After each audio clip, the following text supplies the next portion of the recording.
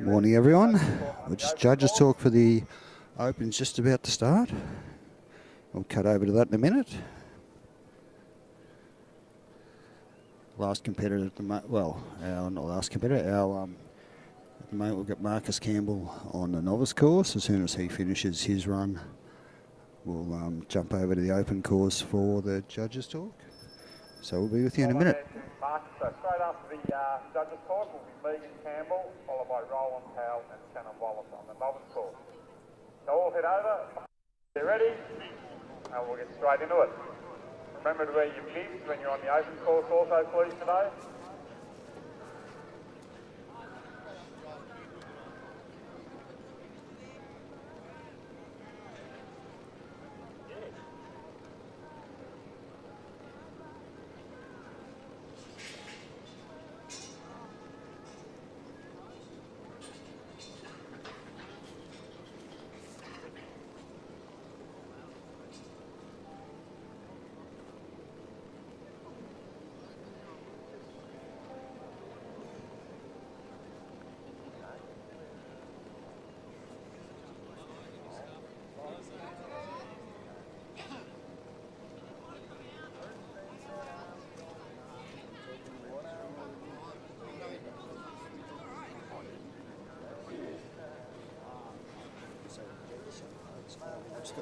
Turn it on. No, I just got to turn it on.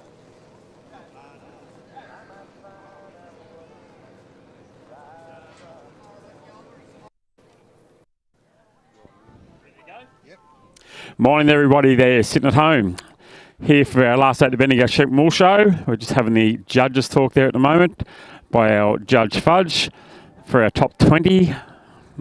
You'll have the draw there. I'm not sure how many actual competitors are, but we've got our top 20 dogs. So for this trial to happen, we've got our great sponsors in Red River Stockyards. You can see them, they're great yards, top height with these big merino wethers supplied by Gavin O'Sullivan. Haven't had anything jump over into a course or out of the course. The spacings are good for climbing over if you get to climb over them, good feet spacings. But anyway, easy to set up. They look good. So Red River Stockyards. I just said about Gavin O'Sullivan. O'Sullivan's Transport has been with us. Oh, new gig, yeah. Have a look at that. And have a look, zoom in on him, Danny. Look at the action. Our new professional photographer, Travis Scott, hey? Have a look at him. You really know he's got all the, he's looking around. Yeah, now he's taking a photo. Everybody's looking at home, Trav, so there we go. So Gavin O'Sullivan, I was saying, has been supplying the stock for us to work here at this trial every year. Great weathers, fresh on merino weathers, horny weathers, so a little bit of issues there with the dogs.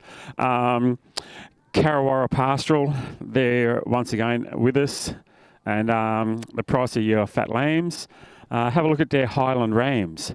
So if you're wanting to get into fat lamb breeding, or you're breeding fat lambs now at the moment, not quite happy with the results you're getting, have a look at their Highland Rams. And then also the Cop Rice Dog Food, our major sponsor for the association. So you can always tell the dogs that are fueled by Cop Rice, got that extra energy, that nice shiny coat on them. You got the puppy, you got the adult, and then you got the senior brand. So Cop Rice Dog Food, once again, our association sponsor. You can see the nice misty morning here we've got in Bendigo. The last two have been frost, a little bit of frost this morning. Now the mist has come in. We're expecting a nice sunny day. Blue skies, they say on the radio, of 14 degrees here at Bendigo. It's definitely not at the moment, but it will warm up, I've been assured. So anyway, the Aringi wet weather gear. They've been one of our sponsors with us all the time as well. If you haven't tried the Aringi wet weather gear, or if you have, you'll know what I'm talking about. Very lightweight, shower, rainproof, not actually shower, they're rainproof, windproof. So we've got all the wet weather gear there. I had one which Aringi actually gave us at the start when we first started doing this trial about 11 years ago. It's a great jacket. I used it all the time at work, I did. 10-minute course, 2 putaways, right. Fudgy's really going right out today. So we've got the Aringi wet weather gear. R&B Sellers, they've come on board this year. So they're another one of our sponsors here. So they're all our sponsors here, which have come along to the show and enable us to run here. And now Danny's just told me it's a 10-minute course. How'd you get that info? You haven't been out there doing the... Oh, you asked Fudge. Bit of inside information, Danny. Right, so we've got a 10-minute course now. He's got to set up all the cameras, Danny. Does an excellent job. That's why his feed comes to you at home. And we've got the 2 put-aways, the old 2 put-aways. So it's going to really test them, make them think out there. No, we've got a double put-away. And they can see the draw there at the moment, Danny? No, can they at home? No? Haven't got it in there? Oh, I can click onto the... There we go. So if you heard that, the draw is in the live stream comments. So you click on that, open another window where you tech-savvy people at home, and you can have 2 windows. Go and look at the draw and the scores, and look at the course. 2 excellent runs there yesterday. I really talked them up before they went out. Tomo and Joe.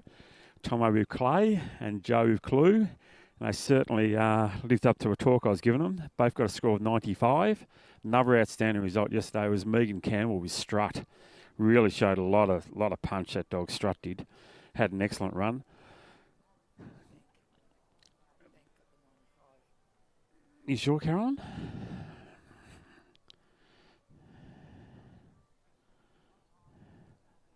Bank. Oh, yes. No, I thought you were talking about Jake. Actually, it was Bank. Sorry, you're right on it, Caroline.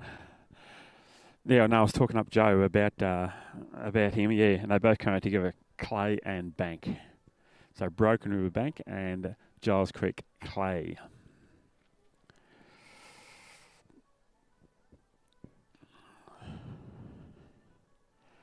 So Fudge has been the one setting the course, and if you haven't ran under Fudge before, when he gives the draft, he just says, I want 5 sheep forward, 7 outside. When we had 12, we've got 15 sheep today. He didn't give a specific order. He just said, I want 5 in there, 7 out there. It's not a drafting competition. He said, so you just sort out which 5 you're going to put there and which 7 outside. So that's how Fudge sets all his courses. So there's a little bit of a brief intro of what's happening. So it'll be a little bit of silence here until we get going now. Then he might put some other stuff up on the screen. Besides that, you'll just get a few people standing around listening to the judges talk.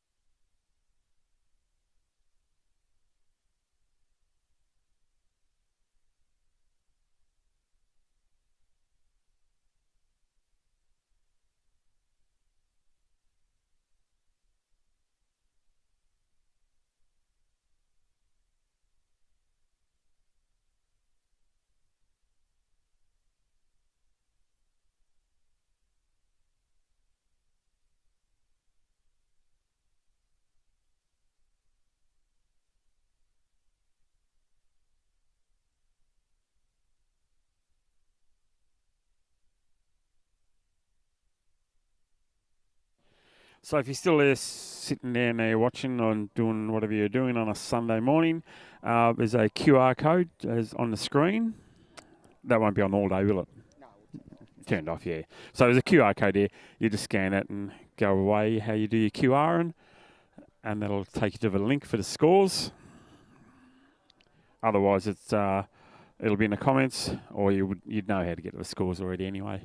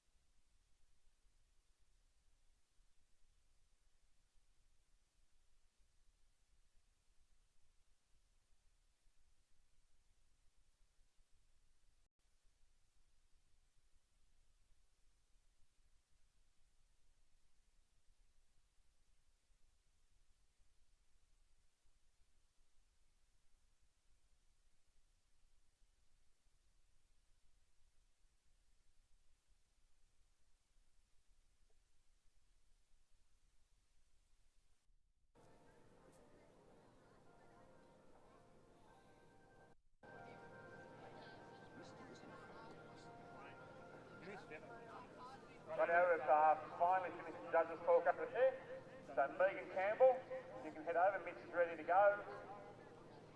Got someone in the backyard to let some sheep out, please, for Megan. We're going to start the novice, so can we have someone to let some sheep out? We'll get this underway. We're going to wrap this up, this novice, so we can just concentrate on the open. There we go. We've got a couple down there. Rightio.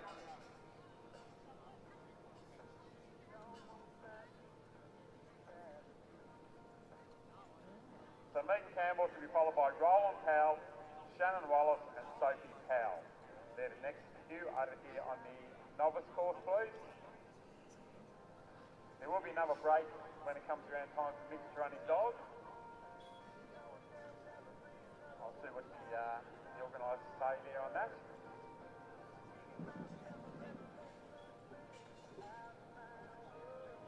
So let's get this novice wrapped up. So Megan's out there, sheep are out, rightio, we're ready to go. Also over on the open course, our first person out over there will be Bree Cudmore, Brad Watt and Roland Powell. They're our first three on the open course. Once again, a couple of let-out people on the open course. Thanks, Ross.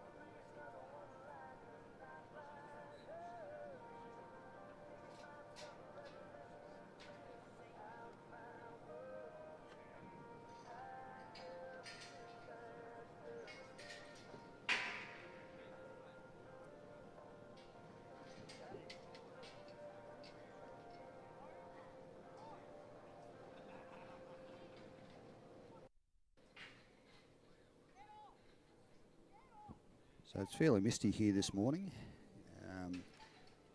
Looks like the sun's trying to pop through, which will help us a bit. I think it's the first time I've seen the sun this time of day for a few days. But inside the gazebos behind us, it was raining. That's the only way to describe it. There's all the condensations coming off the gazebos. So that's the ones that you can see in the frame on the left-hand side. So we're set up. You can see me waving. That's where we're set up. So be underway soon. As Dwayne was saying, there's 2 putaways. So the judge has given the competitors an extra 10 minutes. The same number of sheep. Not sure if he's changed any of the other sections, whether he's still asking for 5 to go on and off the trailer, but that would be my guess. He would be asking for that. So we'll see how he's set up his 2 putaways once we get underway.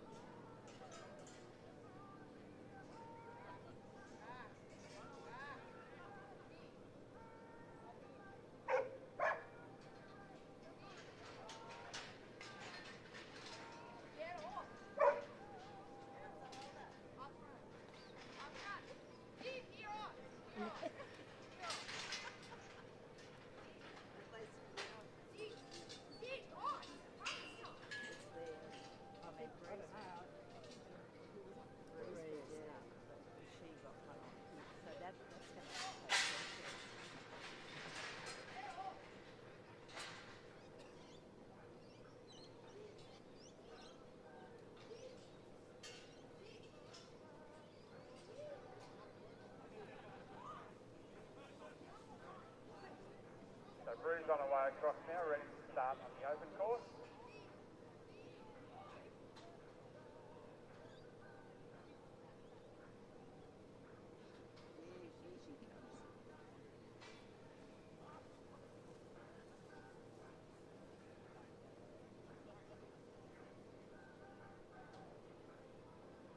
Well done there to Megan Campbell and her dog Ice. Next up will be Roland Powell, followed by Shannon Wallace and Sophie Powell.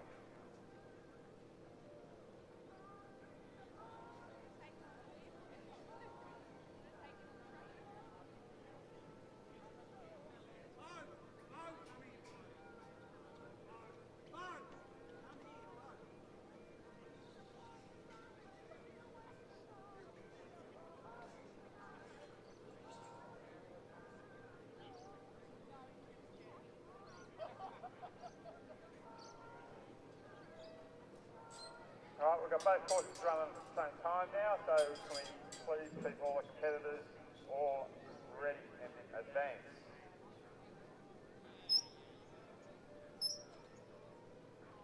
So after Roland Powell on our novice course with Shannon Wallace, Sophie Powell and Guy Middleton. They're next to you on the novice course.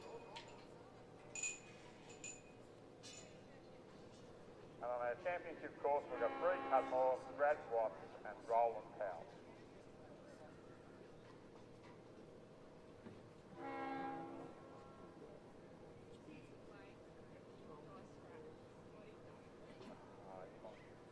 Alright, Jai Scratch, so just put his head there, Jai Scratch.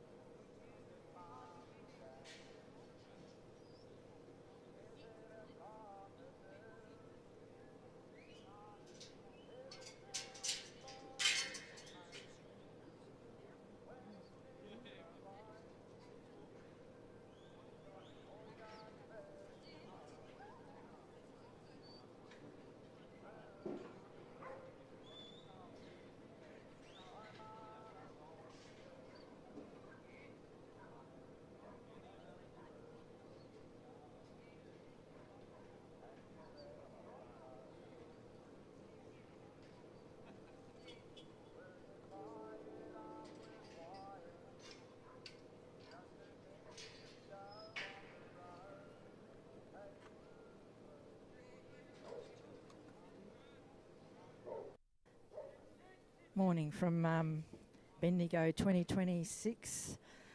We have out there, we've got Bree Cudmore at the moment with Native Hut Flint. She came in on her first go-round score of 82.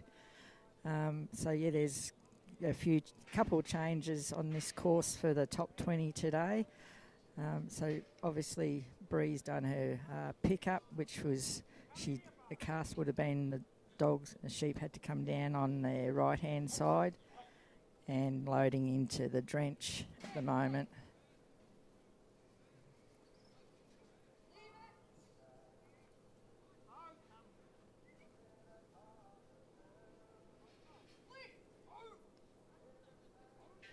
Yeah, a few there not wanting to go into that force of the drench, taking Flint on a little bit. They're big sheep. Last couple of days of a few fun and games moving them around, depending on what pressure you put on them or not pressure you don't put on them.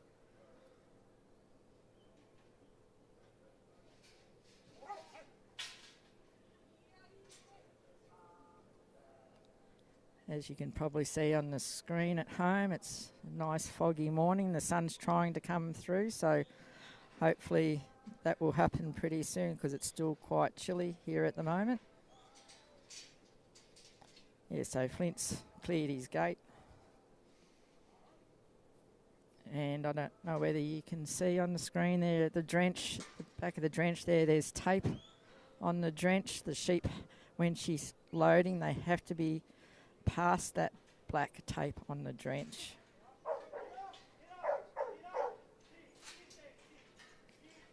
Yeah, you could see that, so.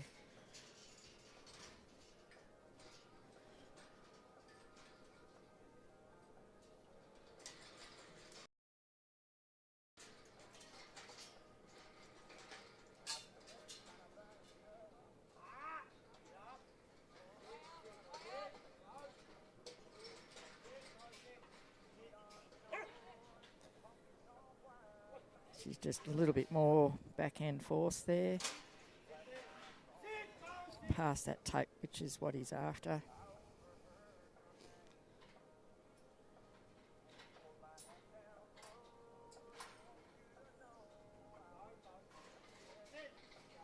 And he hasn't overemphasised whether we use the dog to unload or just open the gate and let them come out themselves, which they've mainly been doing that all the last couple of days anyway, just popping out themselves. So they'll come out of this force yard here and they'll land over near that Red River sign, and the judge doesn't want them on the back panels there. He wants them off a bit, but they're in a pretty good position there for Bree now to walk across to come and go do her force in the third of the draft. Yeah, that's a good little setup. That's about how he wants it.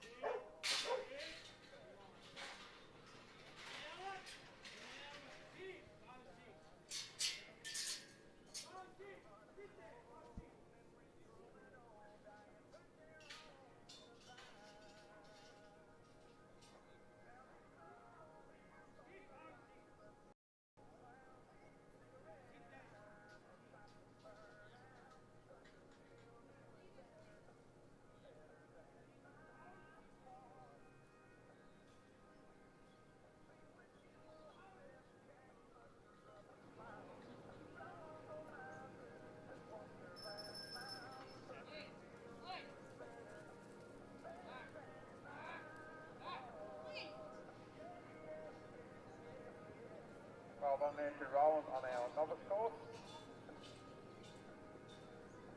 Next up is Shannon Wallace and his dog will lead Magic, followed by Sophie Powell, Guy Middleton Scratch, then Bree Cudmore with Vera Bones.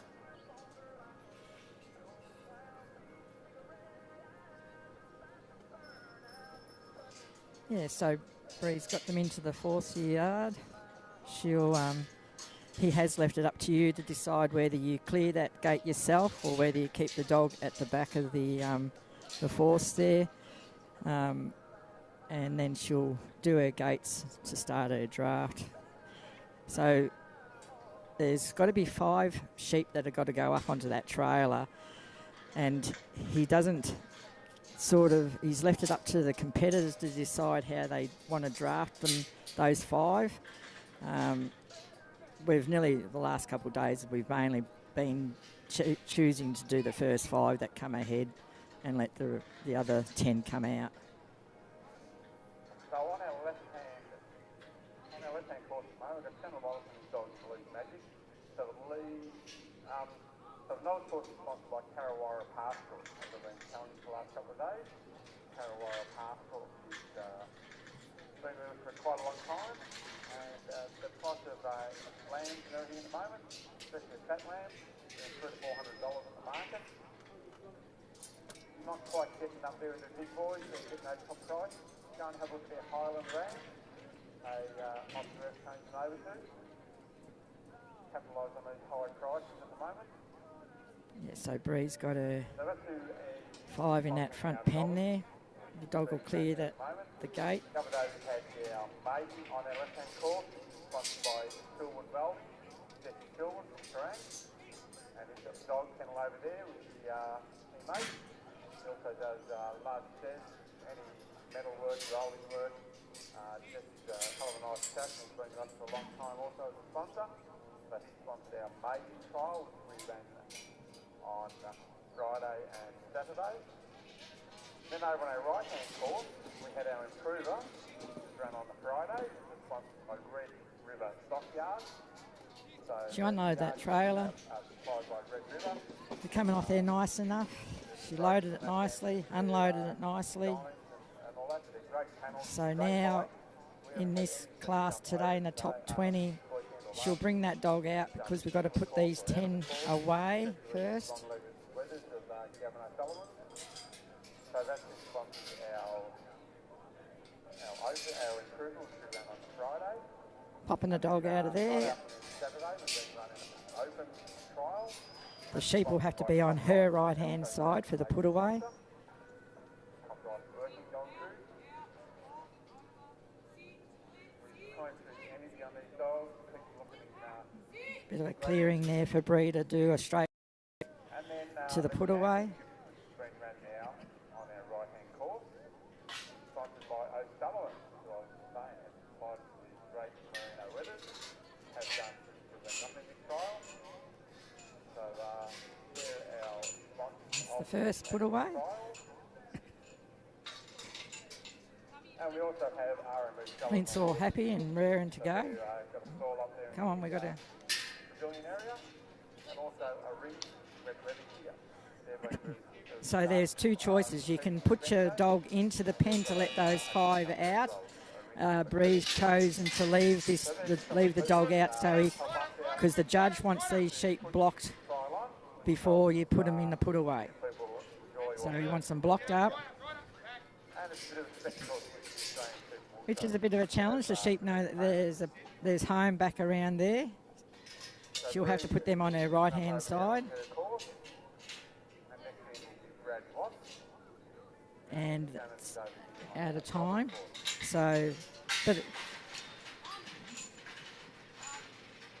unfortunate there for Bree and Flint. We ran out of time there.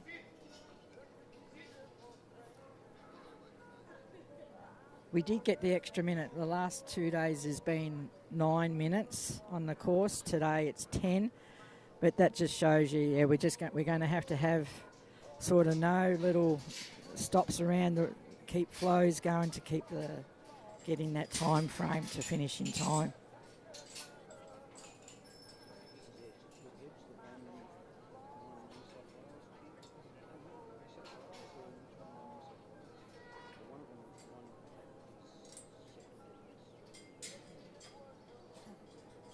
So coming on course there now, we've got Brad Watts with Native Huff Edge.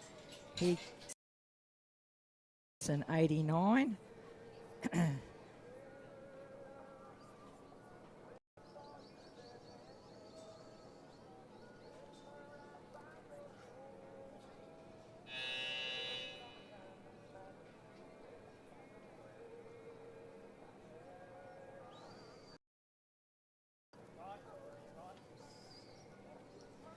Yeah, so he's picked his sheep up.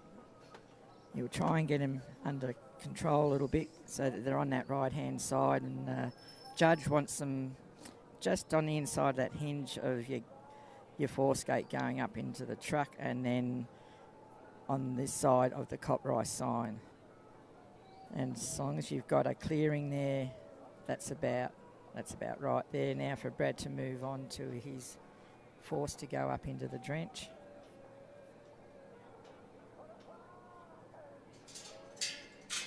Major sponsors today, Cop Rice. We thank Cop Rice heaps for sponsoring this event. Same with Red River, all these panels, gates, draft, all from Red River. So we thank Red River very much as well for supplying and sponsoring this trial.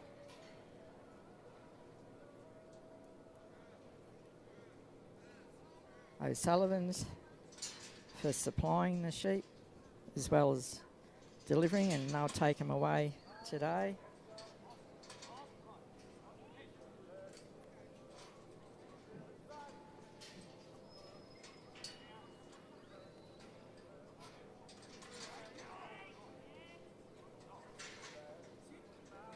Just get his dog settled in there.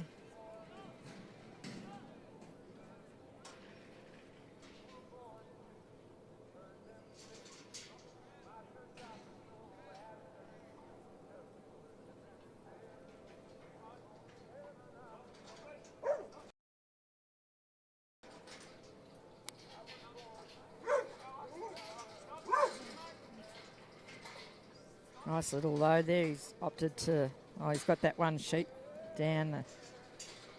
Get that sorted. Got those first few right up onto that gate, which is what you really need to do. Get the rest of them loaded past that black tape. Nice little load.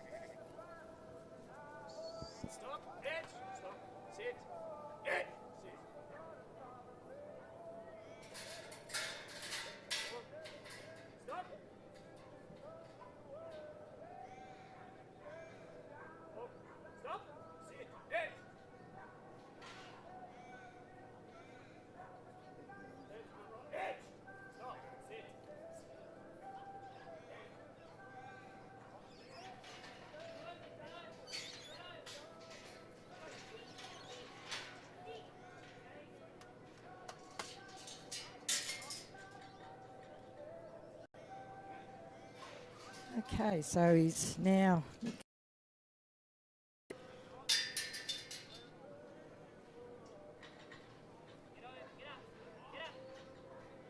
watch the dog. He's watching any breaks from those sheep. He's like, I'm here. You're going forward.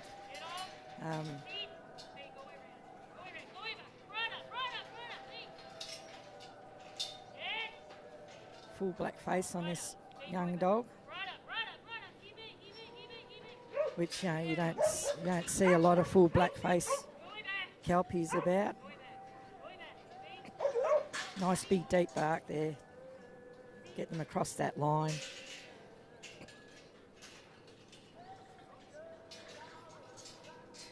You'll clear that gate there right up on that. Yeah, so you'll have to clear that gate.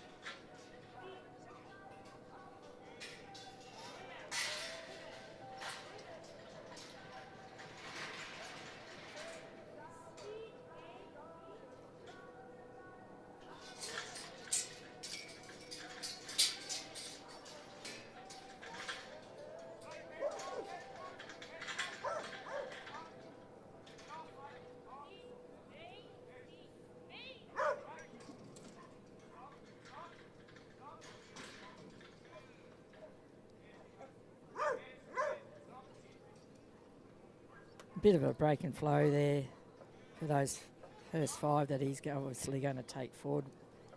The first two you obviously would take forward because they would be your leaders.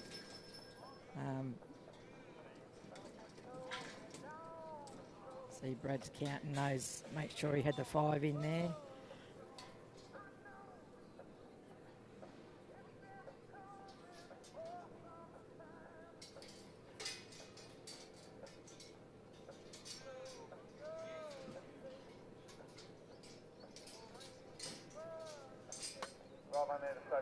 Now we've got Craig Yoga and Dog Buck. Polygraph, Craig. We've got the breeze still coming across and run here, dog when you stay on the open course. So we'll have Daniel Noel and David Walsh. They're next to you on our novice course. And we'll slot Bree back in as soon as she's ready to come back over. Yeah, nice little load up into the trailer there. He can move off that spot and move up to the end of the gate there and bring them sheep off.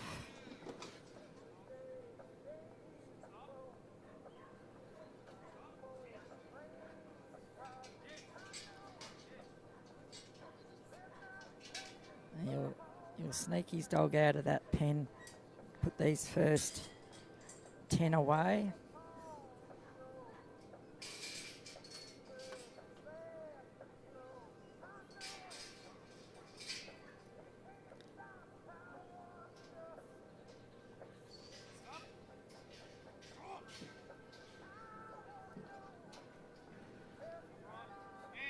You don't want them coming back down too far down off course there. But he'll get in position right there for him to have a clearing of his pathway to the put away, which is pretty well right there.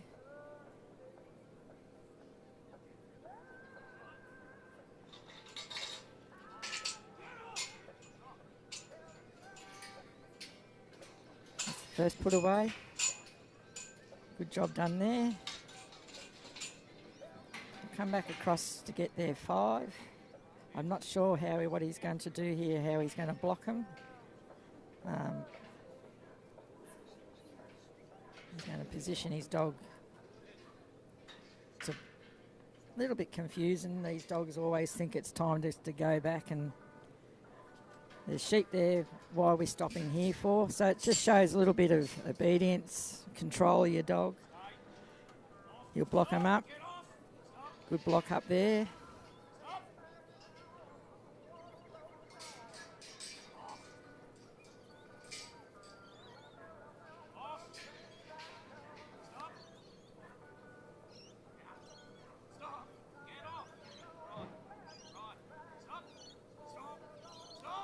He's, not wanting to really let go of the head there of these 5, but Good morning, ladies and gentlemen.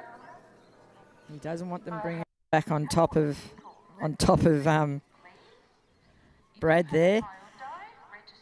As I say, these sheep have been, running nearly all weekend. They know where home is, so they're going to put the pressure on the handler and the dog. They don't want to be pulled up to get that put away.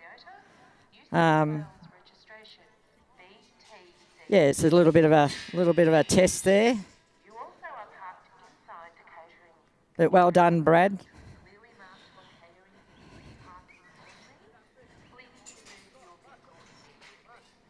And Native Hut Edge. Next coming on course, we've got Roland Powell with Hilton Park Banjo. He's coming in on an 81.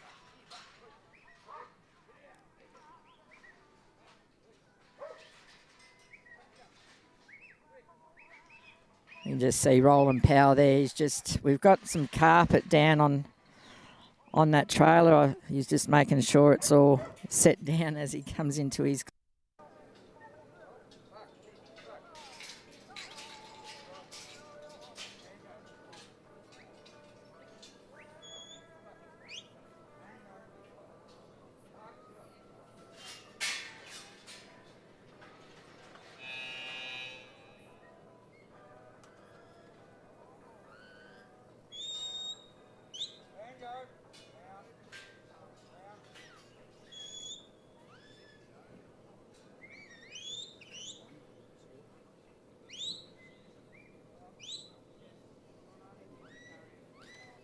So Brad got a score there of 81.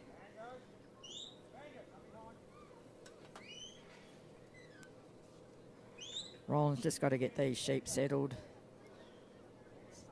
so that, to me, I would have thought, you don't want them coming back up course though. Just got to try and settle these sheep. The dog's just a little bit unsettled there, but. Next up we've got Daniel Noel, David Walsh, Josh Williams, a couple of scratchings. So we're next to you on our novice course, please. Over now, open now, we've got Roll on Towel.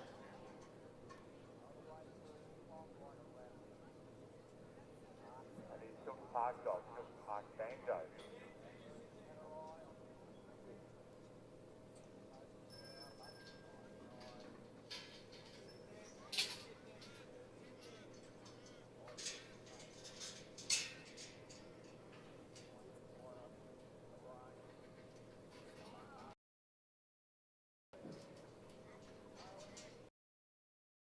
On the open course, we've got Bree Cudmore, Adam Destiny, and goes to Dale Thompson, swap this back in. We've got the novice going, so we'll just over mid when he's due to have his run. Yeah, Banjo's going to have to get them right up onto that gate so that you can get past that. Which is not, it's been pretty good. They've all been pretty easy to get past that black tape, but they're still got to be right up on that gate for when you come out.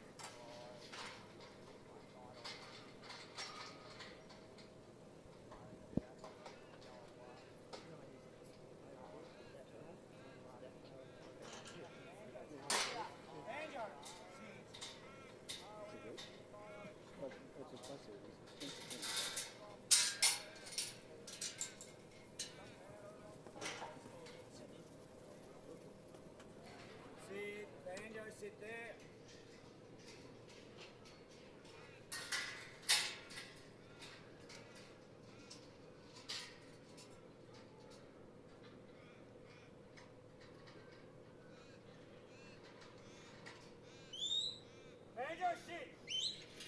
Good morning, boys. How are you today? All getting ready to go into a class. Kane Gardner I have here. How are you today? All right? Just to get around to be nice. Yep. Yeah, just wants to soften it up a bit and just look after the sheep. Yeah. Travis Scott, what type of trial did you have yesterday? How did you go? I had a typical day with Bo yesterday. He was pretty energetic, but he got around, not good enough to make the top 20, so I'm chief photographer today for Danny, so I'm his 2IC today. So. Yeah, I see you there holding the camera and taking a few photos.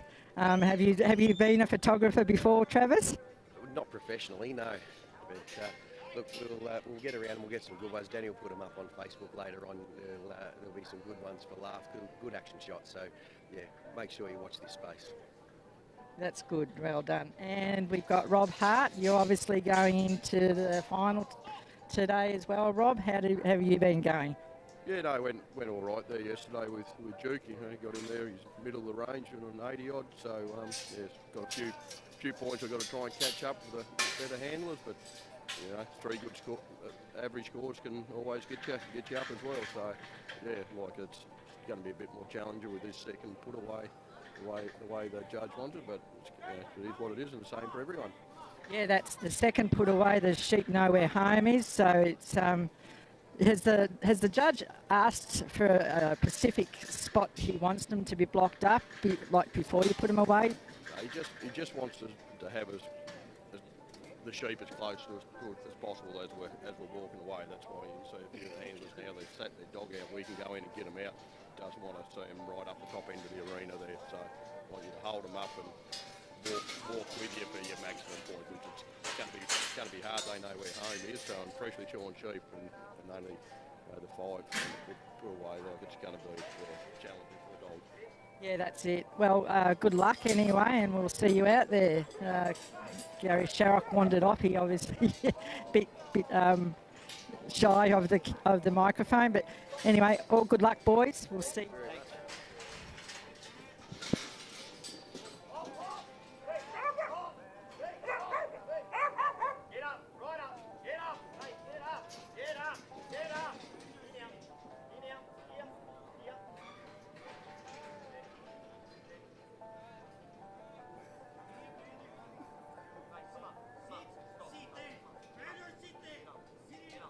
Hello, Sophie Powell. How are you today? Good, thank you, Caroline. How are you? How do you think your father's going out there? I think he's doing all right. He's had a little bit of trouble at the back of the draft there, just a bit of bunching up, but it's going all right, I think. So we'll see how he'll put his first 10 away, and we'll see how, I think those 5 coming out, Sophie's a bit of a challenge as they know where home is now. Yeah, they want to head to the put away where all the other sheep are, so it'll be a bit of a challenge to get him where he needs to go. And how does your trial been this weekend? It's been all right. We've had a couple of decent runs, but definitely have a few things to go home and work on, so yeah.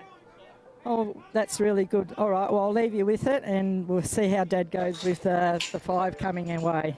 Course today, we've got Olsen in the pit, so we'll be talking about that shortly. Keep our left-hand course going. So now he's rolling on our right-hand course. We've got a double put away, so he's put away half the circle. Sit there, go back and set up the other put away. Yeah, so this is the 5 that we've got to put away, and they know where home is. So once, as we've all been talking about, is you've got to block them up, get them settled. It's yeah, they depending on the dog, I suppose, on how you can keep them settled to.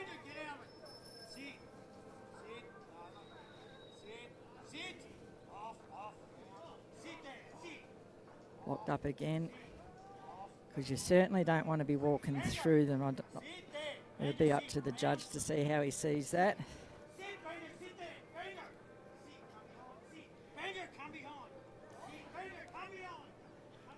A little bit stressful, just a different attempt of the put away. But well done, Roland.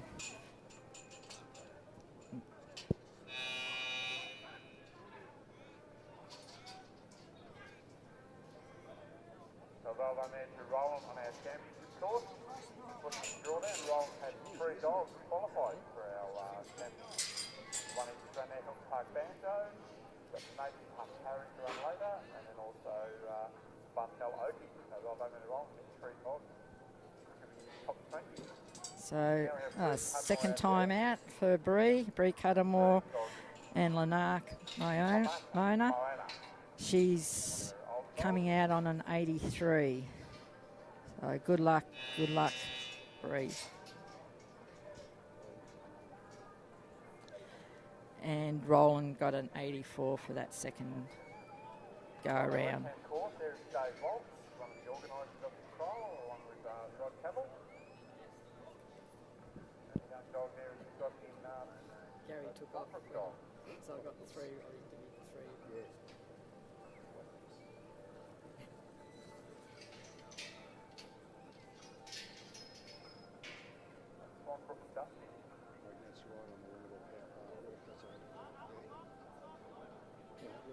Get it back? Yeah.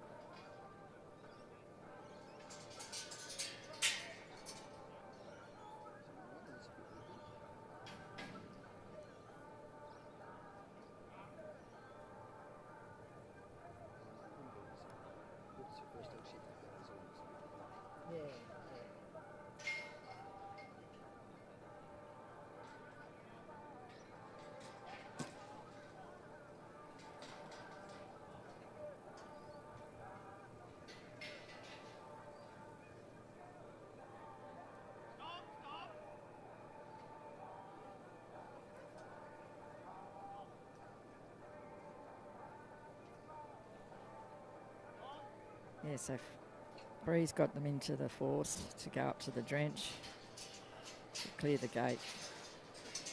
Dog just needs to settle there, so they settle. Got Moema settled.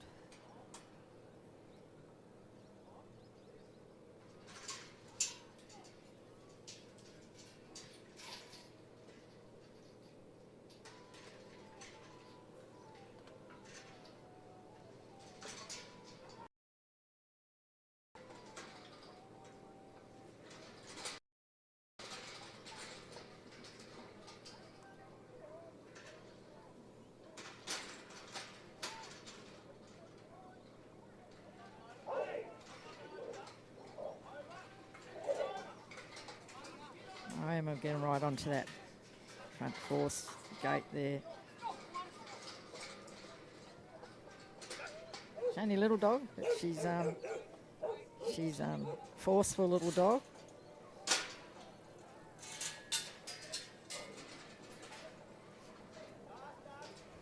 Brio unload. She's going to use her dog this time to come up and unload.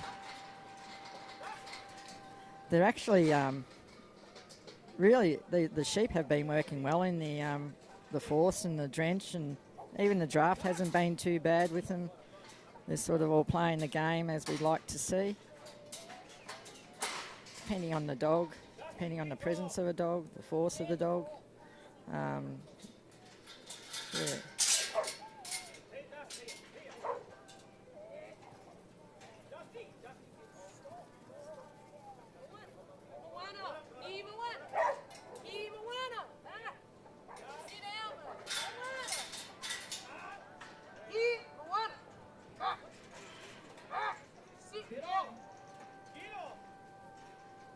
Yeah, so she's landed. She's probably a little bit, I'm not sure how you'll see that, but because he wanted them like a little way off the panels, but Moema wasn't quite listening to Bree. That's like enough just to pull him up a little bit earlier, but that's all good.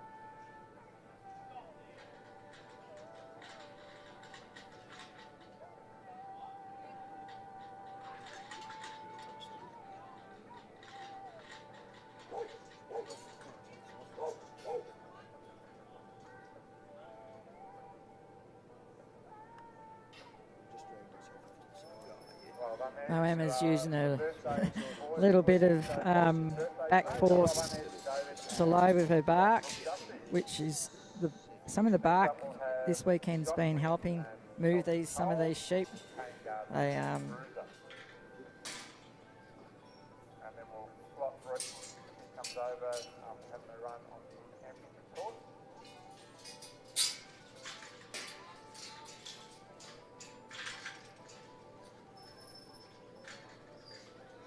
You've seen, I think the judge has put that option in that you can bring your dog back out of that. Like they don't have to go in the force, they can come with the handler to the draft gate and then be put back in to unload the draft, which, yeah, that seemed to work pretty well.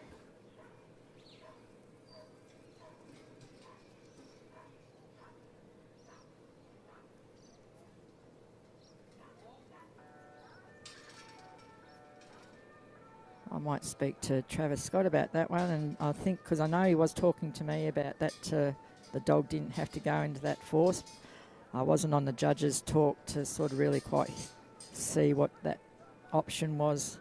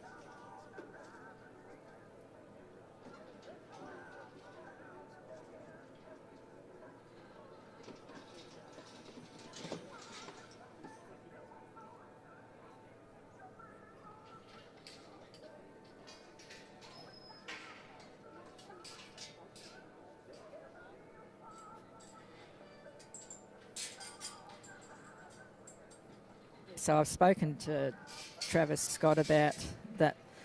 He has given the competitors the option of they don't have to go into the force, so that force yard to clear the gate or to put them in that yard at all, you can bring them back out and re-enter them back in through, or you can jump them in or re-enter them back in through the draft gate and start your draft from there. Something different. I don't think I've ever sort of really seen that before, particularly in an open class, but that's what he wants to see today. So that's how we got to go with it.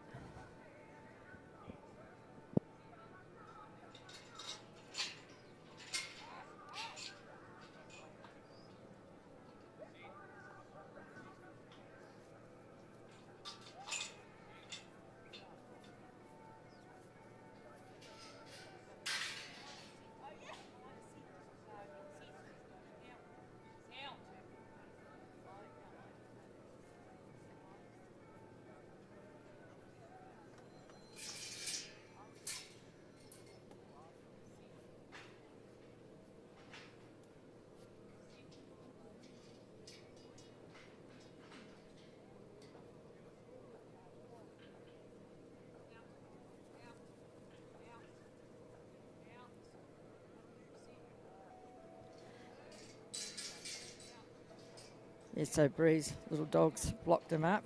She's heading for the put away. As long as those sheep don't come over the top of Bree, she's got to still have that clearing to go to her put away.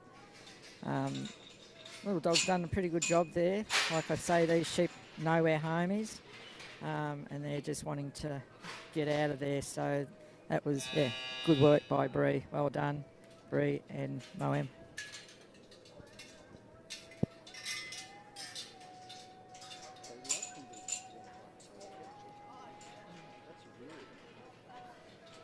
So, and I said to, I wasn't sure how if you had a spot where they had to be, but I think as long as you block garbage, and then you're not, by looking at it, you can feel walking with that and something on top of you.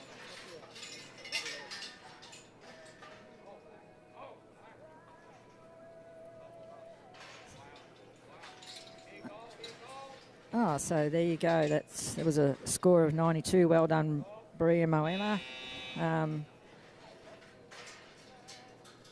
She had a score yesterday of 83. 92 today gives her a score of 175. Great work. Adam James on there now with Groot.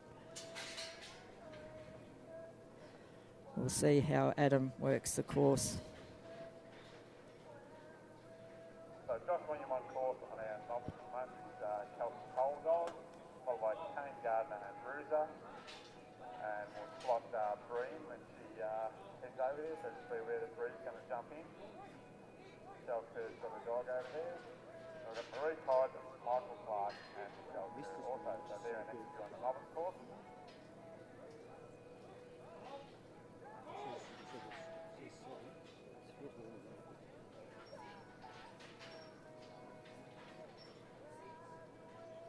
Yeah, so it's lovely now to have the sun coming down on us, a bit of warmth into our bodies. Denny was just telling me it's saying only 7 degrees, but it does actually feel a little bit warmer than 7 degrees, which is nice. And let's hope it lasts for the day. It's a bit of sun out in the mornings. It'll change the way the sheep run a little bit too. They came out with the frost on them this morning to now a bit of heat on their backs. We'll see what sort of difference of the flow of them will make that.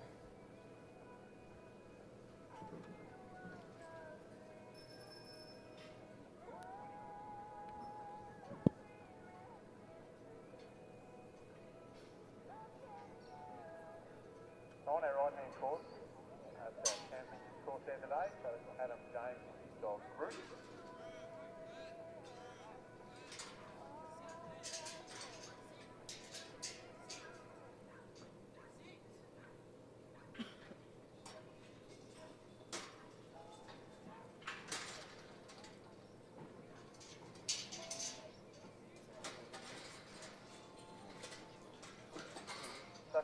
people if they're just turned up and having a look at the dog trial down here and wondering what you're looking at.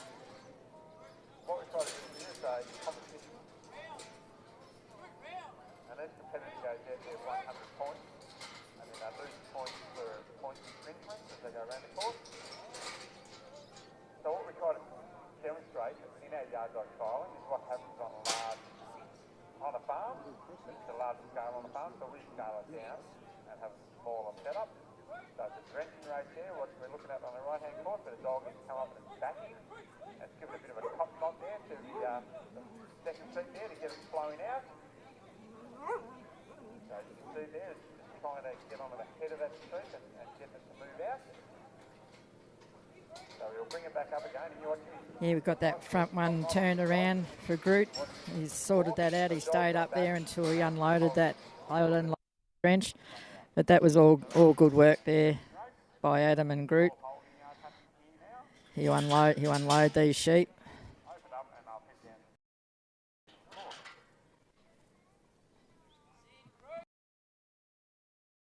Come out of there and you weren't allowed to move off that mark until, but they're all been coming straight out and landing exactly. That's exactly where we want them to be.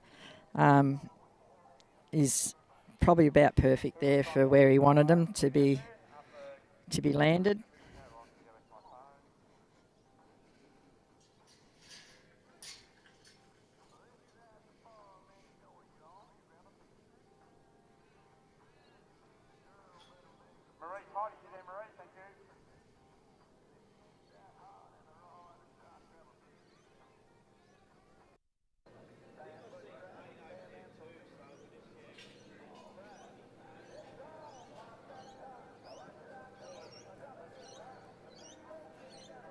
You know, I thought they might have gone there without wanting one to come out, but no, of course, sheep being sheep, one decided to pop out there. Not a real big break or anything, so we'll see what Adam decides to do here. He's going to clear that gate, not bring him out.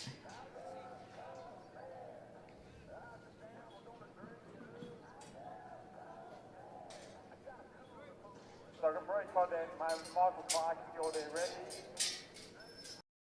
And Michelle Kerr, Nikki Wallace, Paddy Noel Quinny. So they're the next few there on our novice course, please.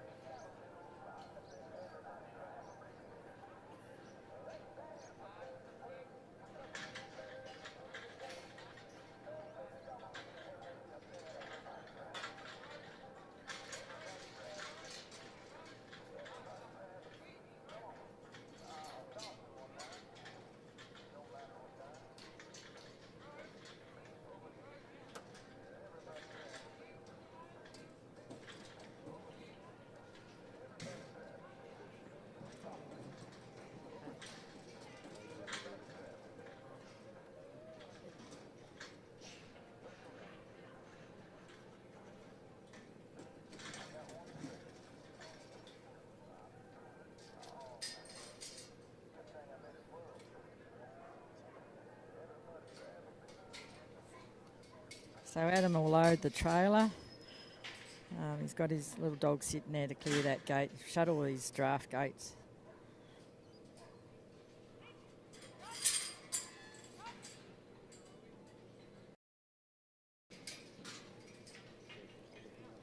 You can see there's 5 going up on that trailer, which normally we have a lot, like a few more. But as we've got the 2 putaways, the sheep have got to be blocked up, so that's where he'll more than likely get his points, his outside work today, because it's easy for the dogs. Like loading nicely, unloading nicely. We'll bring Groot out now and put these 10 away.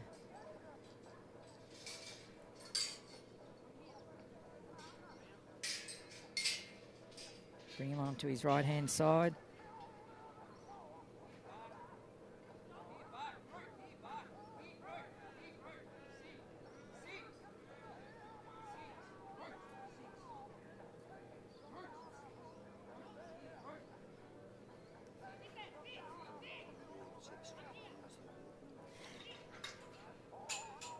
Yes, we're just talking about he'll be probably pretty tough on the straight lines. You can see where the judge is actually standing to watch you go to the put away. So he wants you to keep straight lines. He's got Groot settled there. He's going to put Groot in that position.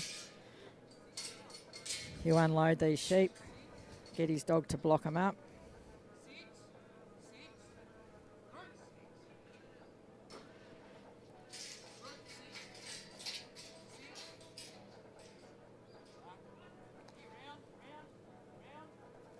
So I gather I can see sort of exactly now what the judge is looking for. He wants the sheep blocked up when they come out of that yard. Get them sort of fairly settled, and then you're to walk. So you're walking as you bring in those 5 sheep to the put away. So well done, Adam and Groot. Next to Adam James and his dog Groot. Now we've got Darren Thompson and Broken River Rip, to be followed by Joe Spicer and Go Get a Clue. Groot got a score of 87. There are next 3 competitors on our... On course now, we've got Dale Thompson, Broken River Rip. Dale and Rip got a score yesterday of 91. Good luck, Dale and Rip.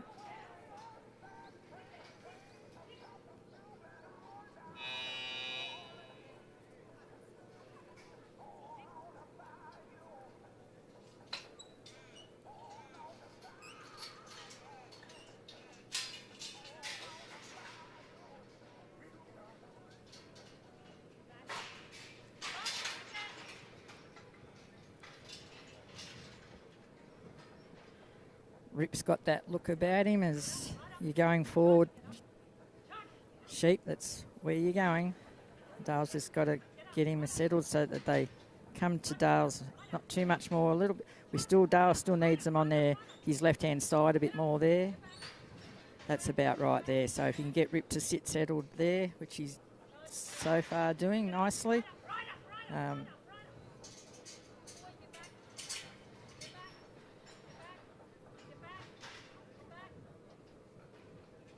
Just a little bit of forward movement onto his sheep there. Don't want to overdo that too much because they're like, geez, this dog is really wanting us to go forward. Nice footwork. Get Rip to settle again. Cross the line and into the force.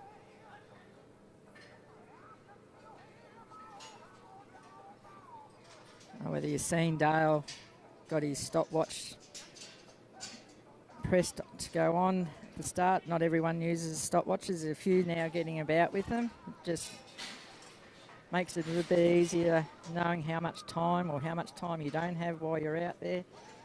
Takes a bit of the stress level off of rushing around.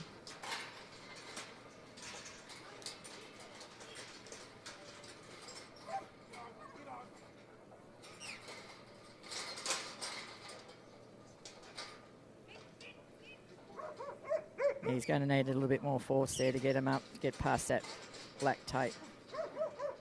That would probably be, to me, that looks, he's asking a little bit more so that they don't suck back. Yep, that's plenty enough past the black tape. You've got one front one there wanting to turn around. No, good unload.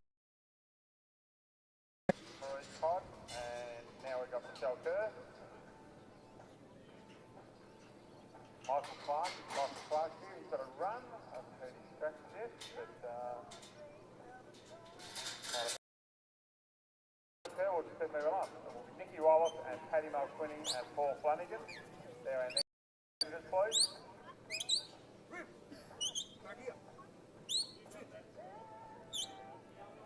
Yeah. Judge wants him past that blue sign before Dale can... Well, Dale can start walking now, but before he gets to that gate, like the chain on the gate, he's got to have them exactly probably right where they are now. It's a good spot there. I think the judge would be pretty happy with that, although one's trying to creep across there. There we go.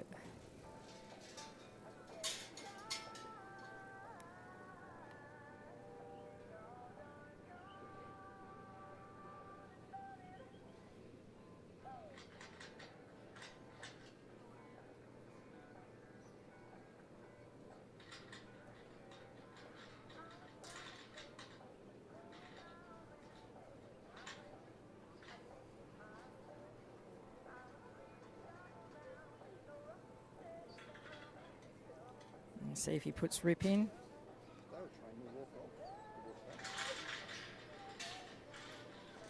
Yeah, he's oh, Rip's gone in there full bolt and hit that front gate. He's all right though. He's got a hard head. Denny just said, yeah.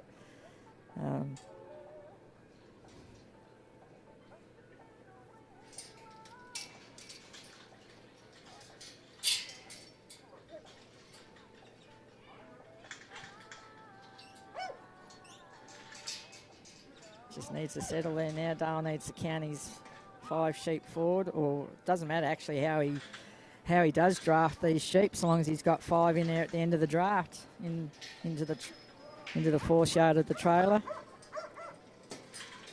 He's happy with that. Counting his sheep.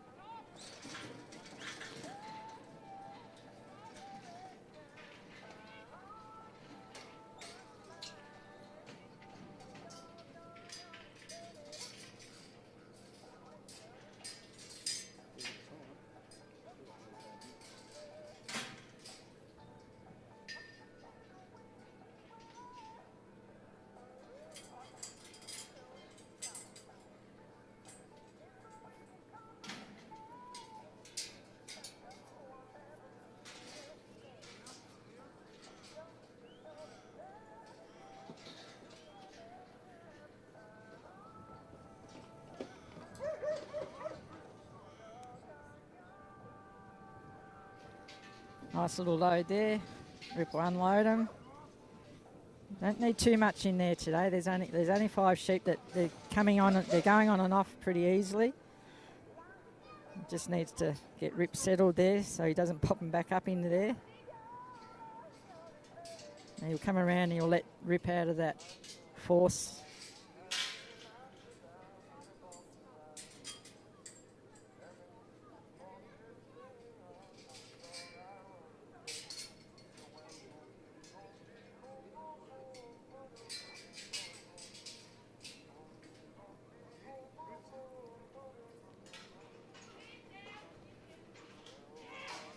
He's playing a little bit of time here, Dale. He's going to have to get him on that right side before he gets, so he's not walking through his sheep or to the chain of that sheep. He was a bit of a fine line there, but anyway, Rip says, no, there's still 5 here ready to come back out, boss. Let's see how well Dale can get him to be settled to block these sheep up. Rip's like, no, I don't want to stay here. I've got to be in there with you. We'll see how well. Yeah, see how he's not used to this idea, so it'll be just something different for Rip to do. Dale's going to have to keep an eye on him because as soon as he gives him the okay, he's like, I'll get around him.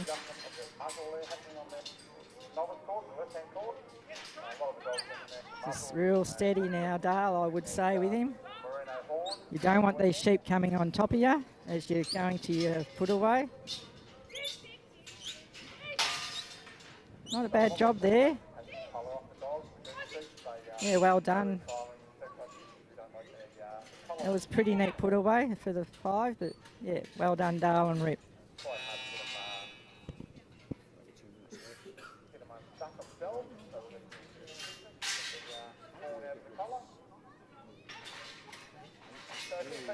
Having a look, so on the left-hand side is our novice course, on the right-hand side is our championship course. So the dogs are running over on the right-hand course are lots of better experienced handle dogs than on the novice course. There are lots of younger and haven't had the experience of the dogs over on the right-hand course. Maybe if it goes around there next time, we can adjust it.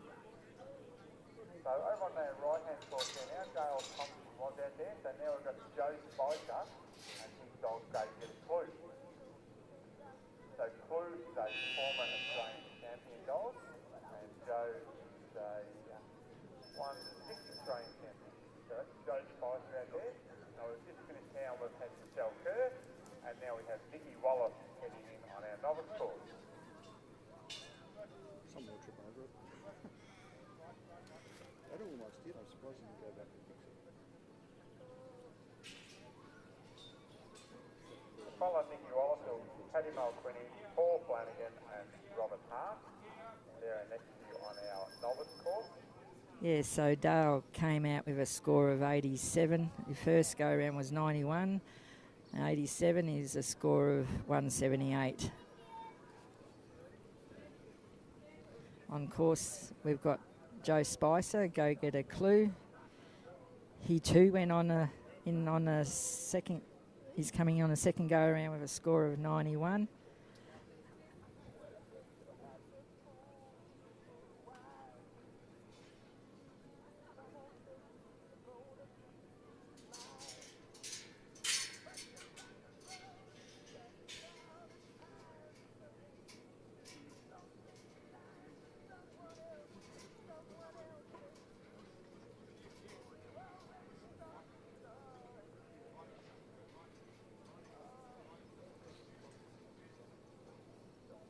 Thanks, Darren. So Rob Hart will be over in the championship course, so Darren Barry will be up.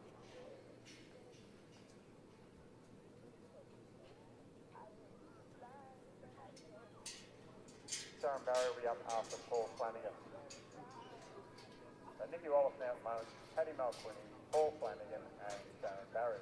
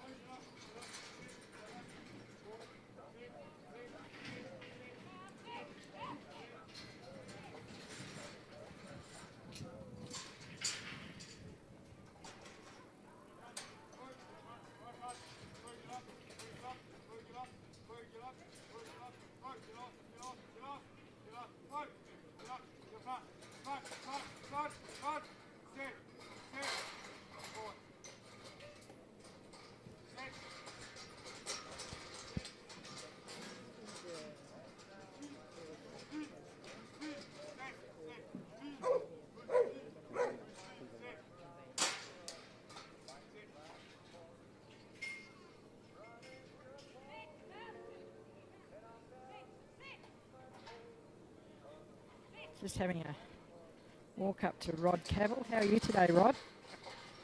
Very well, thanks, Carol. Rod Cavill's one of the conveners of this trial. It's been a few big days for Rod. How are you finding it's been for you? Yeah, it's always a big event here at Bendigo. It takes a lot of work, but the satisfaction that we get out of seeing it run so well and presented well to the public is very satisfying. And O'Sullivan's that supply the sheep, they've got them in really nice order. Yeah, Gavin and family always provide great, big, strong merino aged wethers for us that are a real challenge for the dogs. We're very appreciative every year. Gavin's very supportive of what we do here. It's been some really good sportsmanship going on this weekend, Rod, and today we've got the top 20. So, good luck to all the competitors, and the judge did change the course a little bit. Yeah, it's always the 3-round system I love to see because the pressure just slowly builds each round, and those that get into the top 20 then have a chance to get into the last 6, but the pressure just builds as the trial goes on, so it certainly brings out the best dogs at the end of the day. Yeah, and it changes a bit of the demeanour of the competitor as well. Absolutely, yes. The white line fever kicks in sometimes. Well, it's been a really good trial. Thank you very much, Rod, for doing the support that you've done over the years, and hope the rest of the trial goes well for you. Thanks, Carol.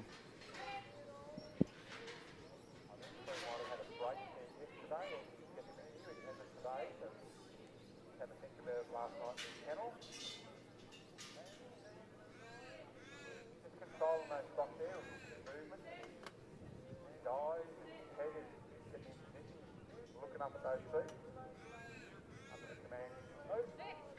So they've got them in, so now what you've got to do is bring the dog around with you and put it in front.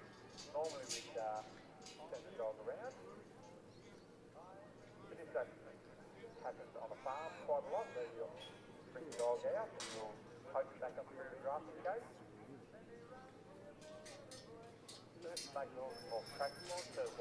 Yeah, so as you can see here, Joe's opted to put Clue in from the draft gate end.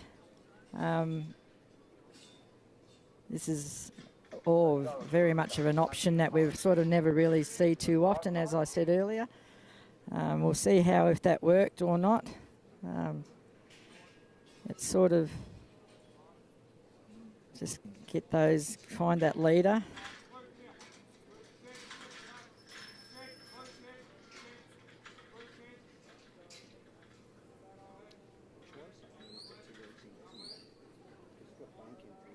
Yeah, Joe's both Dale Thompson and Joe Spice and Bree, you know, got those two dogs in today. Dale and Joe came out with a score of 95 yesterday, with Giles Creek Clay and Broken River Bank of Joe's.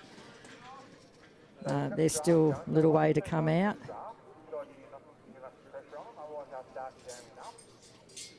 And Clue and Dale, yeah, both came in today on with a 91.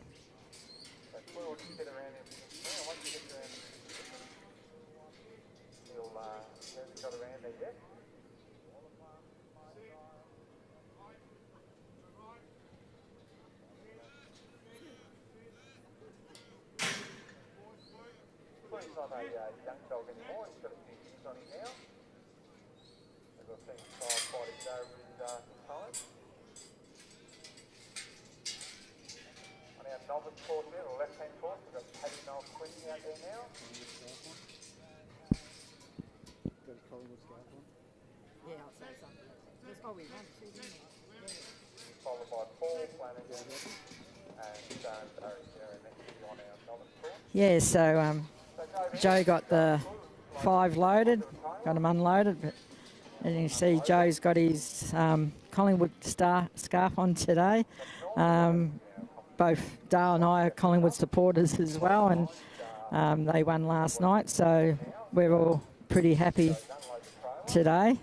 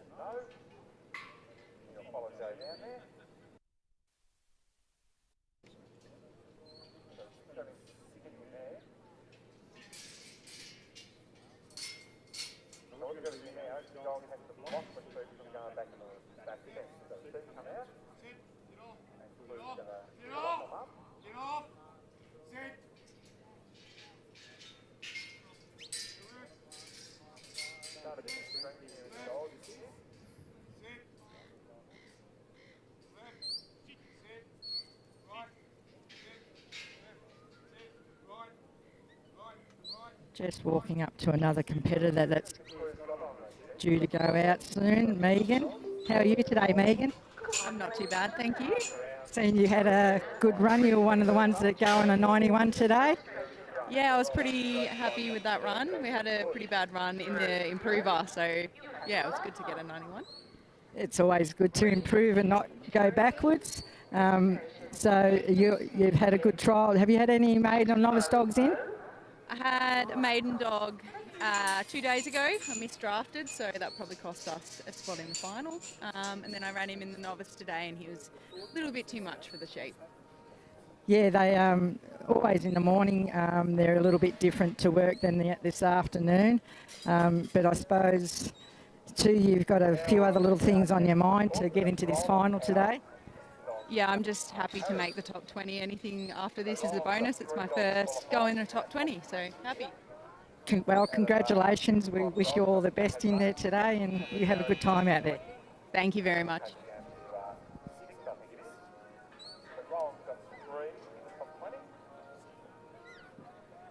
gentlemen, to be running later, Buckle Oakley, the Australian Health Field Champion dog.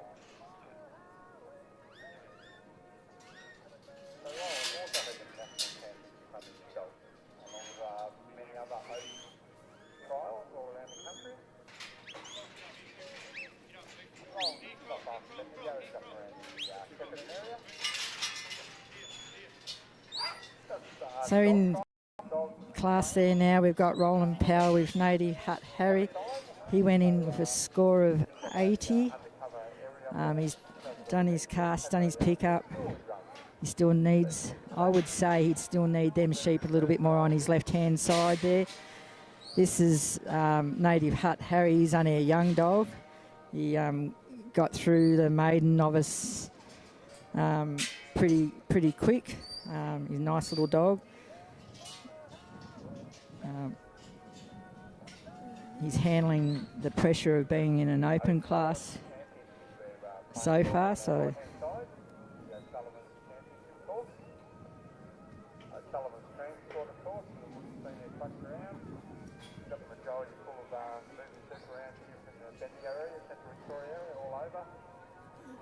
oh, well done, Joe. So Joe got a score of 90. That's putting him into the lead at the moment on a score of 181.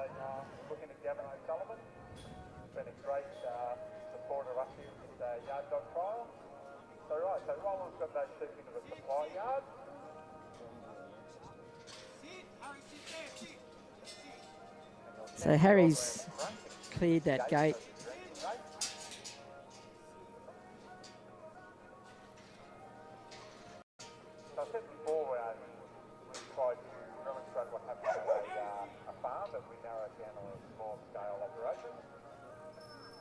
So normally in a supply yard like this, you might have 100 odd sheep, and you'll stand there and you'll send the dog back and load it into the drenching race. Here today we've got 16 sheep.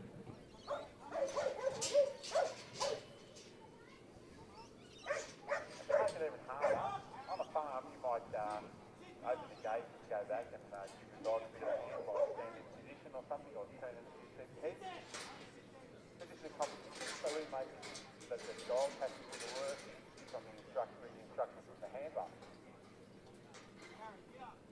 Now we're going to get race and Harry's gone up and done back.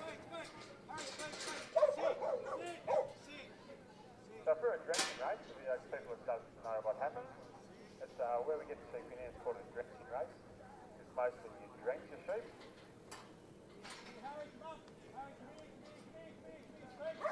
Some people might have a drenching race and have a sheep handler, so I'll have a small supply yard leading into the sheep handler. Harry, come here. Drenching race here today, so that's what we have.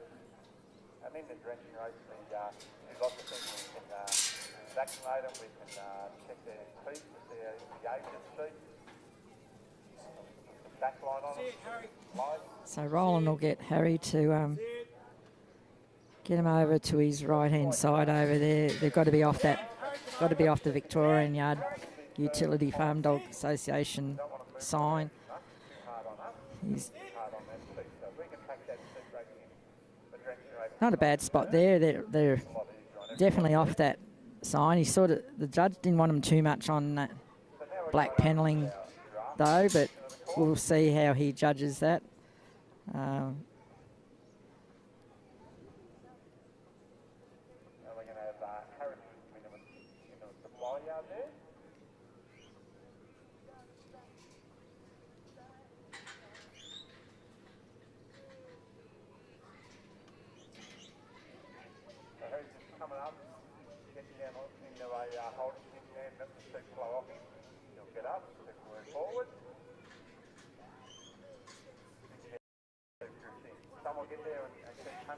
Yeah, so he had to wait for that sheep to cross that line, which he's done. He's going to pull, he's going to take Harry out, and he'll put him in the front draft gate here. A lot of times on the farm, you'll have your dog, you build up the yard there, your dog loves always being with you. So I think what actually happens on a farm, does for on work, is they have their dog there, let's settle a little bit, bring him out, shut up the gate, I'd open the gate, and then I'd send him back up in there, through there. And that's what the judges decided to do today. So that's what Harry might have gone a little bit quick coming back through the draft there. Sometimes your dogs, if they go a little bit too quick, they sort of can't sort of take much notice of the dog. But he's got a couple wanting to come up there. No, it's turned around. Yeah, it's there we go. He brings him up there a little bit there now. And that's the 2. I presume he'll do 3, 4, 5. And the 10 will come out. There's a bit of stopper flow there. Good morning, showgoers. Welcome to this sunny, sparkling day here at Sheep Show 26.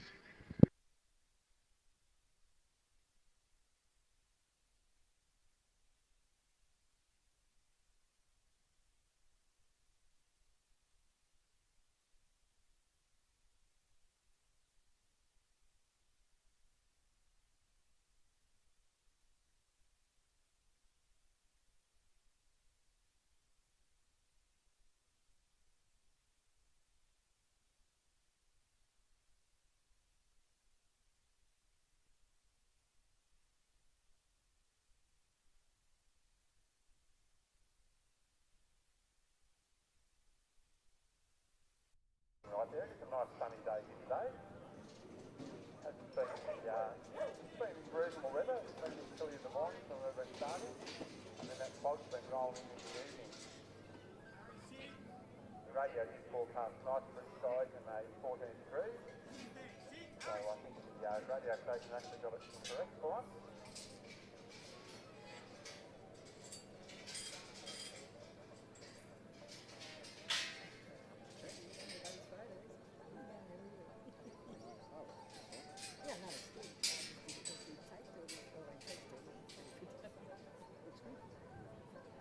So here we've got Roland just let his dog out there, so we're calling it a double put away.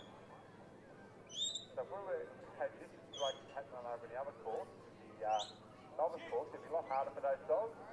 Do they want to keep it? So Roland's got the 10 over on his right-hand side to go to the put away. He's got a nice clear there, pathway to put him away. So as you'll see on the other side of the left-hand course, a little bit more action happens over there because Harry's 2. He's like, hang on, we've got 5 back there, boss.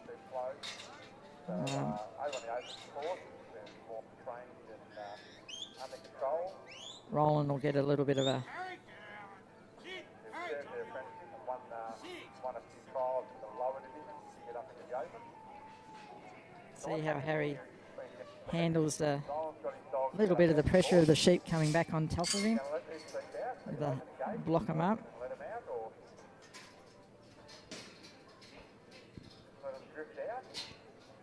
So they come there. So he'll block him up there now.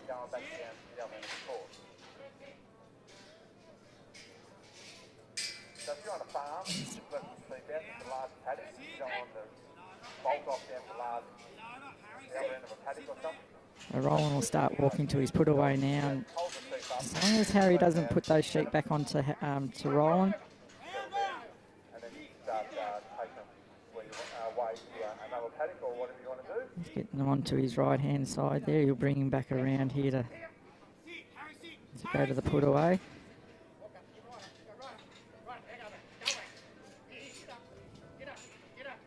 Yeah, well done, Roland and Native Hut Harry.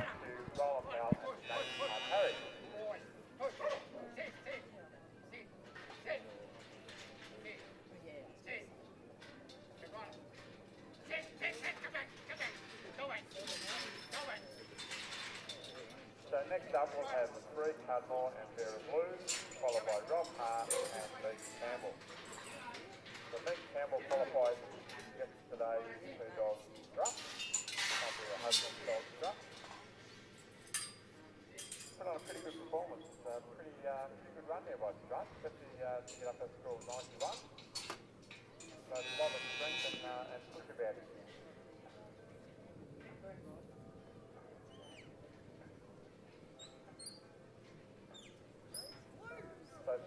So novice course, like you might have had a couple there.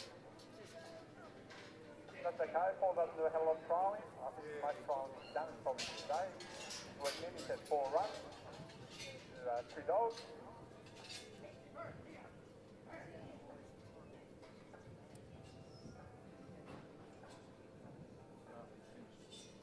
So next Kane Gardner over on our novice course.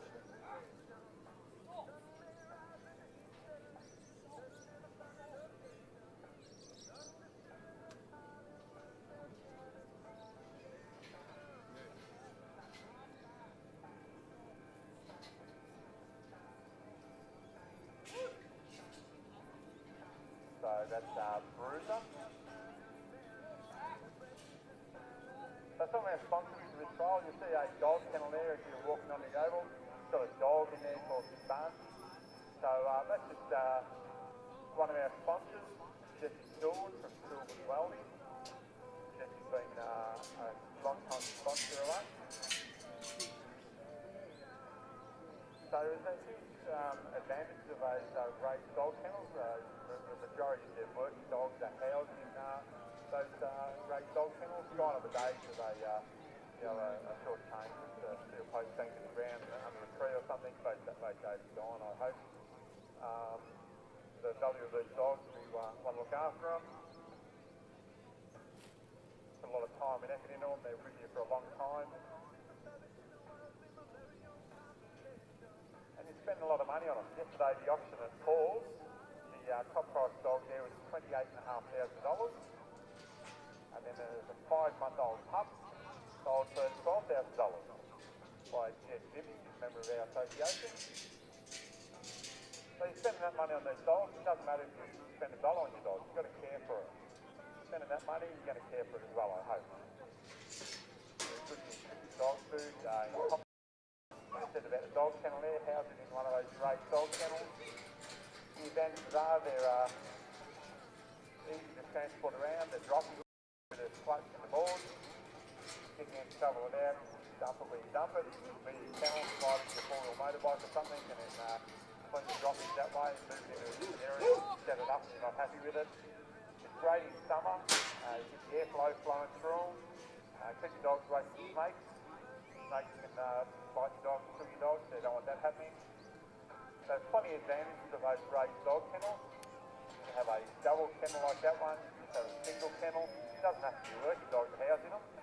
You can have 4 or 5, 6 kennels. Interested in a kennel there and shopping around, definitely get in contact with Jesse from Stillman Welding in the Crane area.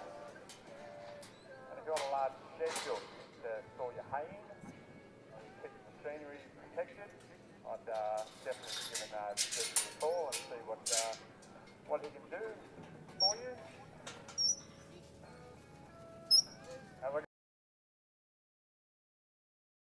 There's many suppliers in stockyards. We recommend Red River. You can see them well here on display, the draft. Yeah, so Bree, Cudamore and Blue have come in on a score of like 87. She'll just get her dog settled and get the sheep settled over. That's a pretty good spot to be. It's sort of just about where the judge wants them. She can now walk to her 4th yard to go into the draft. That's what I like about them. You've got the low panels down the bottom, so your lambs can't get out if you've got them yarded up.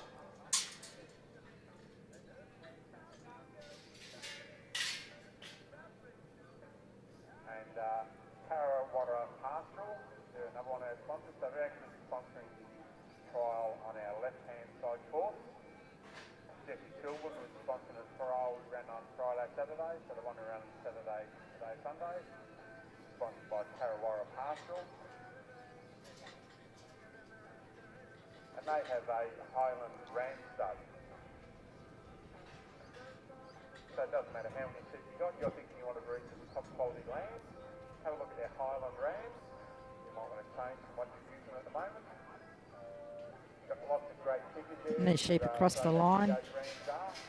Still just a couple there not wanting to play the game.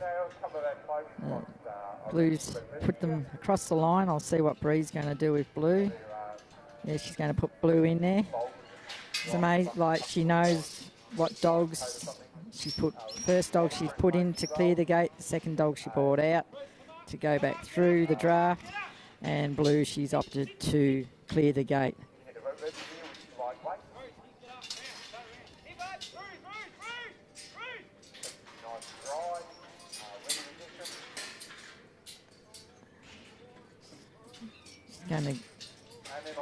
Bree's decided to do one, second one out, and she's put the 2 in, so she just needs the I would say the last 3 she'll take to put in there.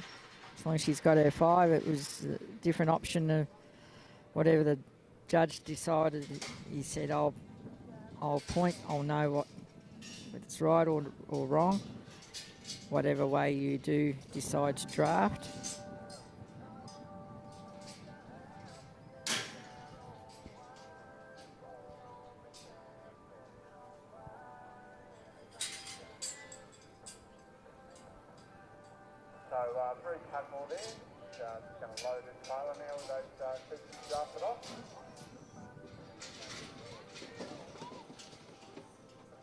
Sheep are going up there nicely.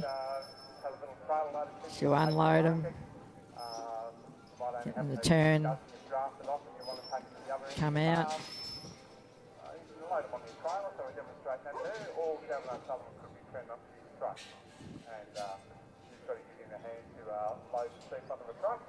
She'll shut that force gate. So that's why we showed the dogs can load sheep onto a trailer. She'll bring Blue out, put these 10 away. So now we're going to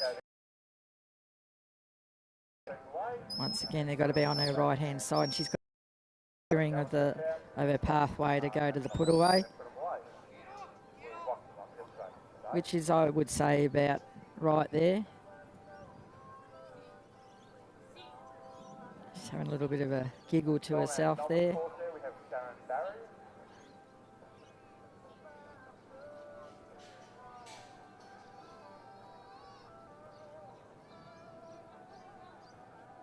To follow Darren, we'll have Adam James, Sean Hearman, and Joe Spicer.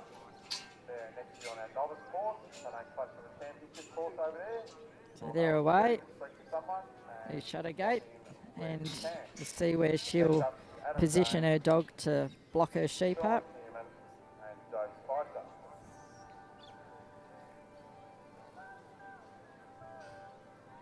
So Shannon's trying a dog called Go Get a Clarity. Blue's sitting there, and he's like, yeah, I'm going to block you up. Sitting there nicely, waiting for Bree's next command.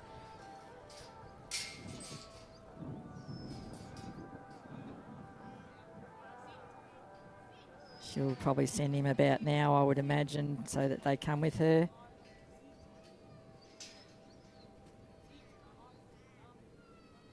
Block him up again.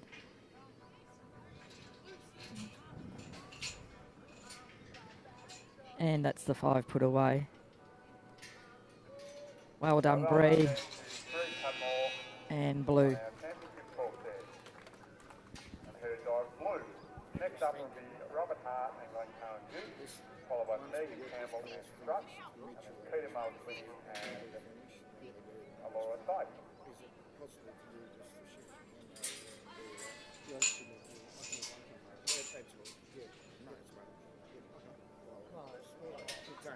Score of 95, so very good run there by Bree Hudson. She got 5 points going around the course. So very good run. Yes, well done there, Bree. You got a score of 95. So they only lost 5 points coming out of that class. Well done to Bree and Blue. It gives you a score of 182. She's now in front by a point.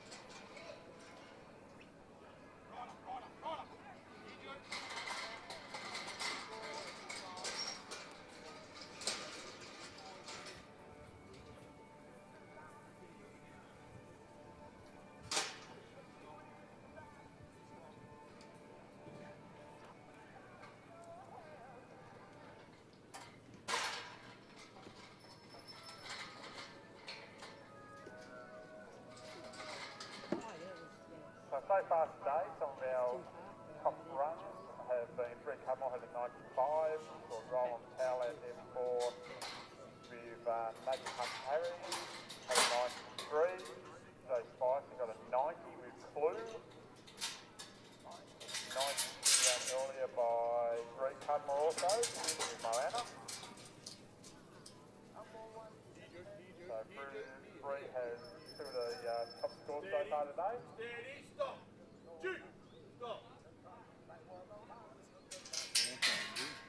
Here, Jude. Here. Come. Here, Jude. Come. Stop there. Here, Jude. So the follow of Robert Hart will be Megan Campbell, Paddy McAinch and James Fowler. Stop. Hope Megan can have a good run that she had yesterday. I was pretty impressed with that run yesterday. There was two higher scores, but was pretty impressed with Megan Campbell and Strutt.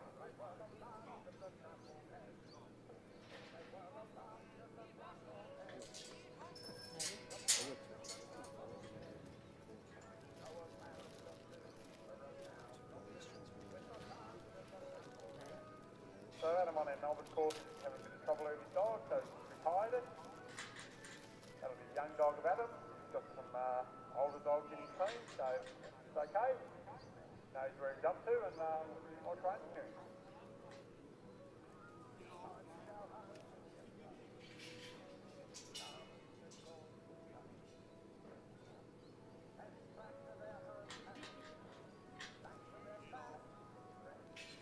Now we've got Sean Hearman.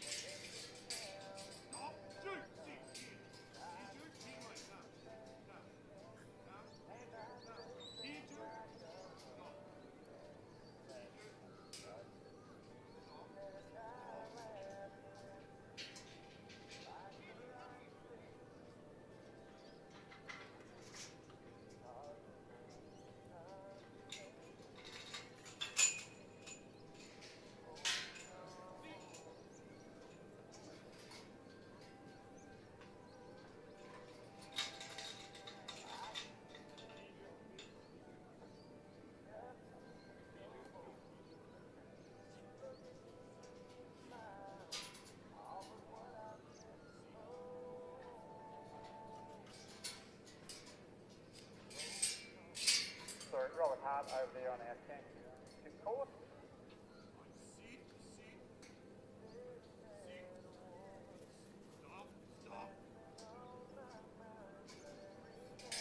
Just going to have two sheds to hold them up.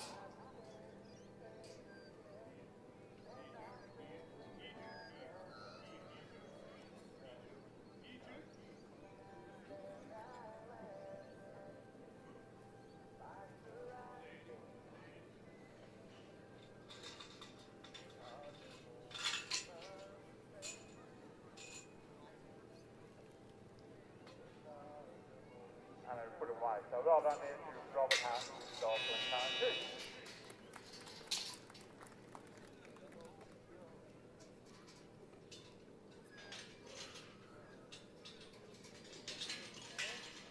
Over on our left-hand course, we've got Sean Newman on our left-hand course. The follow Sean will have Joe Spicer, Michelle White and Rebecca Bruce. Next few over there, please.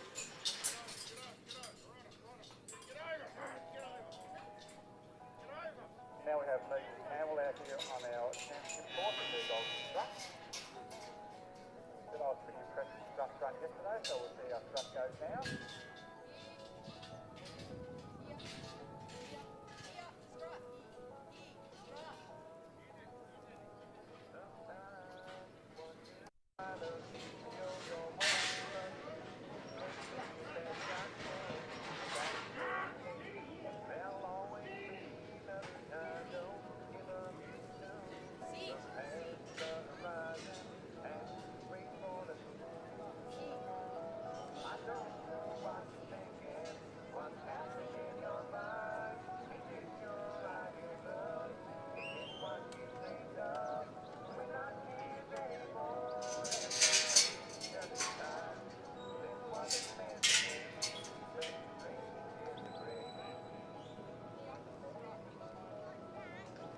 Well done there to Sean Newman on our novice course and his dog Jenny.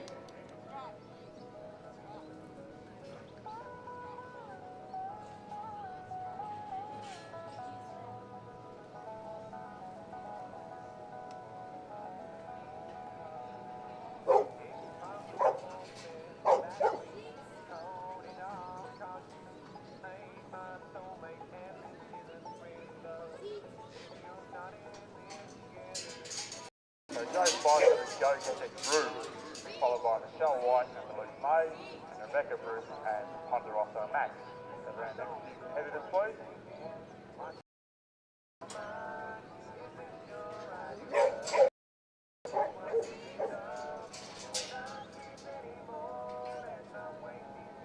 So Megan's got a mare at the fly yard there now. Just going to get the strut, get a bit of barking going and get it flowing up through there.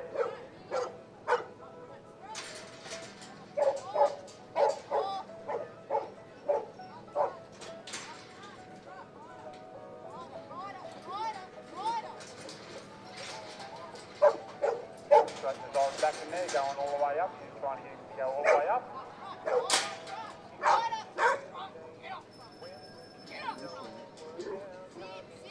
So we'll see the strut drop back down now and go back through the street.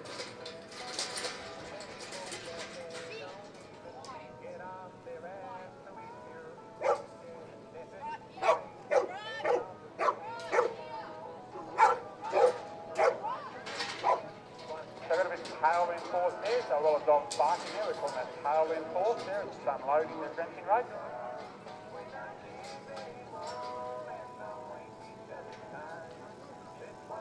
And the horn just got caught down in that seat, so sorted out, Megan did.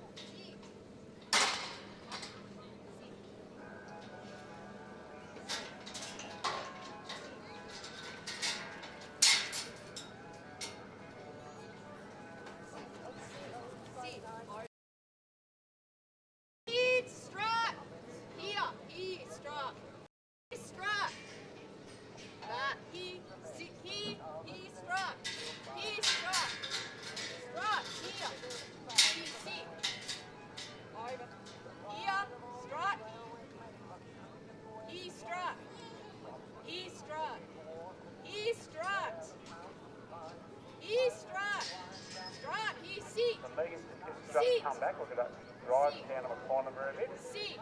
Or hold it down here once you're down in that corner.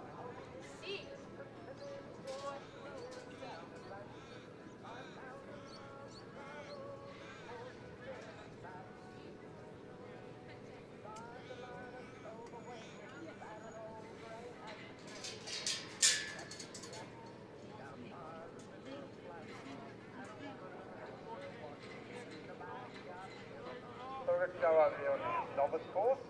Might have a lot of open dogs, a lot of respect, but you've still got to run a dog in a novice course. That's where they start out there. They'll start out there when they're a bit younger or experienced. So they get a couple of wins and then they'll graduate up into the higher classes.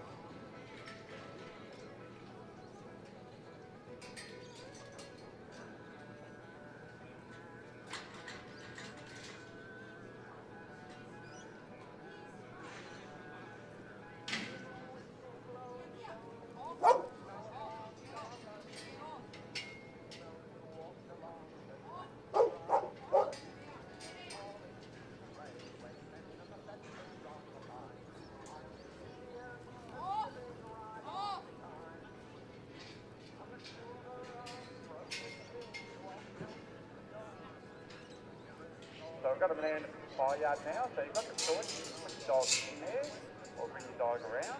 So Megan's bringing the dog around there.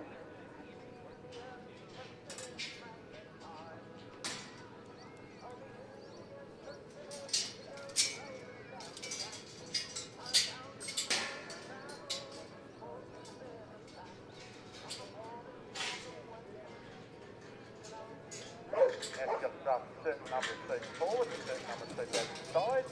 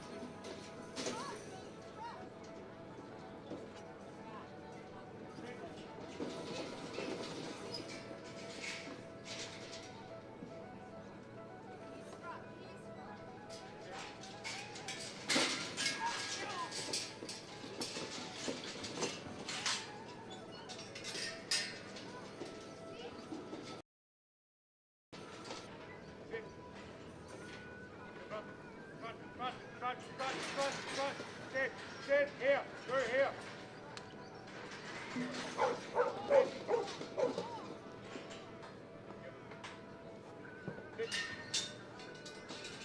So on our right hand course there, Megan starts to unload the trailer there, and start loading the 5-seat one.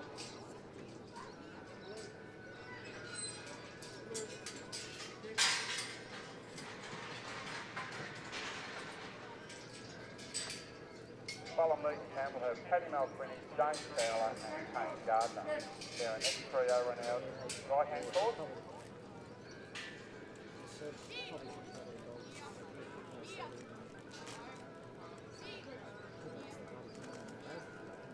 Right. Can we just have a couple of people from the association to go down in the novice let-out yard, please? Ryan's got to run a dog there shortly. Connor's been down there for quite a while. So a couple of people in the let-out yard, please, on the novice side.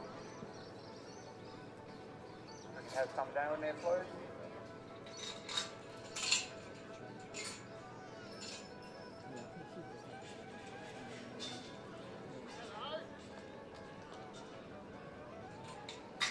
Looks like we've got Daniel Blanche going down there, so well done, Dan. So well done to Joe out there, and go get it through. Now we've got Michelle Kerr and her dog, Louise May. So Michelle Kerr is also going down to help out, so thanks Michelle and Daniel.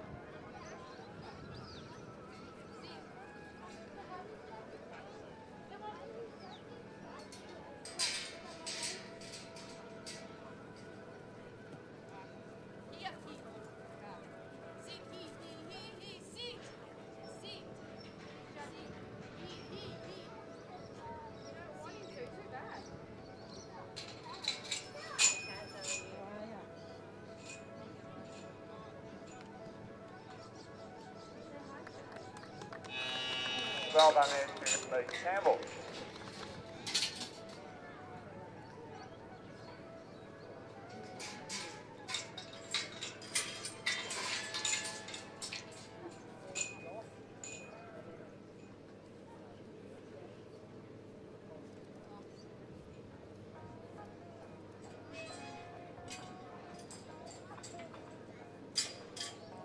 So we're just over halfway there on our championship course.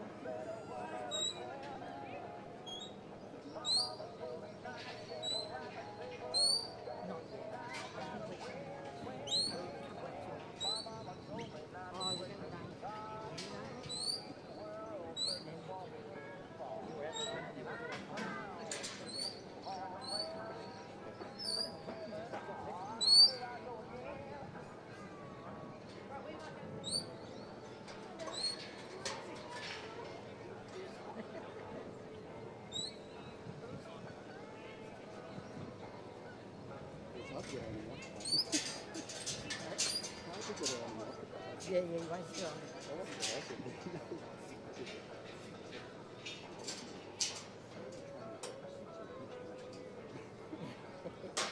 So next up on our maiden novice course after Michelle White will have Roster, Rebecca Bruce, Ryan Arnell, will fit Robert Harding there at some stage. We've only got a half a dozen more to go on our novice course.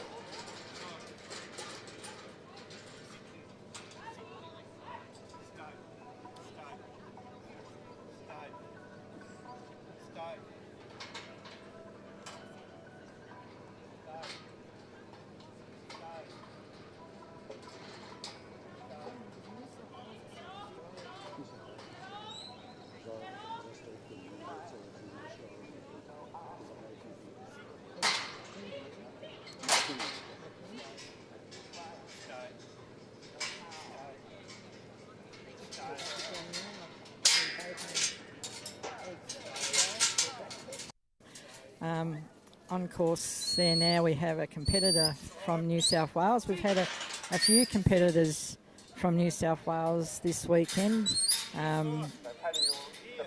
So Paddy McQuinney, he won the maiden course on Friday or Saturday morning, yesterday morning. Had a nice couple runs in there. So he's coming on the score into this open course. We came in on a score of, what have we got there, 90.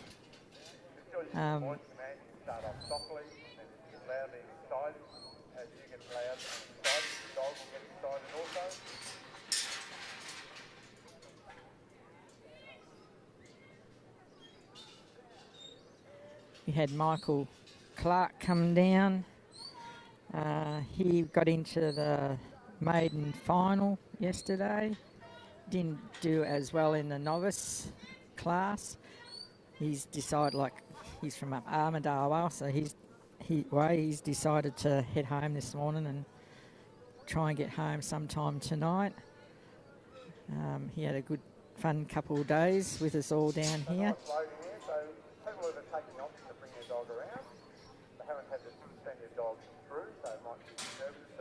Yeah, so I think there's about would have been about 3 or 4 New South Wales competitors down here this weekend, which has been good.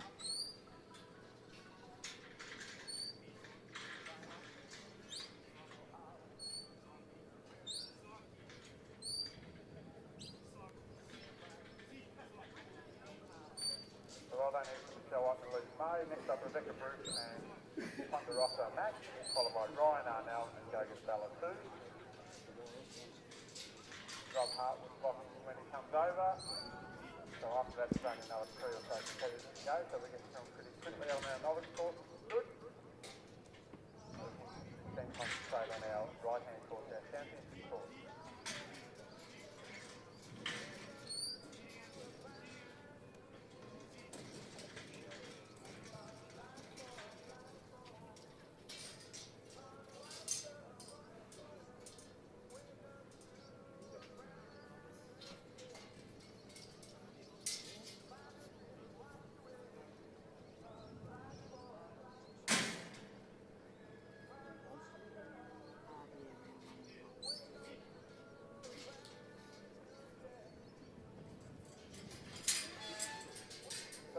Event live stream today. We've got our tech guru here in Danny Rubin, Memory Association. Does a lot of live streaming all around Australia, New South Wales, Queensland of dog trialing events. It's happened.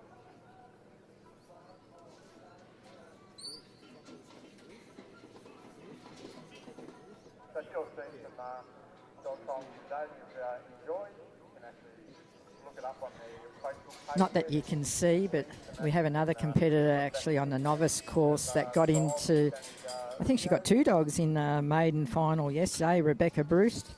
She's showing her dog at the moment in the novice course. Yeah, so she's come down to support us as well, which has been good of her to come down. But yeah, she's had a good couple of days. She seems to be getting a dog around in the novice class over there pretty well how she would like it to be. So good luck, Rebecca. Paddy's got his first 10 to be put away over here in the open. He'll head back over.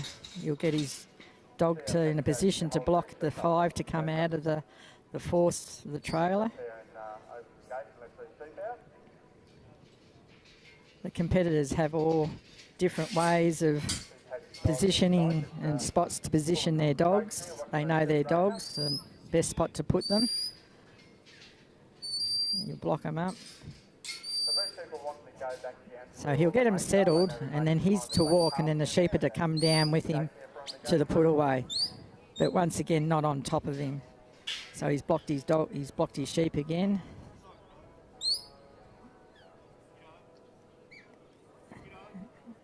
Yeah, the sheep probably should have been a little bit more with him to go down, but that's okay.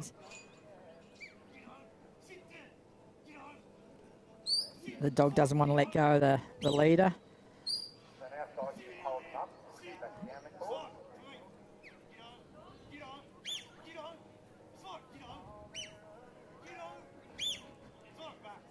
Little dog's just a little bit confused on what to do here.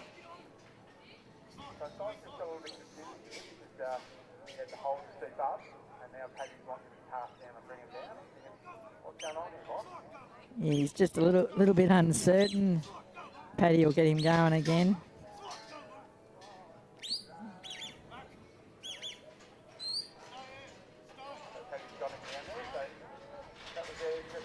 Paddy's shaking his head. It's another big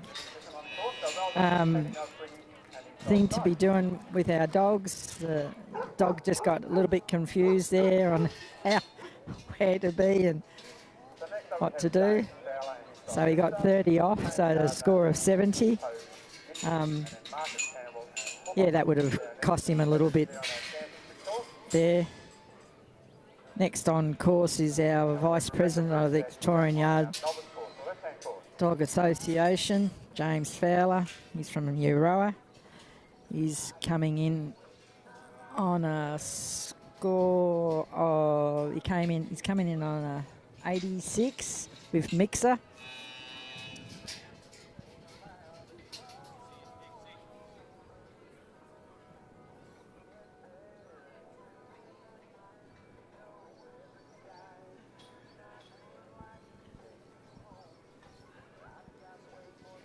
So well done there to Rebecca and our novice course.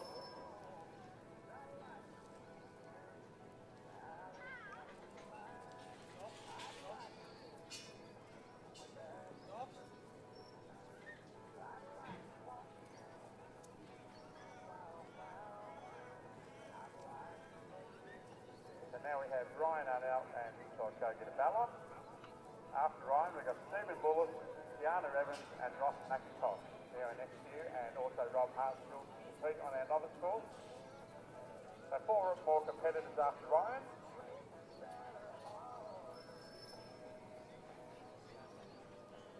And then we'll most likely get our judge to give his dog a run over the championship course. I'll just check the organisers there.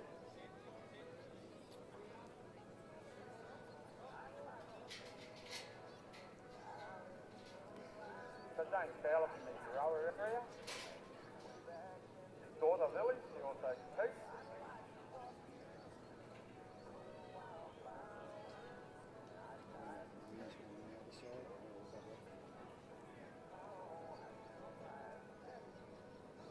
So no doubt James and Lily do a lot of training together and working together on their farm.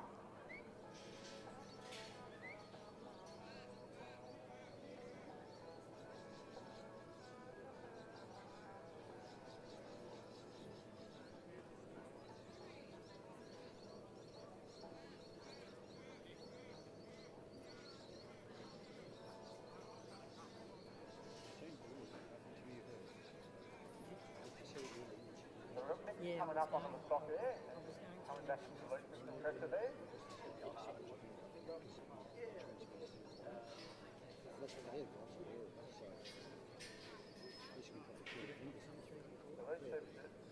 let's see we're all there having a look at mix of everything, and rightio, you release the pressure of it from us, but you want it to go back into the supply yard there. So I'll just challenge them there for a little bit, so they can get past him. So I've had a few challenges now, Mick's got them turned around.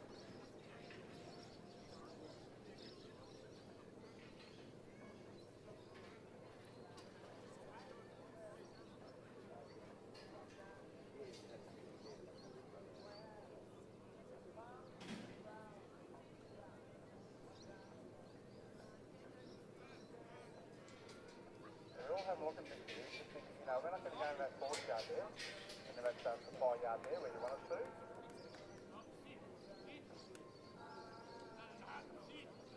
So there we are. So we've got them across the closed gate line. Mix can go in there now.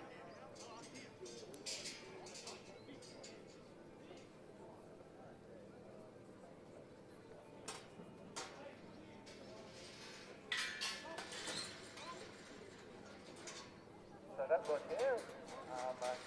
Jump the dog, we don't normally do it, but James did, so got a nice flow anyway all the way up there.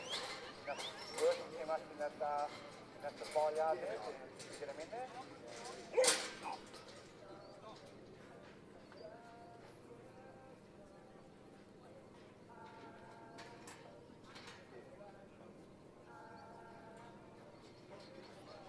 And they're flying out, so James isn't overworking the stock here. Not bringing the dog up there because there's no need to, but the stock is flowing out.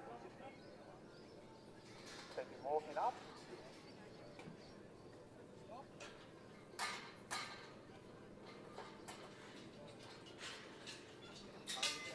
So I've got him in the holding yard here now, so we're just opening it up. Mo will want to run down the other end. And then James has got to set him up in the spot there. The judge asked for him to set up.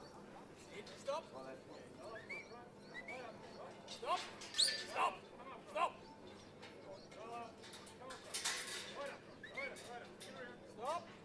Stop! Stop! Stop!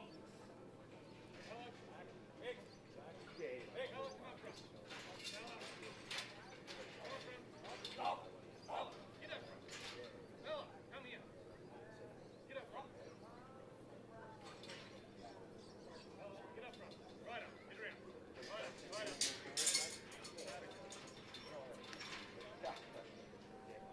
those arguments that you set up there down the corner with the first spot, so.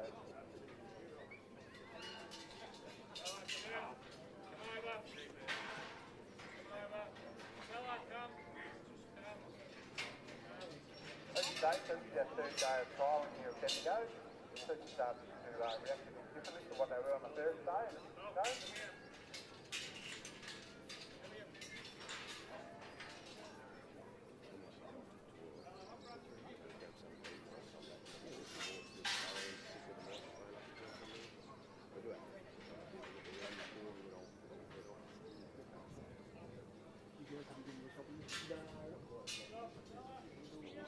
Mixer had a bit of work there before on the local supply yard of the drink.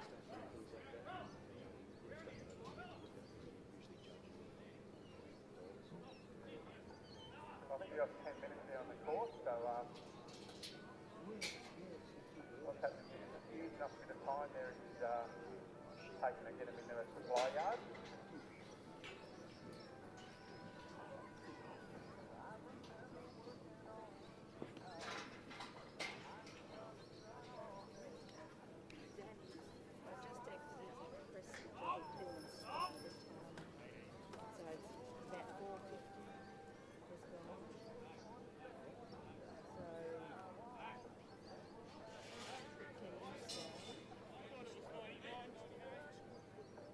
Oh yeah, so on our novice course now we have Stephen Bullock. Yeah, so just do, when you do your reset, you've got to do it. So we get down to our last couple of runs on our novice course.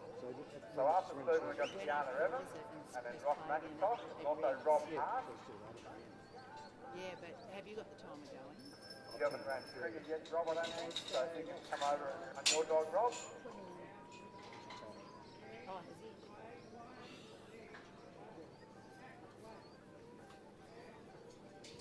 So it looks like James has his shoulder leg into that supply yard there, so it's put in there with Mixer.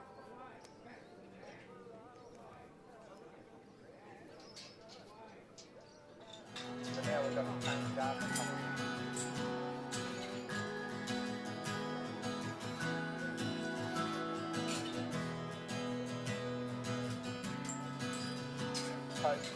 By Kane Garden with Marcus Campbell, Dale Thompson, and Spicer. We're also going to have Mitch Jubb to head over when his novice course finishes, and he'll have his run over there. So when we finish on our novice course, what I've been told is going to be happening is that once all the qualifying runs are done and we've sorted out the final, we're actually going to have a little break there, so the judge can run his dog in his open course, championship course,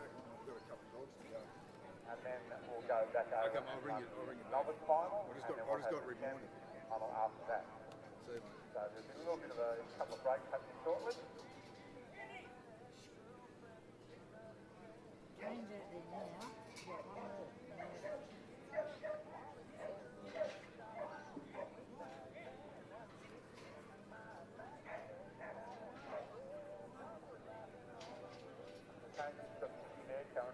Around behind you, setting these stock up where he wants them to go. I think it might be more practical to get the dog to go in between himself and the handler. It's not something we normally have happen. You lose points, we call that a cross. So that's why we have Kane has company around behind him working.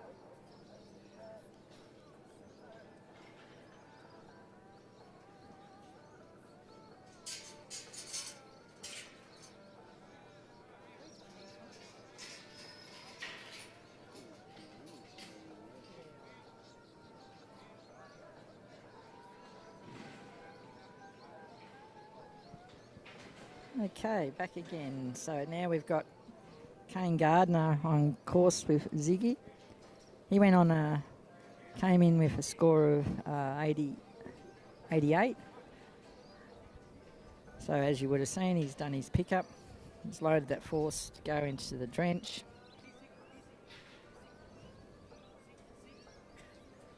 You'll clear that gate.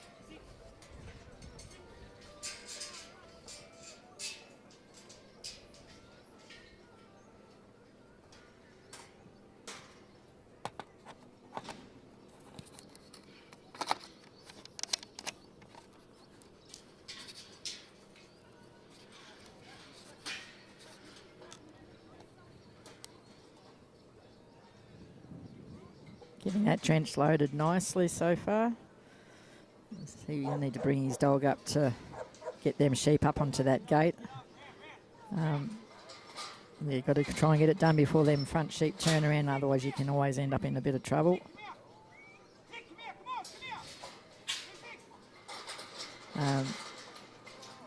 Ziggy got a little bit jammed up there, but he's freed himself up there and got it nicely loaded.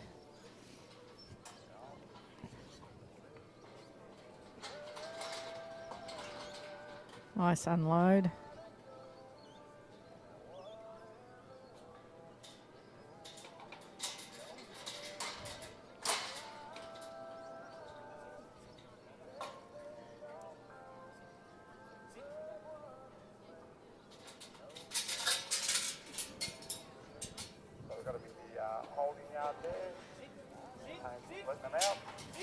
Unloaded that holding yard there. Bring him so they've got to be on his right hand side, past that blue sign up there, the Victorian yard dog sign. Still got a little bit more to go yet. Kane can start walking, but he's opted to stay until he actually gets it set up, just in case, because the judge is allowing us to drive as well, but you're not allowed to drive that dog in front of you while you're walking. You had to be positioned, but yeah, he's got him in a good spot there.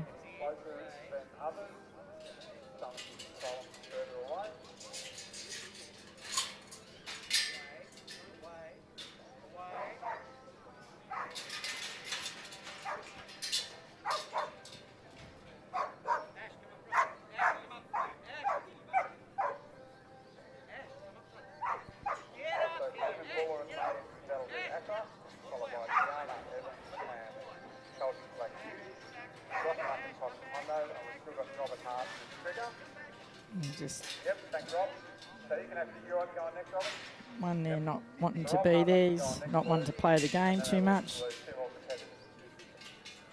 But he didn't get too far away, so see how the judge sees that.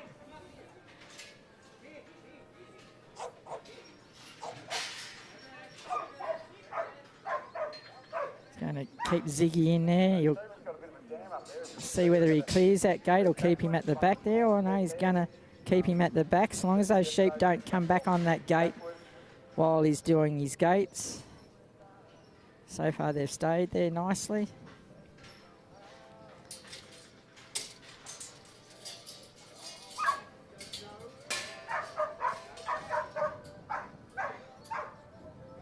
He'll restart his load to draft his 5.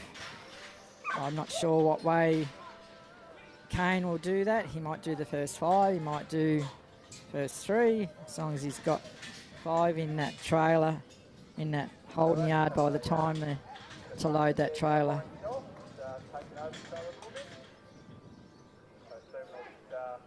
This is 4 and 5, so the rest can come out now. So virtually all your leaders are up the front in that yard to go up into the trailer.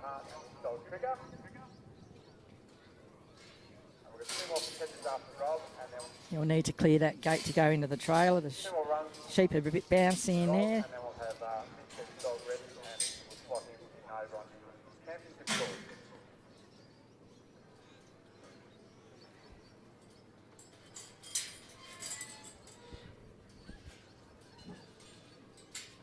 So you'll load that trailer, which they're all been pretty well doing easy enough, loading and unloading that trailer. I'm just heading over here to see one of the competitors that had a fairly good, successful weekend here. So we have Bree Cudamore. How are you, Bree? Yeah, not bad, thanks, Carol. And yourself? Good, Dale. Nice sunny day for it. Yeah, yep. Finally found myself a seat too, so I'm pretty happy now. So you got 3 into the final today, Dale. Oh, you're 4, actually. Yeah, well done. So who have you got left to go yet? So Slim, he's the last dog to have a run, so we'll see how he goes. I don't think he'll like it as much as his brother did, but we'll see how he goes. Yeah, so your third dog then you came out with a 90, is that 95, 95. Oh, sorry, I'm taking score. Putting you all wrong. Sorry, Darren. Yeah, so how did you find like the way that the judges asked us today to do your course? Look, I didn't mind it. There's a few things I probably don't agree with, but that's not my place to say. I've just got to do what he's asked, so I've tried to do that, and obviously he was pretty happy with what I did with Blue. So, yeah, just got to try. I think the budget's just be as kind on your stock as you possibly can, but just show stockmanship. He made a big sort of point of that in the talk. So, and I like to think I can sort of work stock pretty well. So I've just tried to do the best I can with what I'm presented. Yeah, I think that showed in the last 3 dogs, Bree.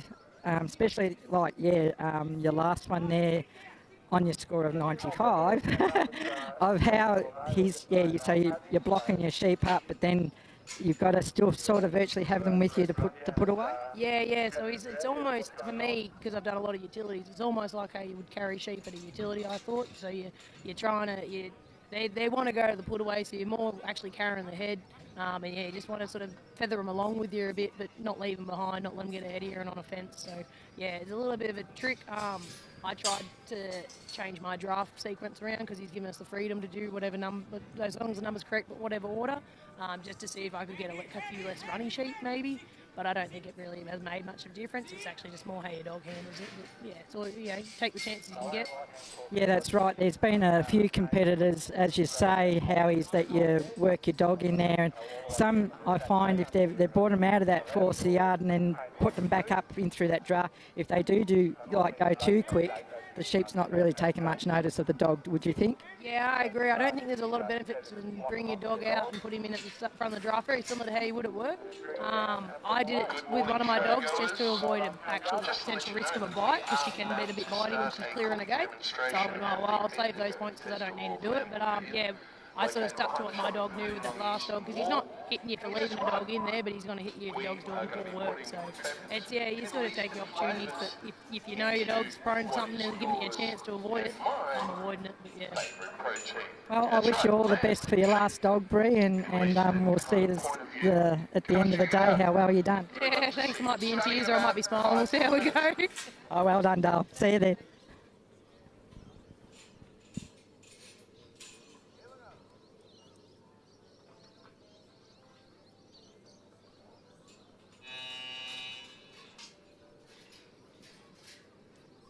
So Marcus Campbell now, and he's got the puller.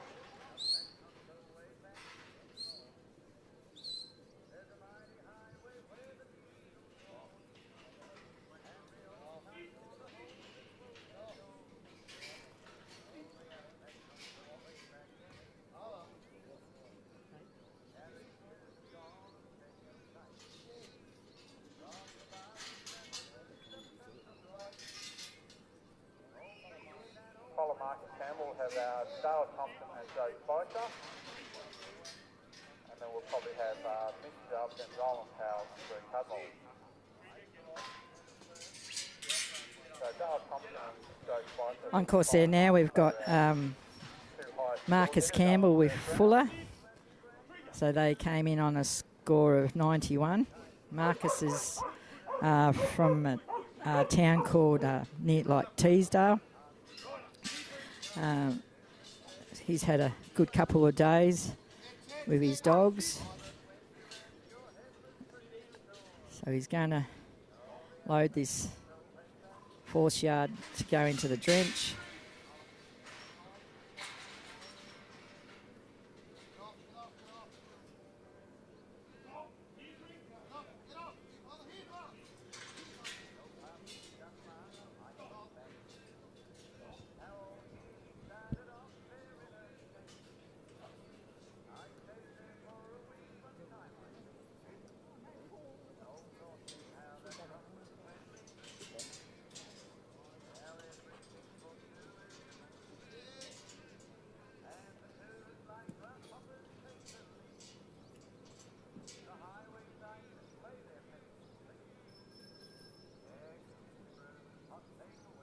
Well done there to Rob Hart and his dog Trigger. So next up we have Kiana Evans and Celtic Black Beauty.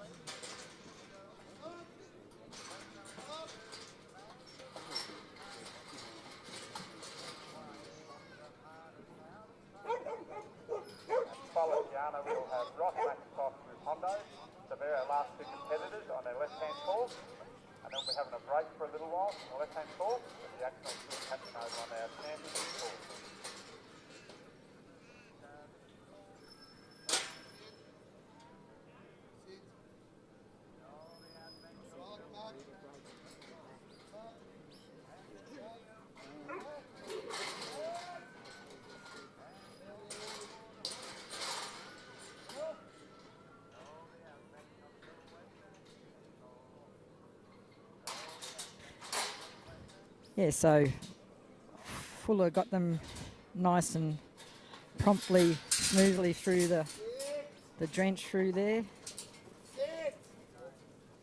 You'll send them over to that right-hand side of the course. Stop! Stop!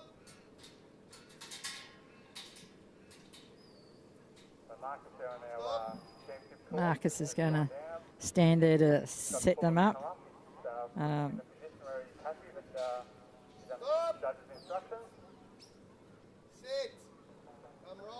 That's probably about right there where the judge wants them.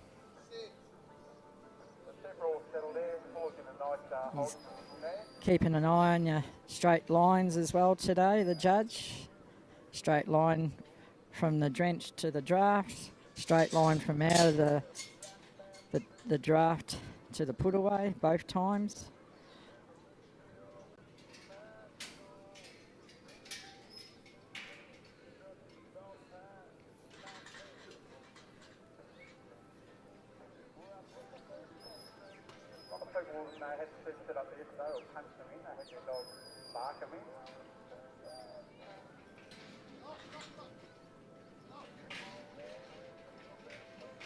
Sometimes the dog won't have the bark there when it's applying the pressure.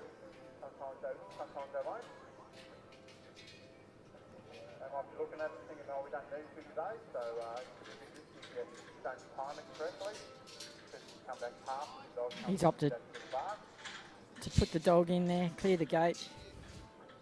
The market is taking the option to leave the dog in there. Like Bree was saying a little bit earlier there, that it doesn't seem to be making too much difference on the flow of the sheep of bringing them out and bringing the dog out and putting them back through the draft. It's worked pretty well for some and not as well for others.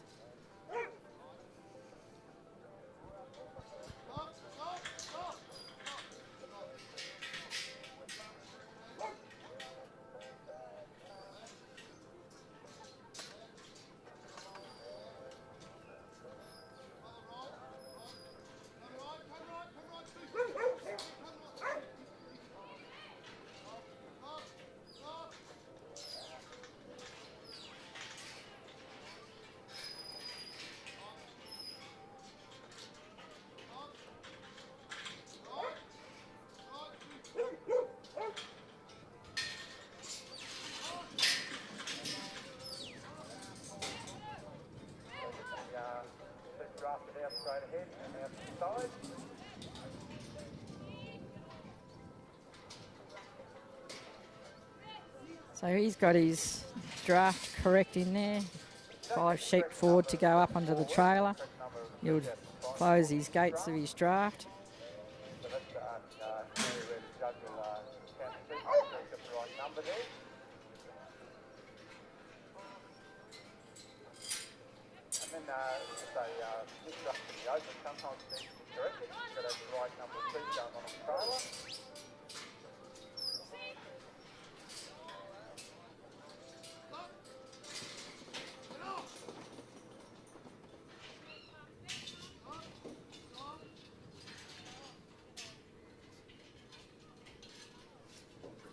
Pop his dog in there to unload the trailer, which they've all been. They're loading and unloading quite well these last couple of days on and off that trailer.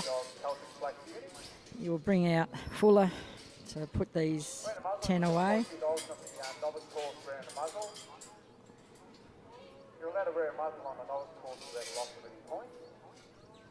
Yeah, Fuller comes, he'll send him around, so because they've got to be obviously on his right-hand side to the put-away.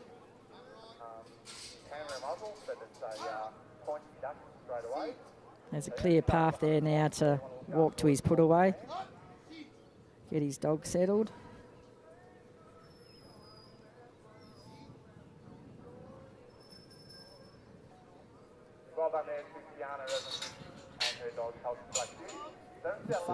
First put away done. So after Ross, we'll have a bit of a break on our left-hand talk. Our judge Mitch Jubb. Our judge Gets Fuller to sit, position him to sit there for the to block these 5 when they come out. Then he'll come back and we'll have a final over there. And after the novice final, we'll then have the open final. So might be just a little bit of few breaks. Oh, he's got them blocked up there. Sort out what's happening there as we come to the conclusion of our event. So Marcus will work, try and get his timing right here so that the sheep have still got to come down with him. On his right-hand side, keep them settled now so he can get that gate open for the put away. Well done, Marcus and Fuller.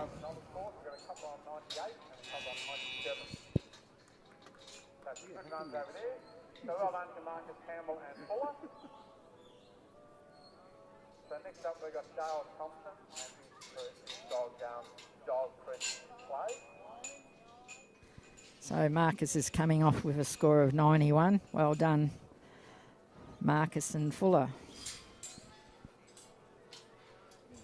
So as I said, a couple of high scores over there on the left-hand course, a couple of 58 and a couple of 97. So those got around minimal points. So that both runs, so 2 91s, gives him a score of 180, 182. So he's now in the lead. On course there now we've got Dale Thompson from Benalla. So he's got Giles Creek Clay on course there now. He's come on course with, he had a good run yesterday as well as Joe with a score of 95.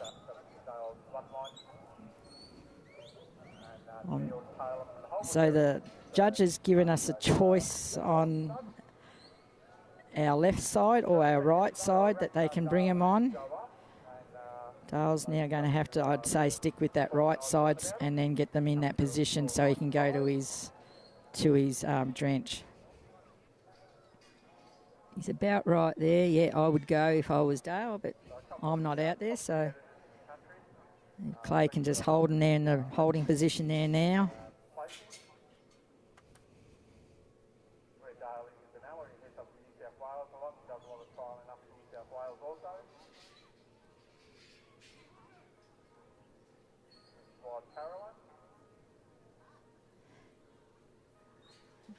He had Jake in there yesterday as well. Jake only missed out by a point to get into the top 20. So he's loaded that nicely. So it's pretty iconic. We've got Dale Williams out here from the Broken Stud running a Giles Creek dog. And we've got Joe Spicer coming out next running a Broken River dog with Dale Whole Breed. So comparing the next two competitors.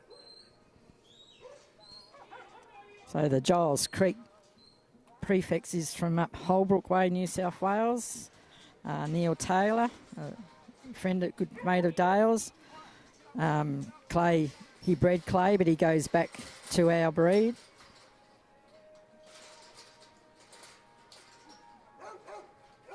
And I'd say that's a pretty nice load there.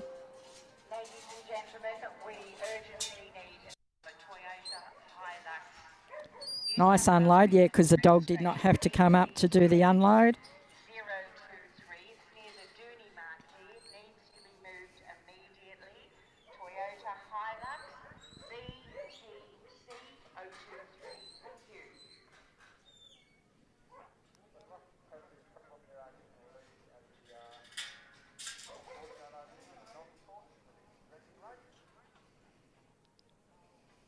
So unload him. Send them sheep down onto his right-hand side. Ask Clay just to move him over to the right there a little bit more yet. He's got to get him past that blue sign and off the panels a bit.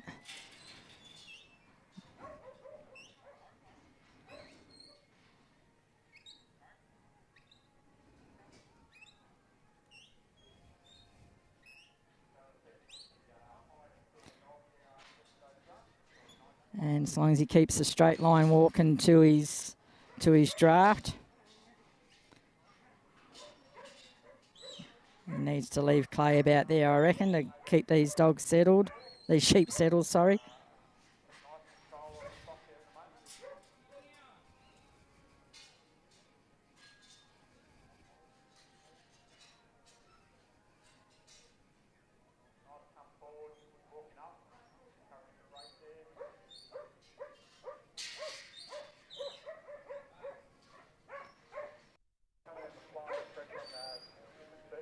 get these sheep sorted to get him in there.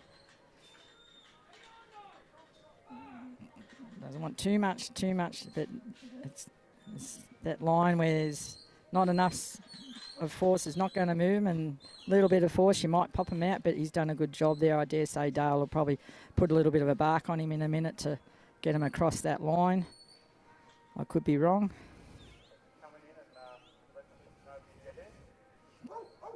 There we go.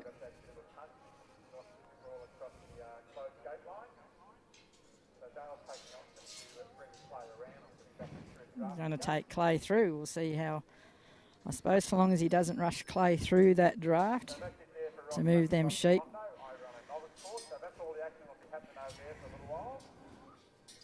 Get his gate sorted.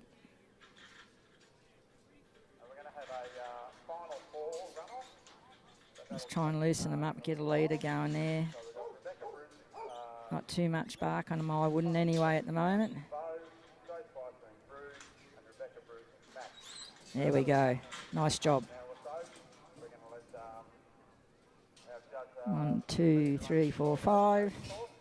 The rest can just come out.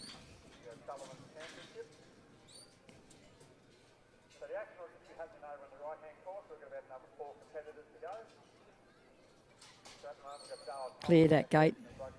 He'll do his draft gates.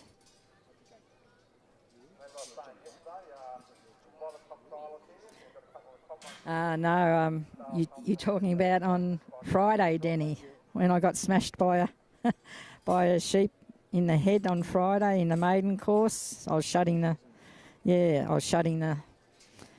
front draft gate, and the sheep decided to want to get out of there, and he took me out as he was doing it. But yeah, so fun and games. He wasn't finished with me there. He then smashed into me going into the drench. Sheep decided to come back out of the drench, going into the drench, and took me out there as well. So I said to the judge, I think I'll retire before I end up with too many more bruises. These sheep are a little bit unsettled in there with Clay. You keep Clay nice and quiet as you can, just to keep them quiet. You'll bring him back out there now. And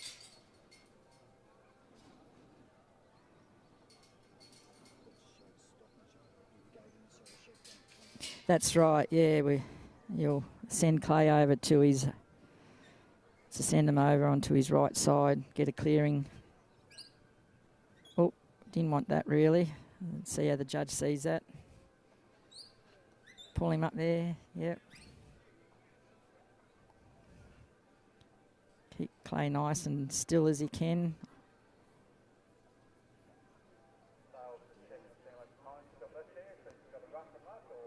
As I was saying earlier, yeah, we've seen Dale checking the timer on his watch there. He knows how much time he has got or hasn't got. The handy little tool to have. Everyone's sort of starting to get into the idea of having a stopwatch. So he'll keep Clay there. Clay should block him up, hopefully.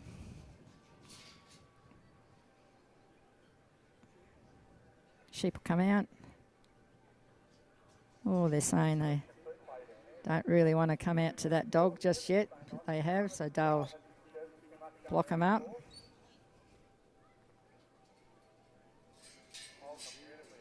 I'd probably, not for me to say, but I reckon I'd leave him about there.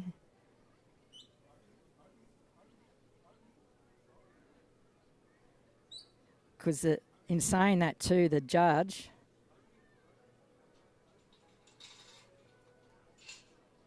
and there's his put away of the 5. Well done, Dale, Thompson and Giles, Creek, Clay.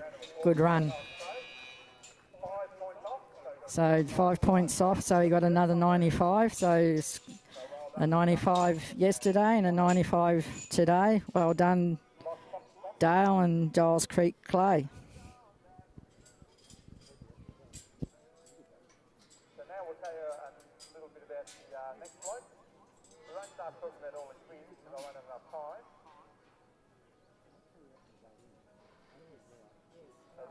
One number luck as they go over here. So this is Joe Spicer and his dog. So at the moment, the last few to go. We've still got the judge from over in the novice class, Mitch Jubb, to come out with catch, but we've got Joe Spicer coming in with Bank, coming in with the same score as Dale came in yesterday, and 95 today with Dale has put him in the front for the moment.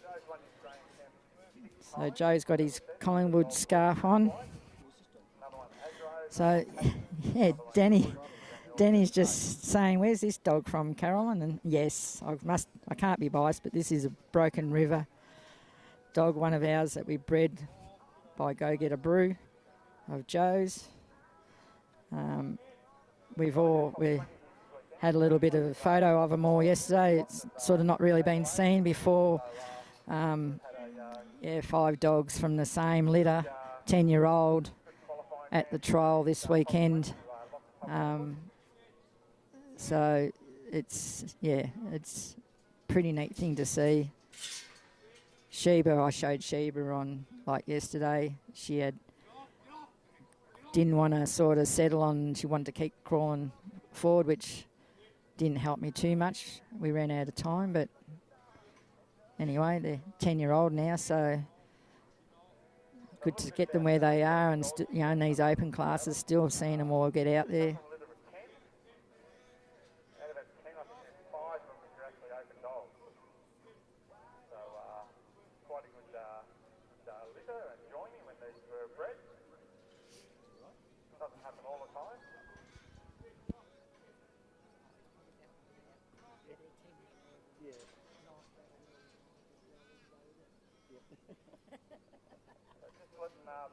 Feel on there as they go across the line, coming in, releasing some pressure and going in and out.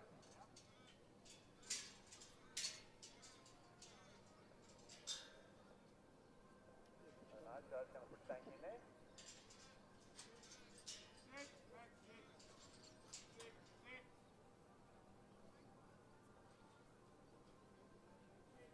So we're going to take the top 6, I think, the top 20. So we're going to have that run off later on. So just come down the side there and got on the eye, that street there, go down to the bar. Just going, now Joe's going to set Bank up. Wants to go all the way up the top.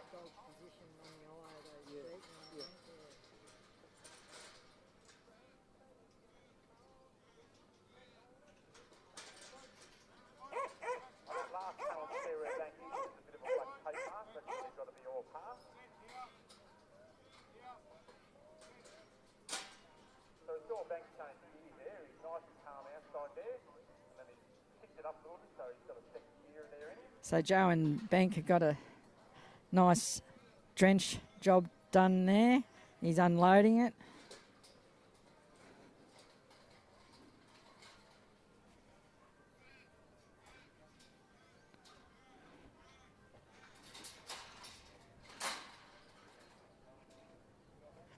I might just interview one of these young girls from New South Wales, Rebecca Bruce. Hey Rebecca, how are you today? I'm good. You've had a pretty nice trial this weekend? I have, yes, thank you. How did you go this morning in your novice class? I ran max this morning and got a 98, so... Oh, well, I've been busy over in the open class, so well done with that. That's a really good achievement. And you had 2 in the final yesterday. Is that in the maiden final? Is that right? Yes, that's correct. I had Ponderosa Boat and Ponderosa Max. So what made you decide to come down south from your way? My daughter, Claire, she had a friend down here that she wanted to see, and her friend also trialled here this weekend. So we thought we'd make it a weekend of it and have a look at the sheep and wool show as well. Yeah, well, that's really good that you've done that, and and it's also been a good achievement. Well, 98, so you're up there to go into your final. Yeah, so I've got 2 dogs in the novice final today, so yeah. Well, there you go. No, well done, and all the best in the novice. Thank you, appreciate that.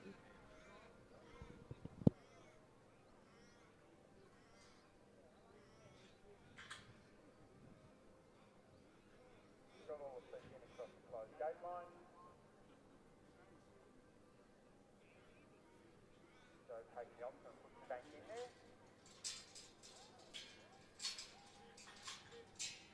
Going up and over and through the gate, all nice and calm.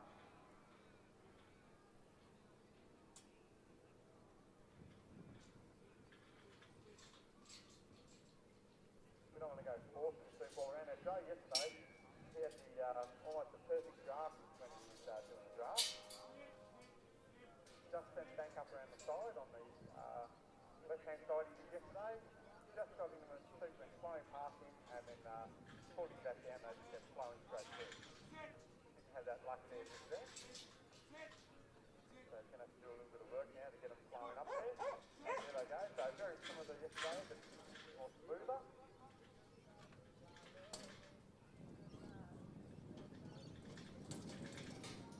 The bank definitely knows where to get him through a draft.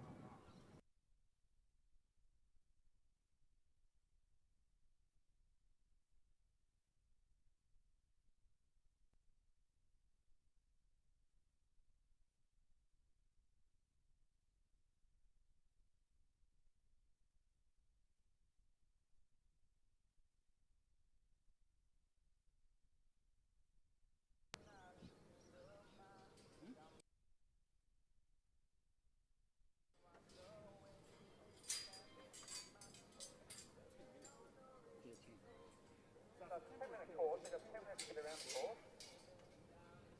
It's not who gets around in the quickest, it's who gets around and loses the least amount of points.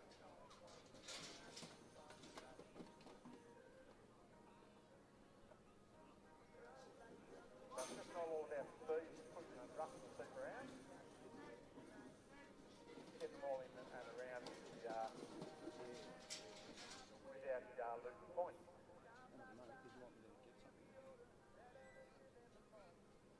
So it's just lost a little bit over there.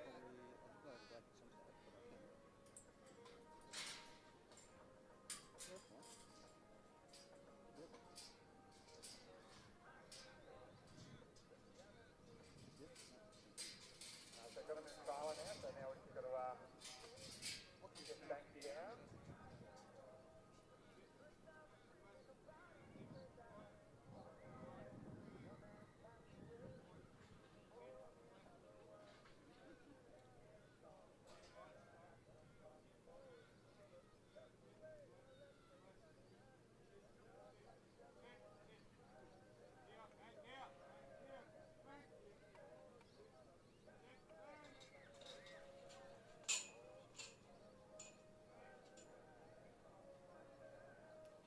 Put them way in, now we've still got the other 5 seats still to go.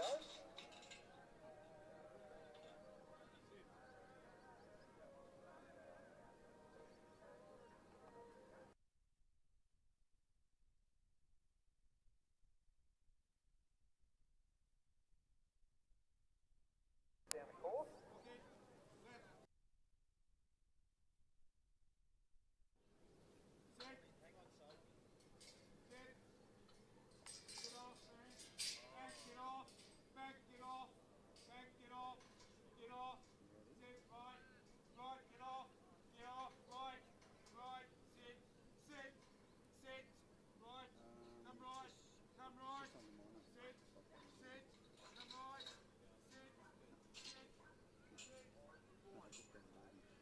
And there we are. So there's the full run there for Joe Spicer and Joe right to the bank. So well done there for Joe.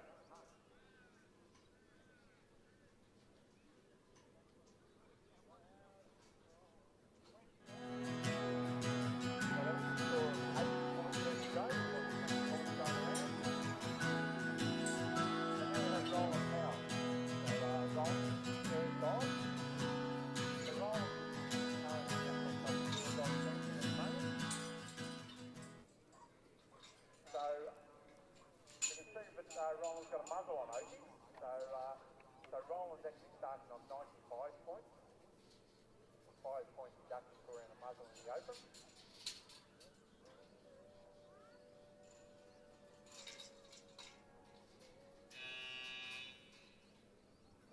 So when I said that Roland and Oakie are the current national top field dog champion, there's a few of the other competitors who have won that title also in the past. Roland's the current one. So that's the national top field. So it's qualify on the football oval. You might use half the football oval, and there's 3 seats out there, and you've got to work those 3 seats through some obstacles. Then bring those 3 seats into the yard section, similar to what we got here today. That's not a big intense and a 10-minute yard section. Work the seat through the yard, and then take 3 seats back out and work another obstacle. So it's a lot different to here today.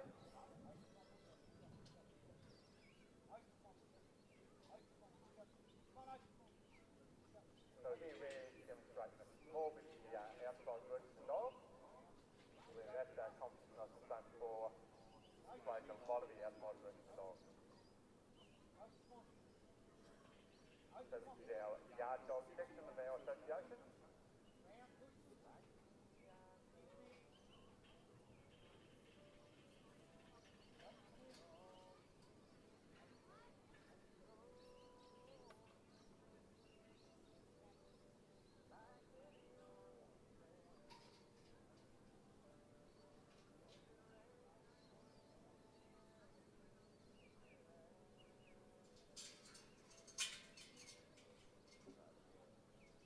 So Roland coming yesterday with a score of 79.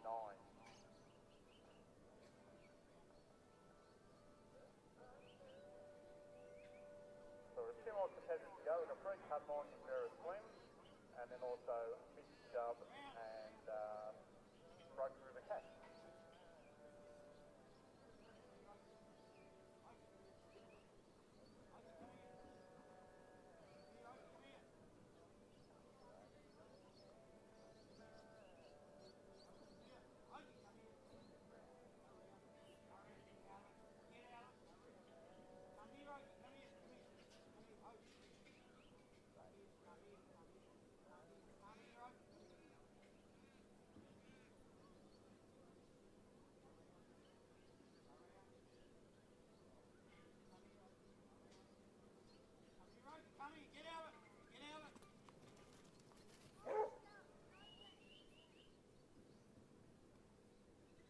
So last break there was 8. We had the 1 break away and the whole multi back.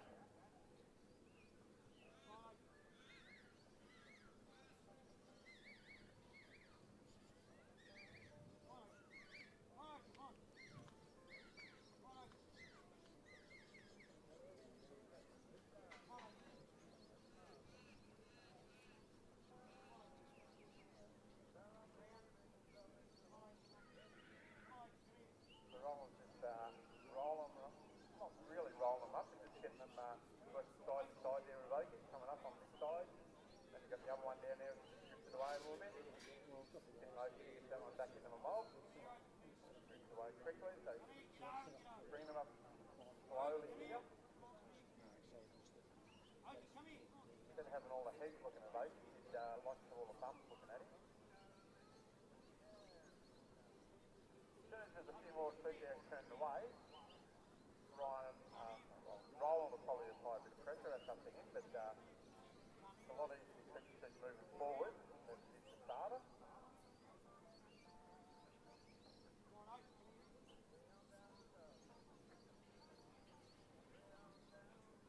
No, so Roland's retiring now. Oakie is having a bit of trouble with these sheep. So bad luck there to Roland and Oakie. He qualified to get up here, but didn't have it there in the defendant's stage. As I said, these sheep are reacting a bit differently than the last couple of days.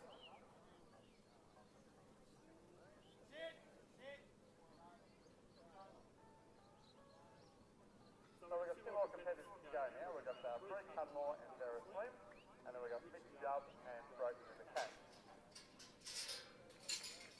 So well done there to Roland. Unfortunately, he didn't get around, but decided to retire because he wasn't getting anywhere.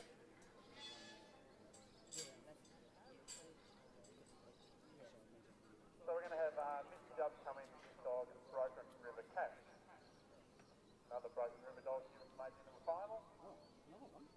And then we'll have Brett Cudmore with Darren.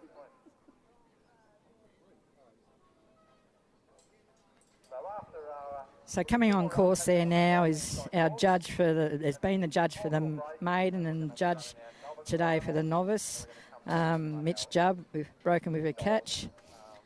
So he gather his thoughts together. He's been doing a terrific couple of days judging this weekend. It's like 3 days of judging, and then to come in and get a dog into the final, top 20 at least, is pretty good achievement.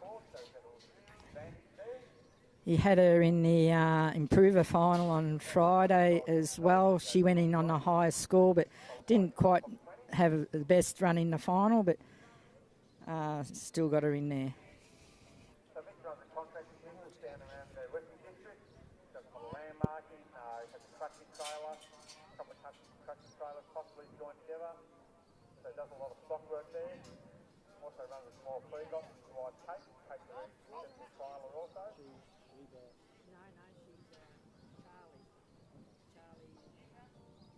lot of the time dogs just work for one handler too.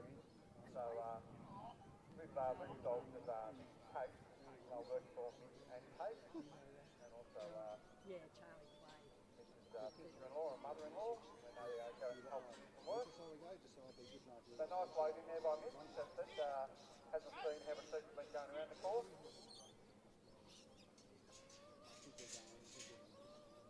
So probably, just lost 1 point there so far.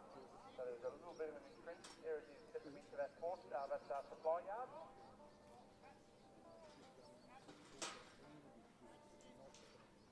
Now we'll see how Cash goes flying up over the top of them here. And he's gone all the way up, and he'll drop back down and back through.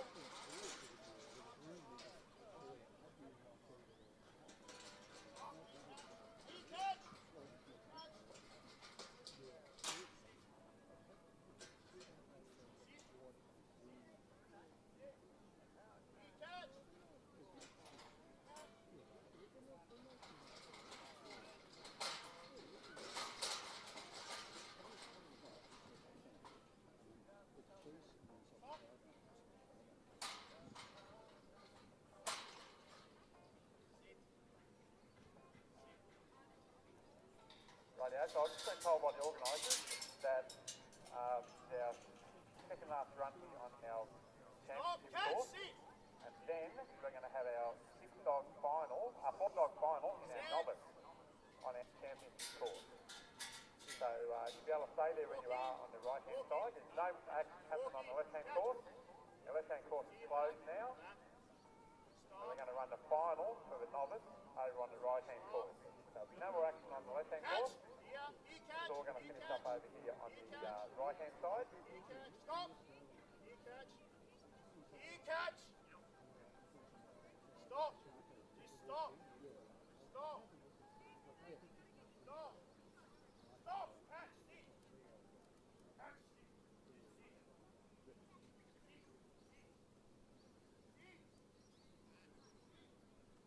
So we've got one more competitor to come after Mitch. It'll be Bruce Hudmore and Darren. So Mitch is going to load this force to go into the draft.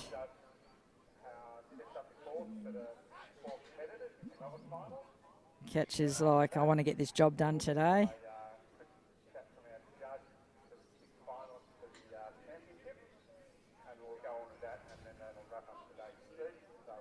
Nice little block there.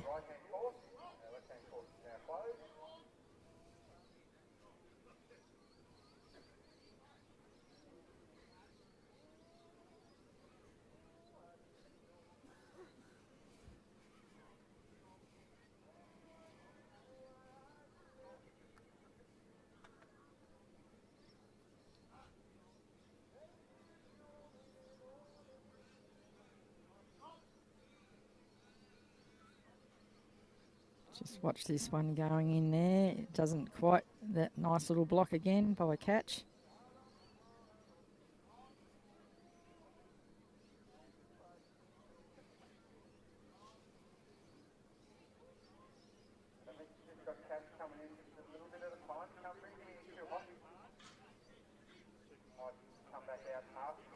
He's opted to do the, no, he's going to put her in. He's just looking at his sheep there, which is, yeah, no good bringing that dog out if all the bums would have been to that dog when she went in there. So it probably rolled them around a bit differently than where they were standing.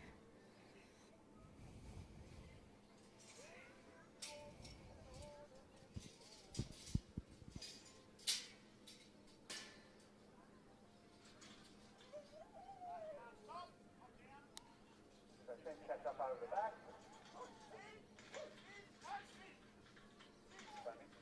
Catch down there. See if he's going to take the first 5, which is looking like it. Might as well keep going while that flow's working nicely there, rather than block it up and stop the flow.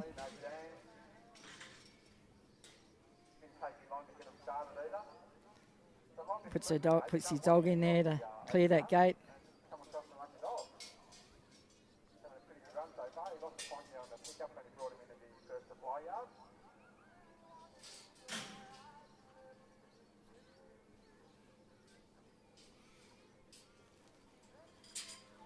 So this dog was actually ran the improver on Friday, I think it was. The highest on dog improver. But then didn't go too good in the final. So we get him qualified for the championship here. Mitch has certainly got heaps of time to go. He can sort of relax to load and unload this trailer. I know we're not finished yet, but he doesn't have to certainly rush to come off that trailer.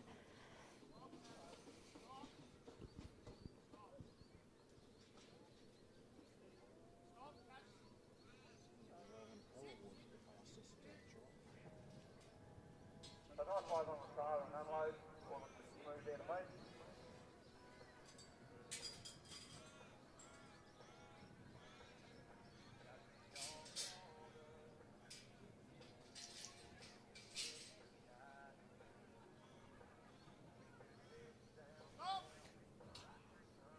Push catch out, get him on his right hand side.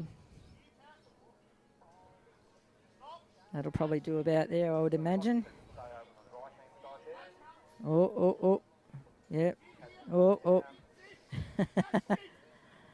That's a little bit unfortunate.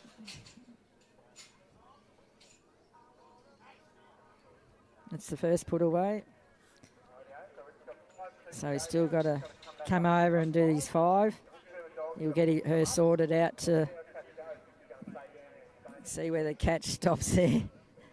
See, Mitch is emphasising her to stay there. This is a completely different thing what these dogs are really used to. They usually either we don't have the 2 putaways or we let the dog back up into that 5 to bring him out of that yard. This time the judge wants the block to block these sheep.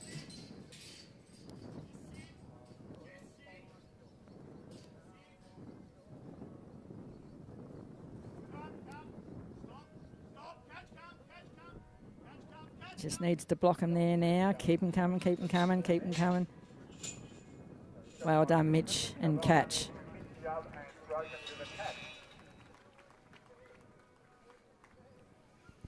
Oh, Catch is very happy with herself.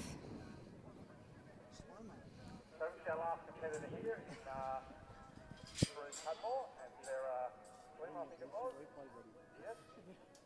So just for the novice competitors in the final, if you can be over and be ready, we're going to run the final on the open course. So Rebecca Bruce, Connie Jackentine, and Joe Spicer.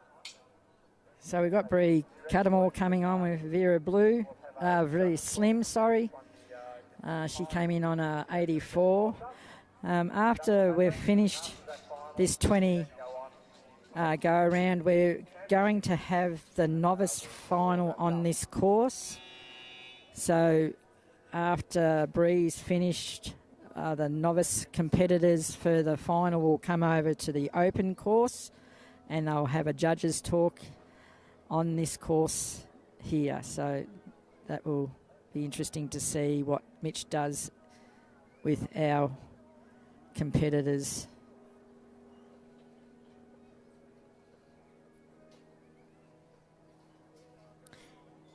Yeah, so if you are watching, yes, the top 20 will be finished, but the novice final will be on the open course.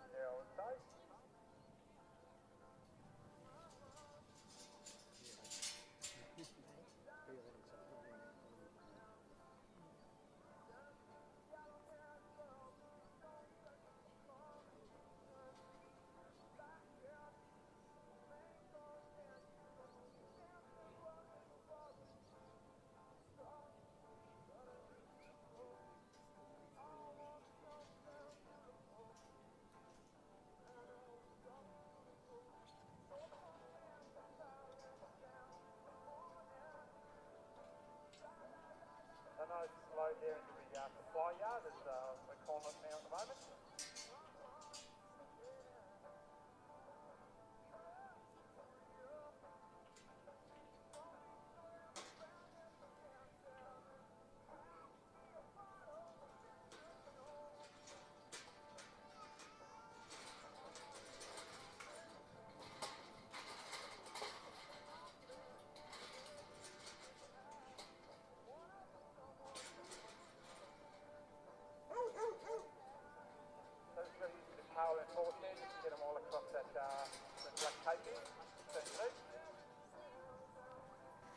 So as you can see there, Bree and Slim got a nice load there into the drench.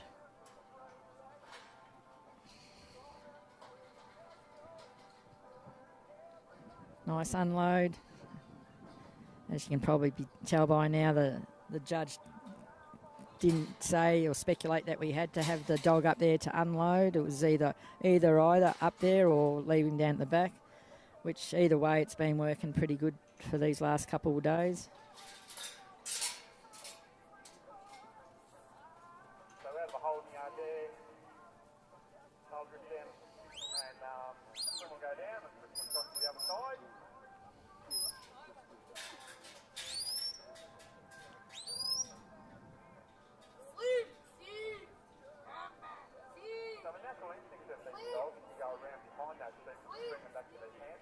So Bree's just trying to get Slim settled so that the sheep will settle in that little pocket of area. They're probably over on that black sheeting there a little bit, but once again, the judge at the end of her trial will soon tell us how she went. She's having a nice run so far.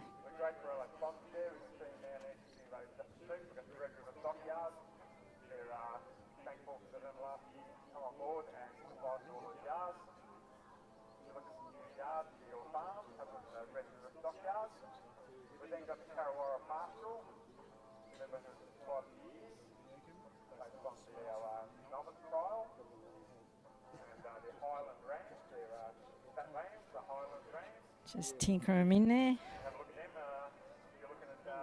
Little break there. We'll see what she decides to do here once she gets them across that line.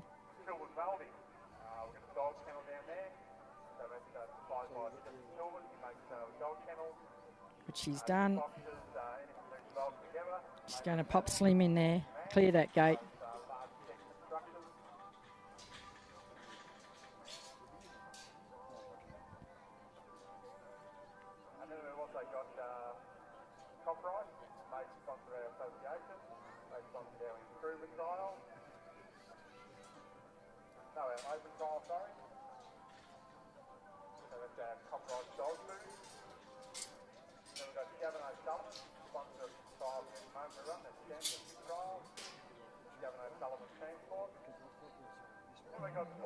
Get a flow going of a draft.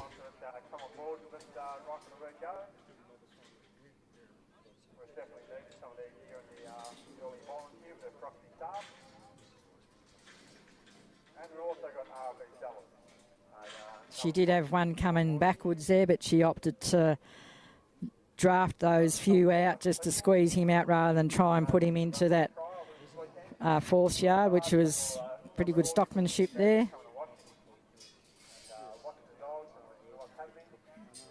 As we're allowed to draft the numbers the way we feel would be best for themselves, for the competitor and the dog to get around. So very comfortable, but a very successful trial over lots of open meetings and placings all in Victoria and South Wales and also South Australia. Competing in the Australian Championship when that's held.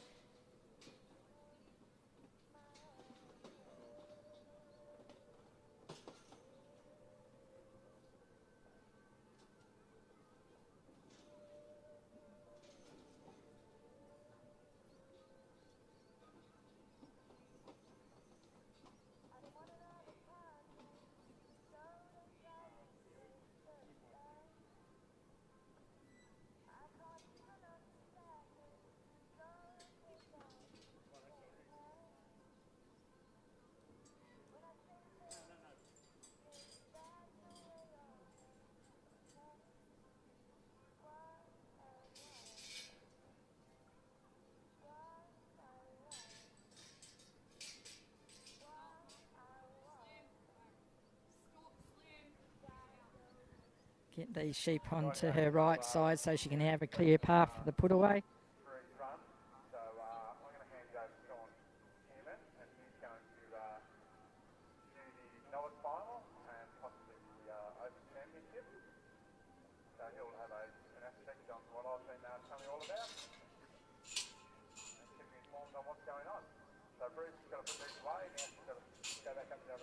So that's the 10 put away, and Brie will come back and get, she'll set Slim up there for the stop.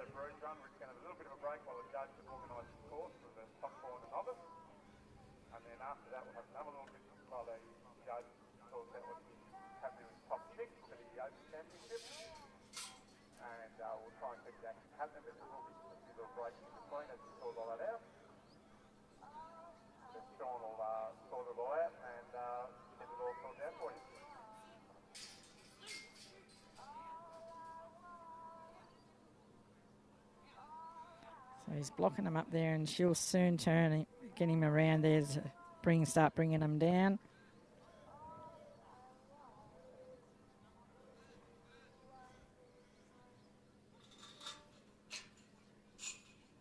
And nice little put away there too. Well done, Bree and Slim.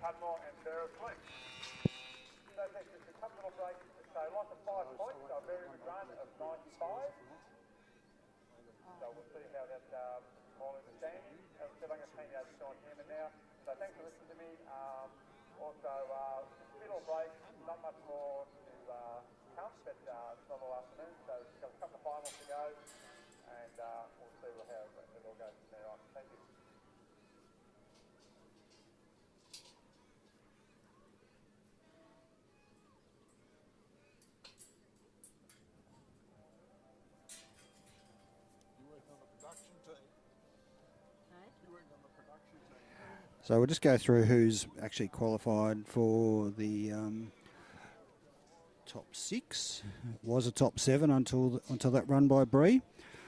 So that was a 95 the Bree on then. It was a great run, equal with Dale Thompson's score with Clay and her previous run with Blue. So.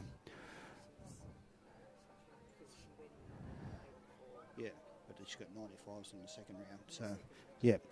So, through to the final, in the order that they will run, is Dale Thompson with Rip, coming in on 178 in 6th place. Then Joe Spicer with Go Get a Clue on a 181, coming in 4th. Then Bree Cudmore with Blue on a 182, coming in equal 2nd. Then Marcus Campbell with Fuller on 182, also equal 2nd. Dale Thompson with Giles Clay on 191 in 1st position. And Bree Cudmore with Vera Slim on a 179 in 5th place. So we're going to have the novice final in a few minutes. The judges' talk's going to be on this course, so we'll just video that for you. And then they'll be underway with their, how many are in the novice final?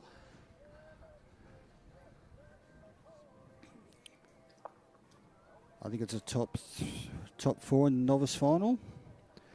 Rebecca Bruce has 2 dogs in. She's equal 1st on a 98 with Ponderosa Mick and Ponderosa Max, followed by Connie Jackentine with Bo on a 97 in equal 3rd. And your token male is Joe Spicer with Go Get a Grew on a 97 also. So there are your 3 for the novice final. We'll be on soon.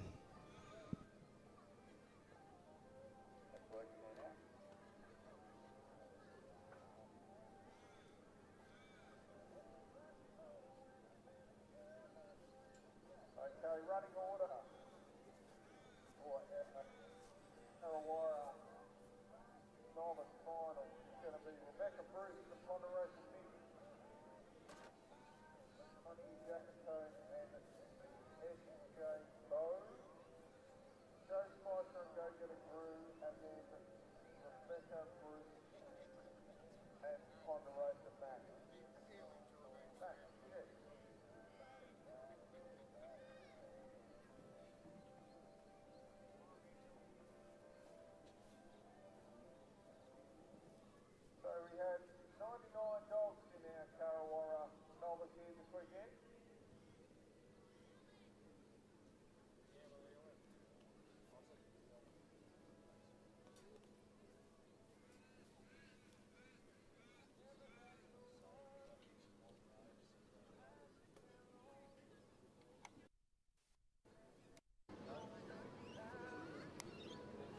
Joe, apparently you'll just be talking to the turd if you want to make your way into the arena. Joe Spicer. Rebecca's there, Connie's there.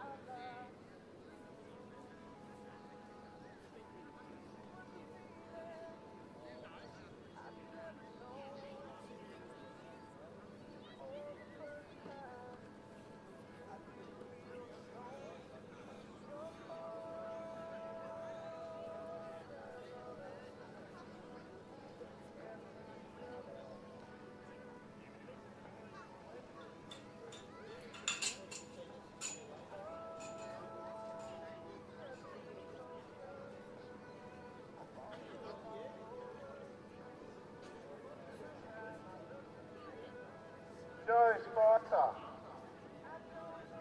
Yes, oh look.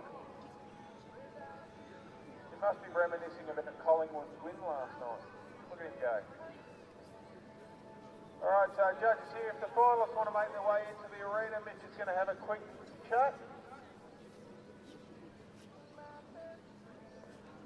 Just summing it up, ladies and gentlemen, look at him. Probably going to work out where he's going to stand so he's not looking for the sun.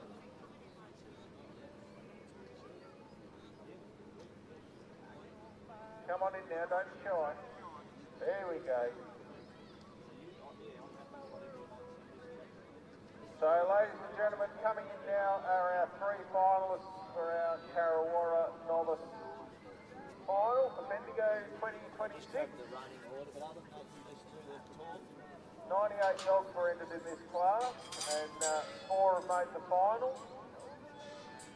2 on a 98 and 2 on a 97. So, competition is fierce here this weekend.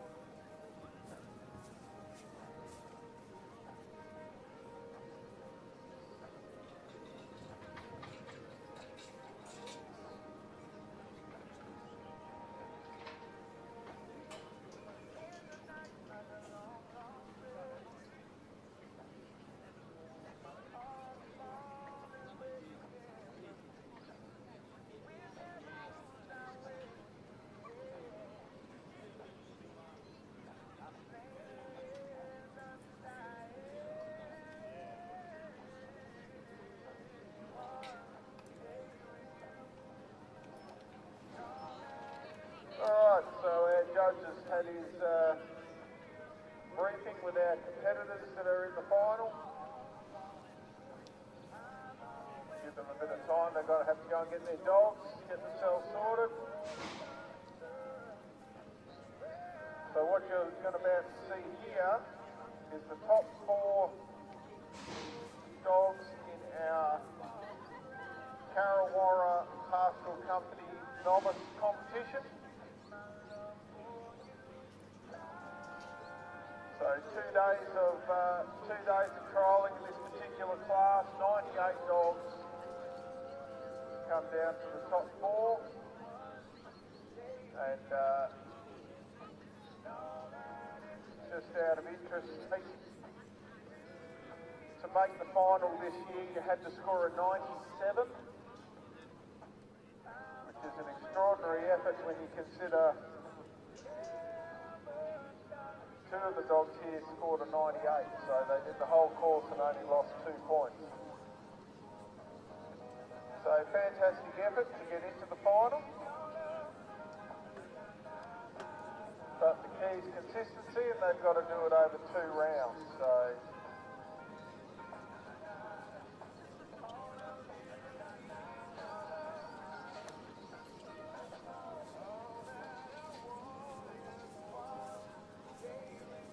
So in our competition here, we've got first up is Rebecca Bruce. She's come down to Bendigo from Yass, so she's done a little bit of travelling to get here. She also made the maiden final with 2 dogs, so looks like it's been well worth the effort. This will be a little bit of a different kettle of fish, different arena. 8 minutes and 12 sheep.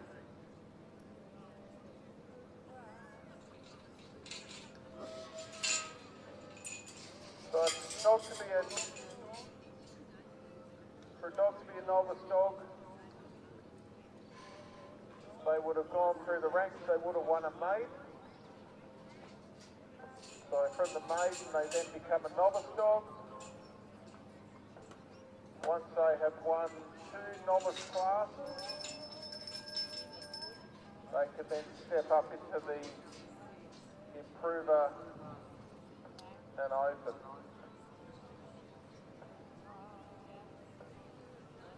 So what you'll be seeing here will be a little bit different to what was in the open class. Judges asked them to bring the sheep up.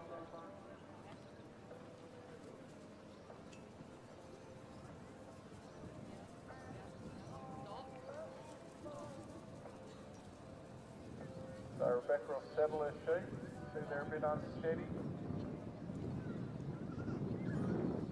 So she'll use the dog to hold the sheep. She's got to stay on that position. Now once she's moved, it's up to the dog to hold the sheep. She walks straight towards the gate, opens the gate. The dog's got to maintain control of these sheep.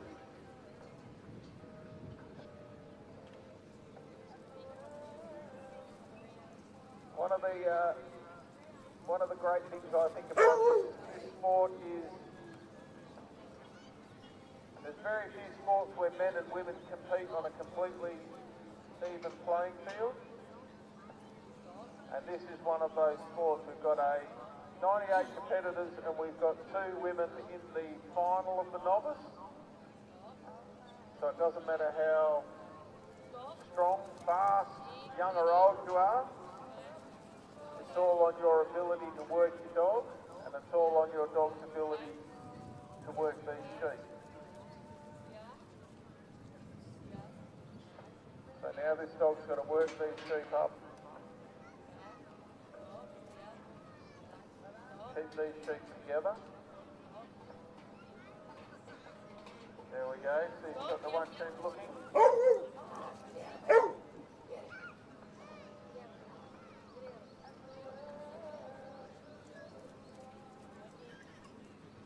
So the final here, she's got 12 sheep to work. She's got 8 minutes to complete it. So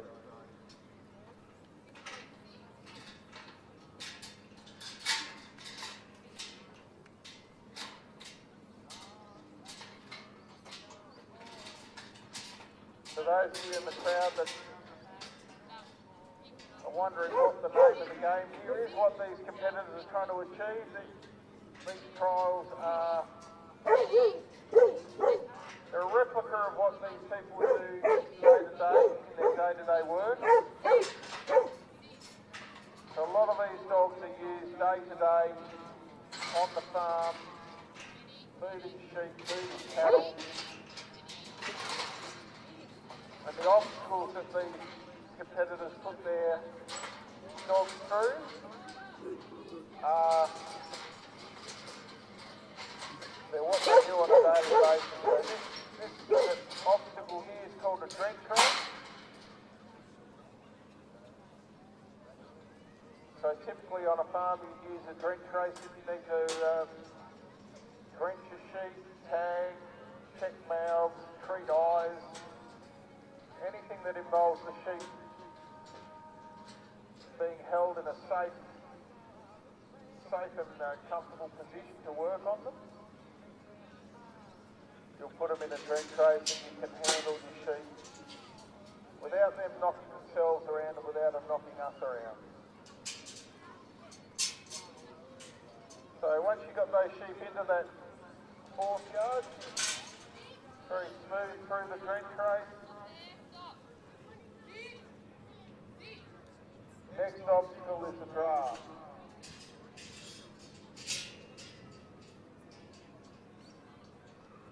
So judge has given our competitors a specific order in which to draft these sheep. So for maximum points, they'll draft them in the specific order.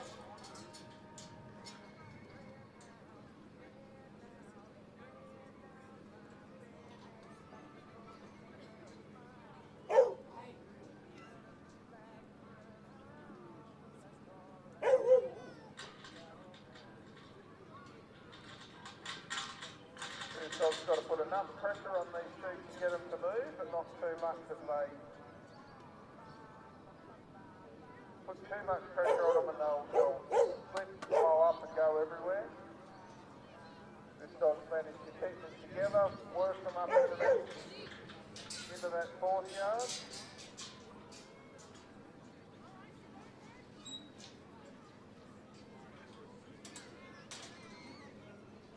And she'll set her gates up, she'll use the dog to hold the sheep so they don't run up before she's ready.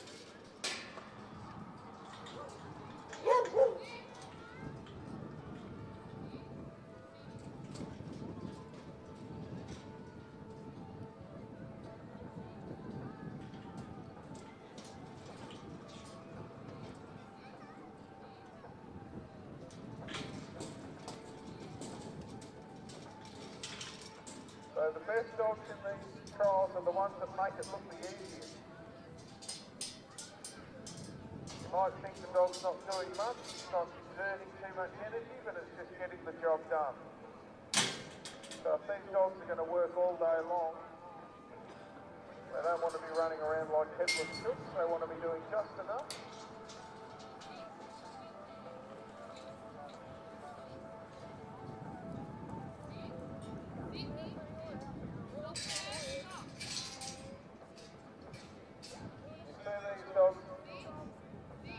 They're an amazing creature, these dogs. They do all of this on instinct.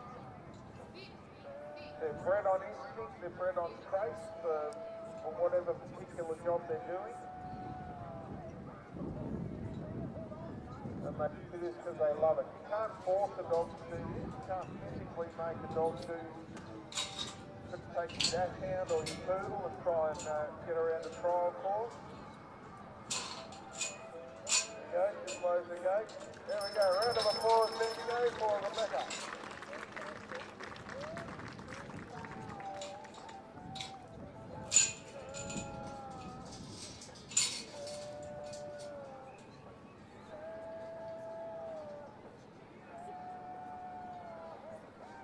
So Rebecca came in with 100 points. As she worked her way around the course, she deducted 13 off. So if you do the maths, that'll let you know what she scored on that particular run.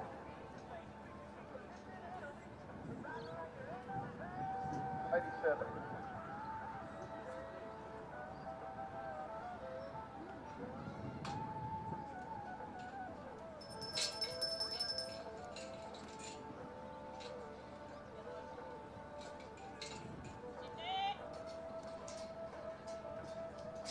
So on course now, another female handler, Connie Jackson.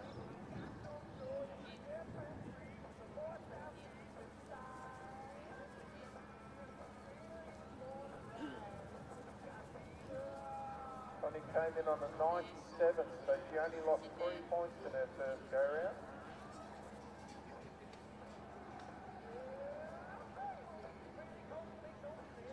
See the dog there just holding those sheep.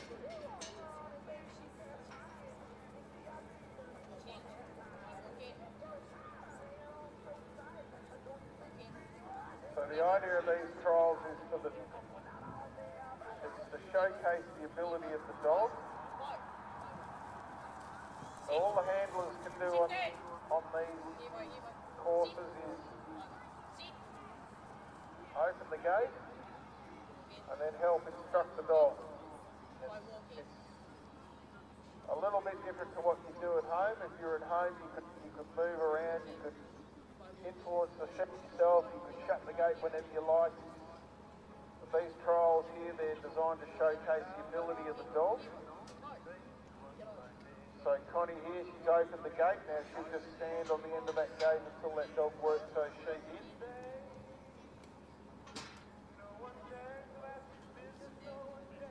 So the dog's got to put enough pressure to move these sheep, but not too much that they blow out and go past. You can see the facing up a bit. The dog blocks it, brings it back in. That's very good work.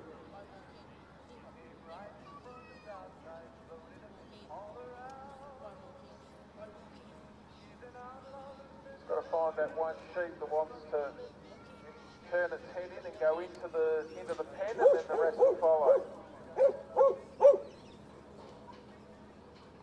Bit of push. There we go. Very well done. So those sheep have to be fully in that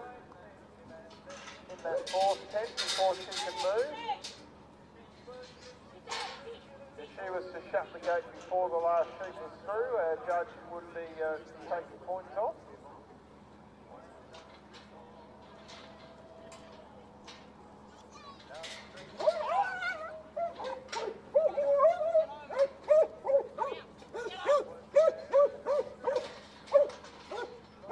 See, this dog's got a lot of energy, a lot of drive.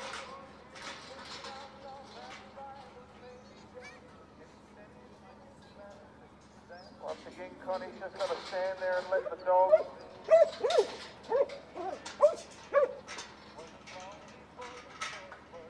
If you're at home, she'd probably be up now, pushing 1 or 2 sheep along to help the dog along. Here she's just got to stay.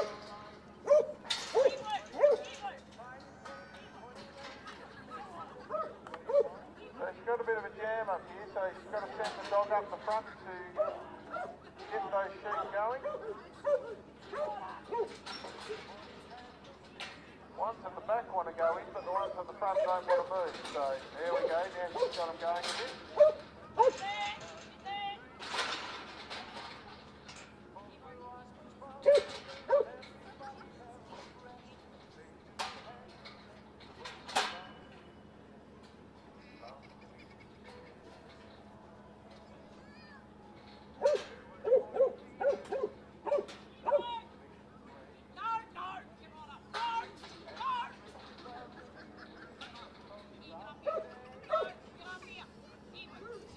So this dog in its day-to-day working might jump out the race, come around the front and get the sheep working. That's another effective way of clearing a race. The dog doesn't have to be in the race, come around the front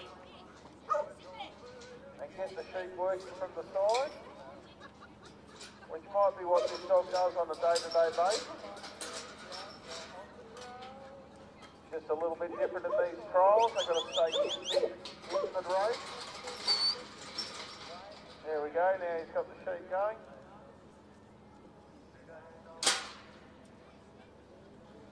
I'd like to thank Gary Gavin O'Sullivan, O'Sullivan's Transport, for providing the sheep we've used this weekend.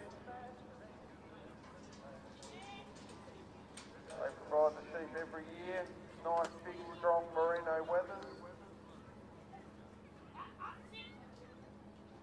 Good test for the dogs. Good robust sheep that can stand up to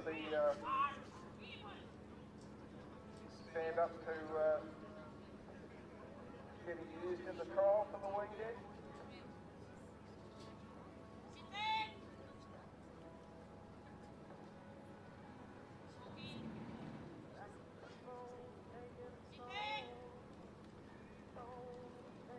So she's positioned her sheep now.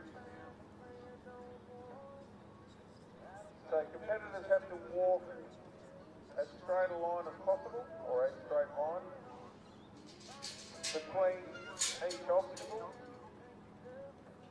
So if the sheep are in the way, then the competitor has to walk through the sheep, or the competitor influences the sheep as they're walking. Our judge will be taking points off the back. So you'll see the competitors, they'll position the sheep where they need to be, and then they'll start walking to their next obstacle.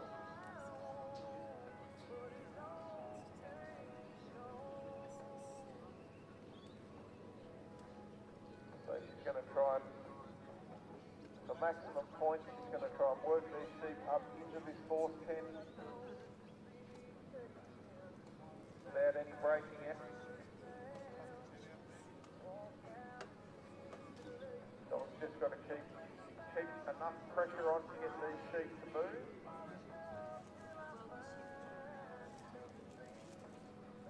Got some in, but they're not all convinced.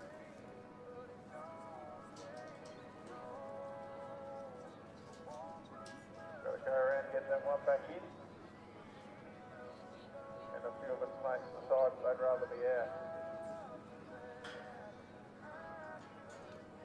There we go.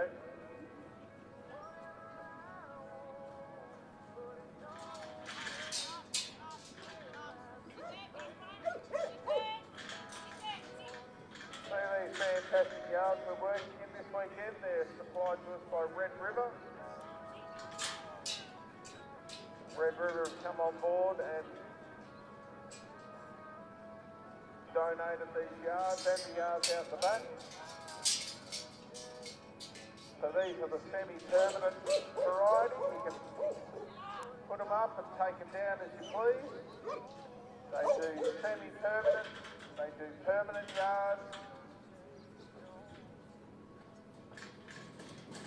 They do, not only do they do sheep yards, they do cattle yards, horse yards. Now unfortunately that's time there for Connie. So she just ran out of time at the end. But I'd say when she goes back, she'll be pretty happy that she made the final here at Bendigo. 98 competitors and she's made it into the top 4. Not a bad effort at all. Round of applause there, Connie.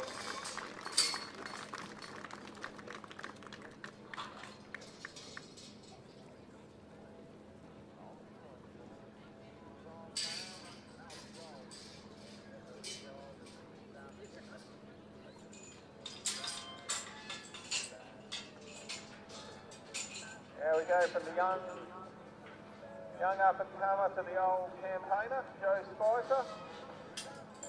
Joe's very experienced trialsman. Won a few Australian titles. Unfortunately barracks for Collingwood, but you can't have everything.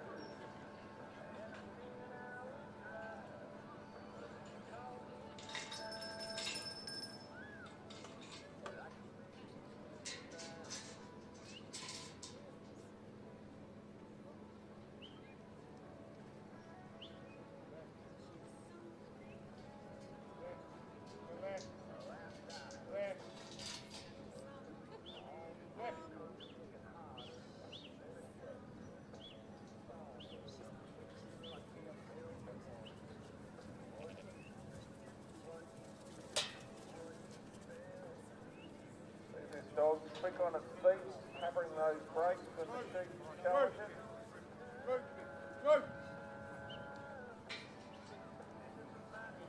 Joe's got to work out where to position this dog to hold those sheep.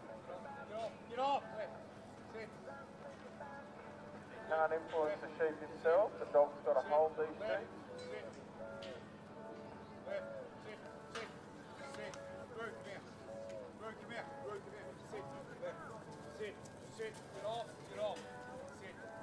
There we go, he's got the sheep on the fence and the dog in what's called a holding position. Go left. So people might think sheep are silly, but they're not stupid. They've been around a couple of times. They know down the other end of the arena is the way back to their mates. So you'll see coming up the arena takes a little bit more work. Dog's got to work these sheep up. Through here. Leave it. There we go. One sheep there challenging the dog, but dog's tucked it round. So he's got to wait till all the sheep are in the yard there before he can shut the gate. There he goes.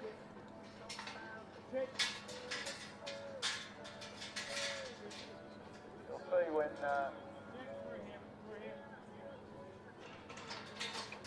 in these fourth yards the dogs will run around the front, camp up near the gate they need to open.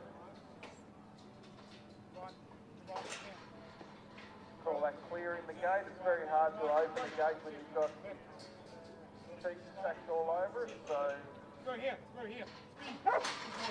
competitors will put their dog around and take the sheep off the gate.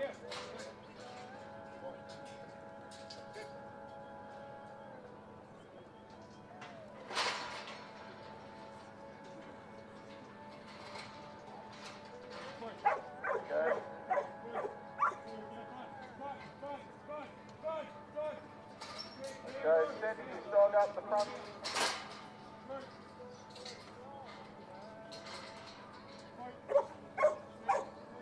To bark to keep the pressure on.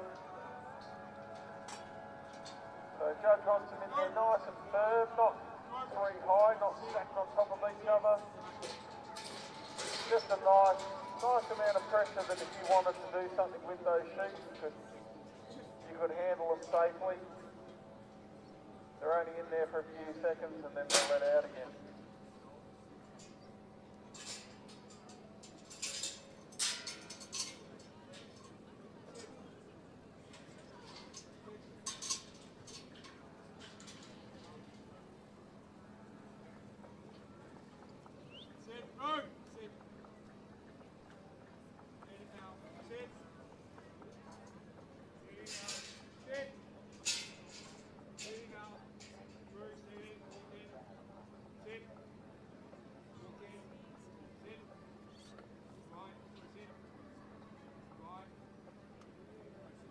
Might be watching this.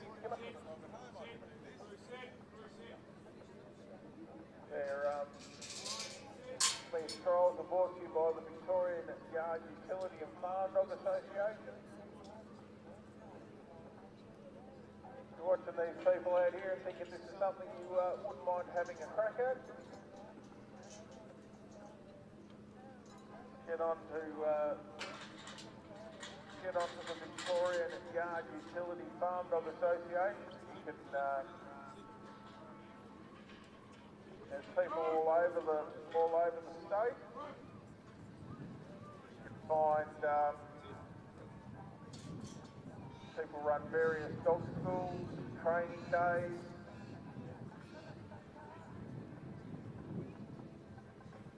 You can jump in and have a crack.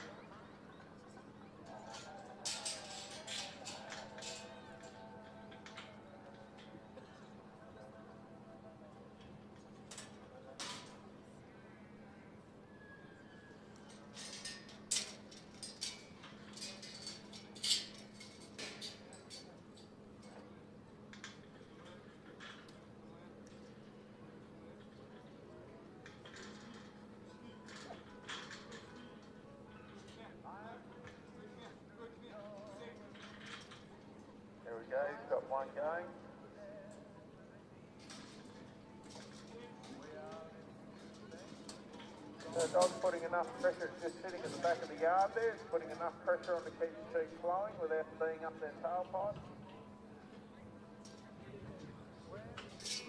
Can be quite difficult if you're trying to draft sheep and the dog's sending them in there frequently.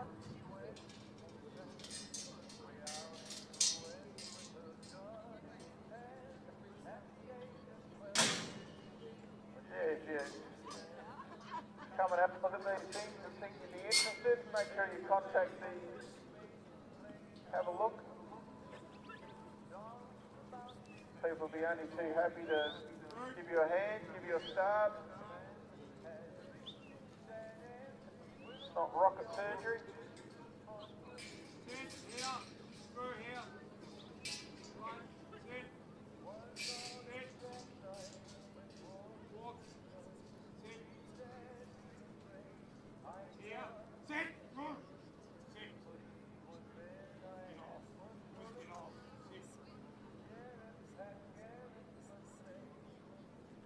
So Joe set those sheep up so he's not walking through.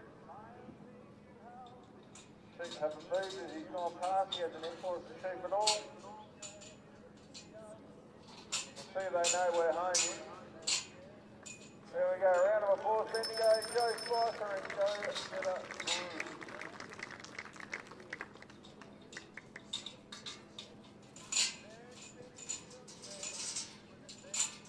So 7 points off on that. 7 points off, so that would give him a score of 93 to match to his first round total.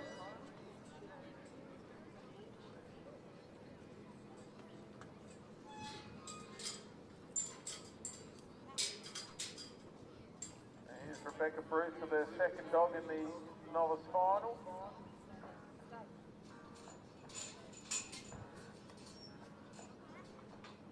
And Max.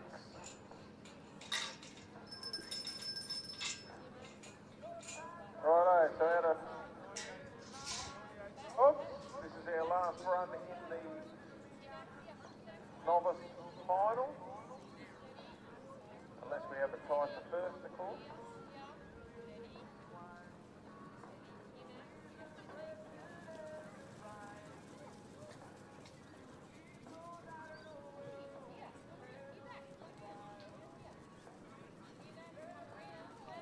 So these dogs in their first round, they were in the other arena.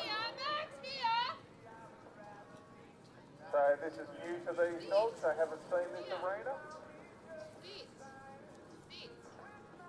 So it's a very good test. They've got those sheep up and settled.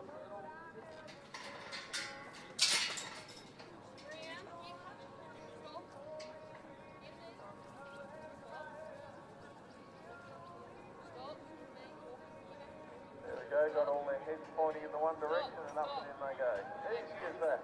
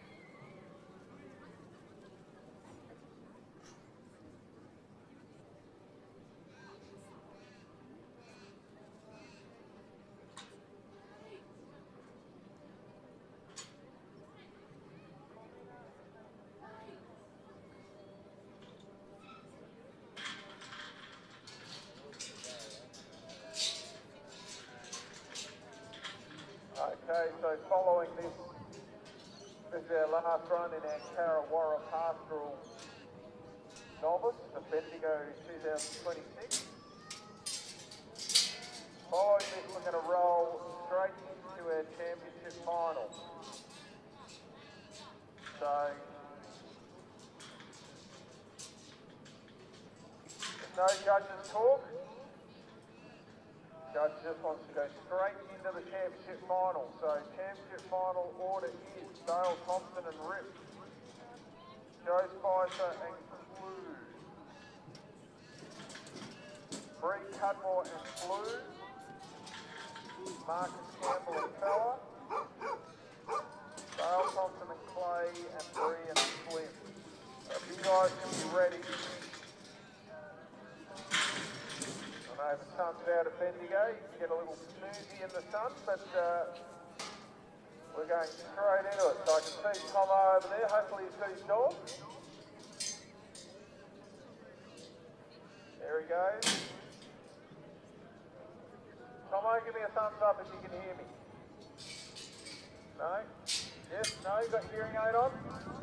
Dale Thompson, you're first up with Rip. Let her rip.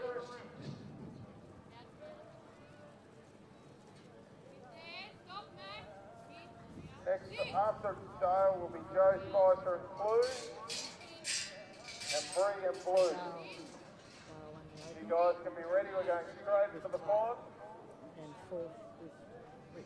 Judge has had enough here, doesn't want to talk, just wants to go straight into it.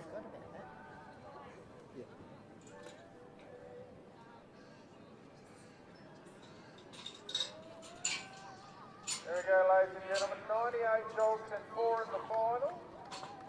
That is our last run for the novice for 2026. Round of applause there for Max, Rebecca, Bruce and Max. And if you're interested, I will give you the results. Round of applause for our judge, Mitch Judd. 3 days of concentrating genius.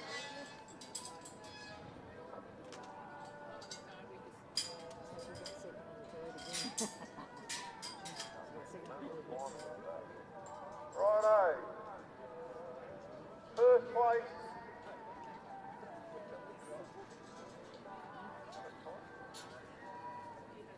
Good judging, Mitch. Thank you. You'll have one person have a drink with you. Yeah, that's it. Oh, well, maybe. Struggling with the technology. Beck's Hang done on. all right, hasn't she? Young Beck's done all right. Yeah, no. Oh, sorry, Darren. Okay, first place for the combined score of 190 is Joe Spicer and Go Get a Groove. Well done. Go wild, Bendigo. Second place was Rebecca Bruce with Mick. That was our last. Third place was Rebecca Bruce and Max. And then a very worthy fourth place, I think it's her first final, was Connie Jackatone and Bo. Well done to our novice competitors here in 2026.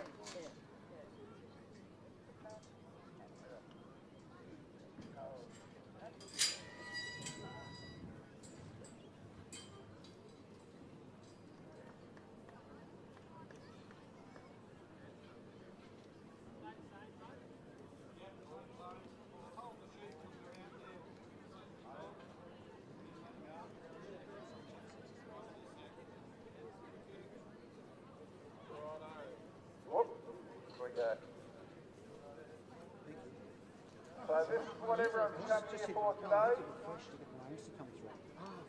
This event's known as the Central Victorian Championship.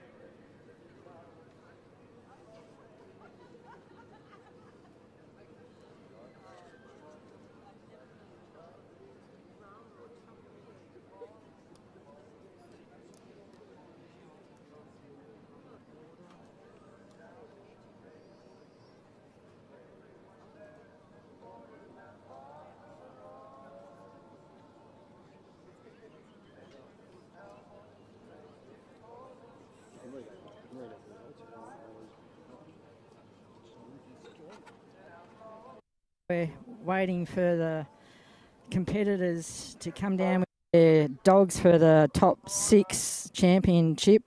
I'd like to read out the open results. Well done for first place was Dale Thompson, Giles Creek Clay. Second place was Marcus and Fuller. Third place, Joe Spice and Clue. Fourth was Broken River Rip. Fifth was Joe Spicer and Broken River Bank. And that's, yeah, they're our 6. Megan Campbell with Strut. Well done to all you competitors. And they're in the top 6. We're just waiting for Dale Thompson to come down with Rip.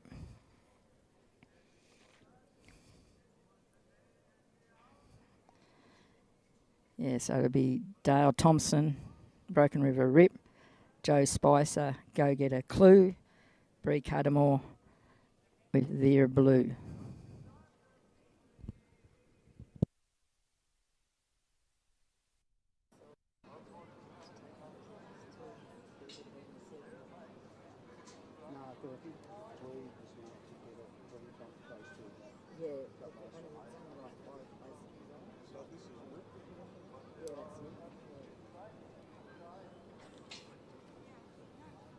So first on Dale Thompson, a Broken River Rip.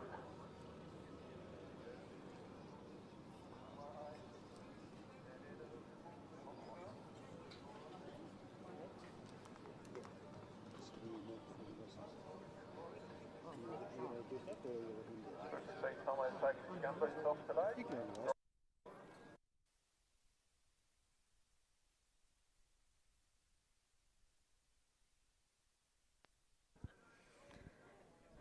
Okay, let's get this show on the road. The top 6, or it'll be 5 dogs that'll come out. The 2026 Bendigo Championship with Broken River Rip. Nothing's changed from the top 20. So if you've been watching earlier, it's the same sequence as before. All the best, Dale Thompson and Rip.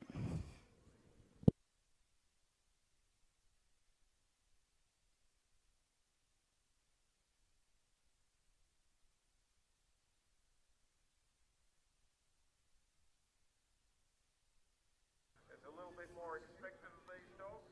A few more sheep. Judge will be judging them a little bit harder. So Dale's, which was allowed in the talk, you could bring him down on your right side or your left side. He opted to do the left side with Rip, but he's still going to have to steer them more to his left now to get them into the position where the judge wants them. So he's just got to kick it a little bit more, I would have thought, but anyway, we'll...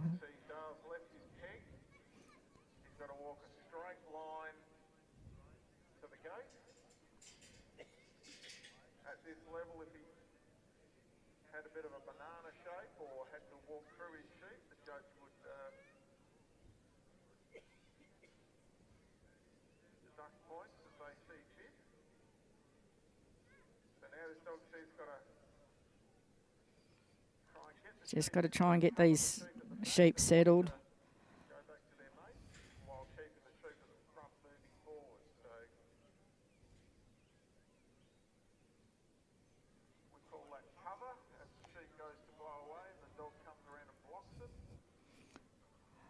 So nicely put in there now. Rip will clear that gate. Keep everything settled. Rip needs to sit. He's a little bit unsettled in there. No, Rip, we don't need that just yet.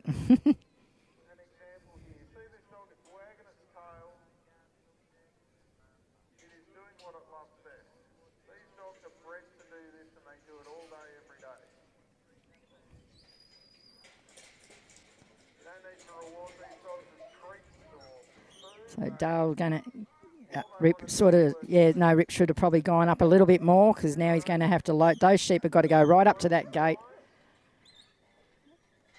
Not only to be past that black tape on the last panel there, but they still have to be up on the gate. Rip's a little bit excited. This is his third time in here this weekend.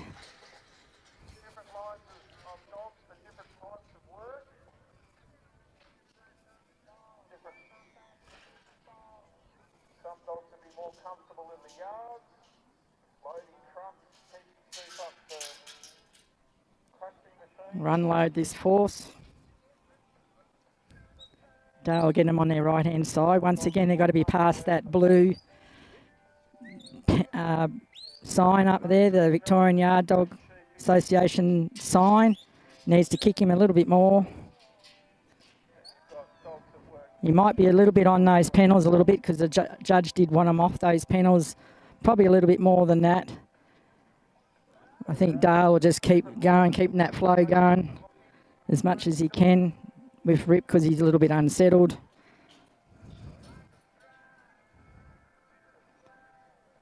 These dogs, these open dogs, especially being third time in here, and the judge hasn't changed the course for this top 6. They think they know what they've got to do more than the handler.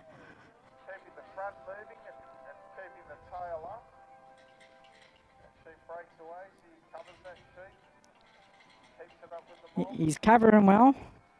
He's covering well, but he's still a little bit unsettled.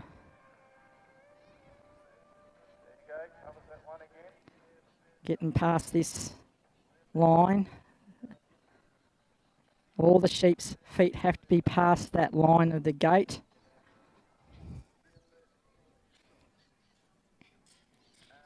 He's opt to put Rip in there to clear that gate. Needs to talk to him a little bit, just.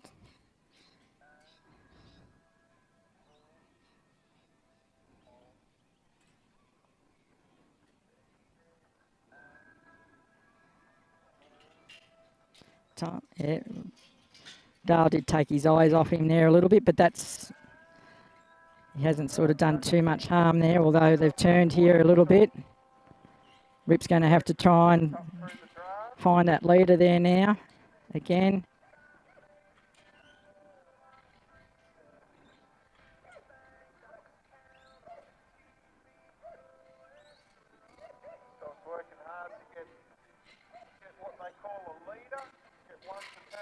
It's that little bit of the force of Rip's made these sheep a little bit unsettled in there with him. They don't want to turn away from him. He needs to come up there now and get that lead. There we go. A little bit of hard work for him. Would have lost a few little points there, but see what the judge thinks.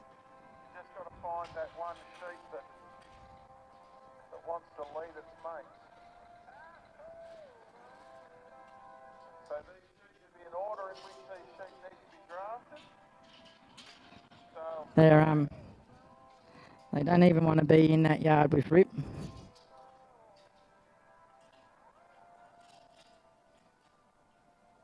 sure he shuts all his gates. If you went through this obstacle and didn't shut your gates, the judge would deduct points.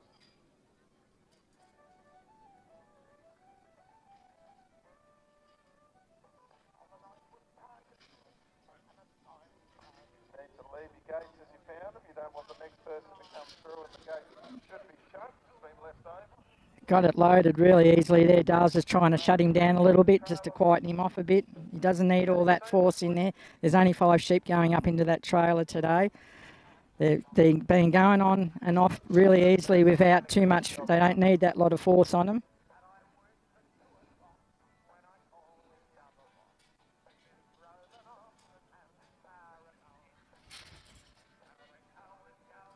He's got a sneak Rip out there now. Dale's going to ask him to come out quietly.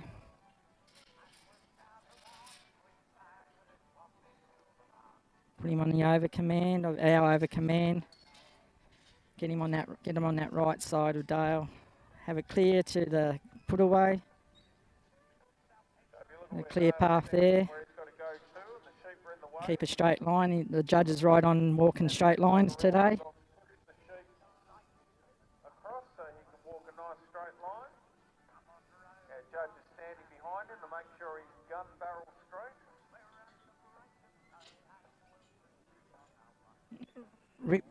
Rip thought he had to go to those other 5. He knows they're in there. He's like, well, boss, hang on. We've got 5 back there. We've got to go and put away yet. And because Dale's actually got to bring him up here and stop him. He's not going to go in there. So he's going to stop him there, make him sit. Because when these 5 come out, the dog doesn't have to do it. Dale will let them out of that yard, and then Rip's got to actually block them before they go away.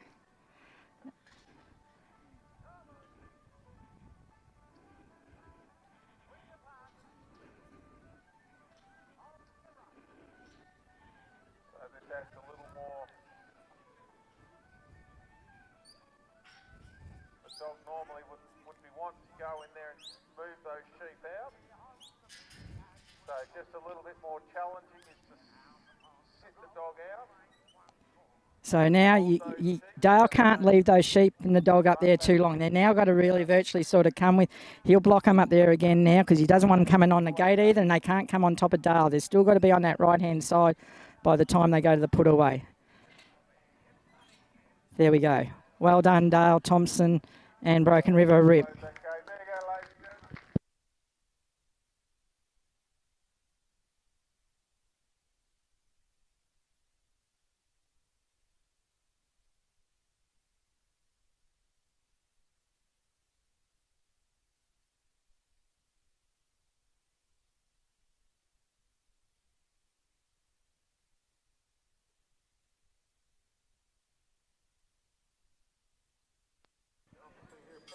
Next on course, we've got Joe Spicer with Go Get a Clue. He's coming on the course with a 181. As you can see over there, Dale's, we've got carpet in that trailer. We've had it in there for like the 3 days. Dale's just doing the right thing by the next competitor, making sure it's all nice and flat. Not that it's not been a problem so far at all. Just the carpet's just to keep the trailer a little bit quieter as the sheep loading on and off.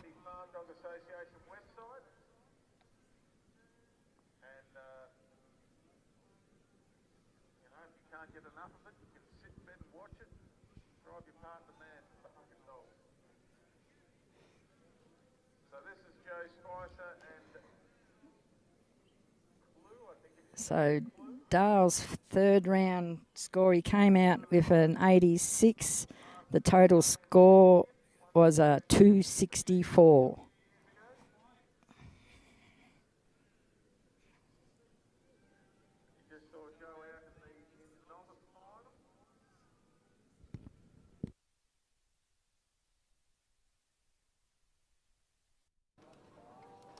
Joe makes his living out of breeding and training healthy, running dog schools, cameos on TV. That's why you probably don't recognise him, doesn't have all his makeup on.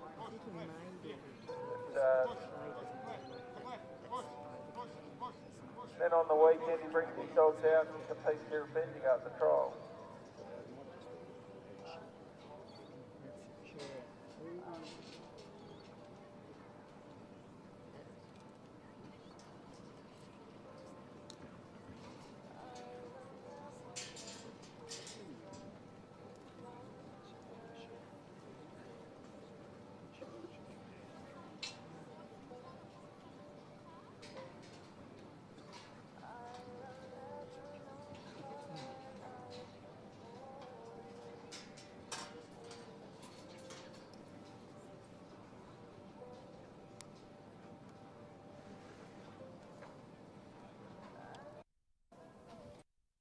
So Joe's got them in that force to come up that drench. You can see Joe just has his quirky little way, different ways of putting the sheep in there. He opts not to completely clear that gate. He just leaves clue there in the eyes of the sheep. Good load, nice drenched load there.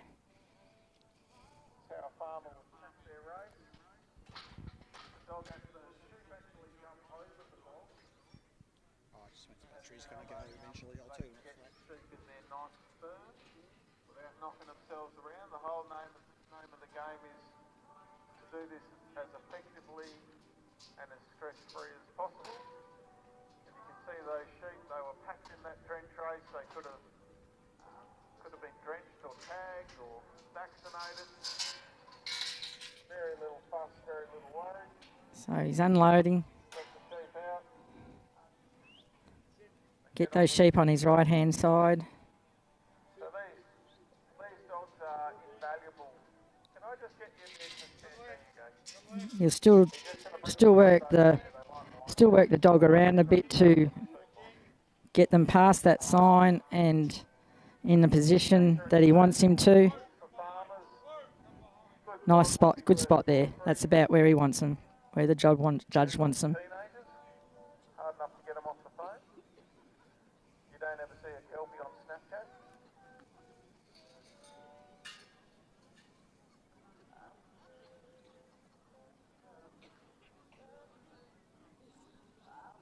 That dog's good enough pressure, so he's got him straight up and in. Nice load with Clue.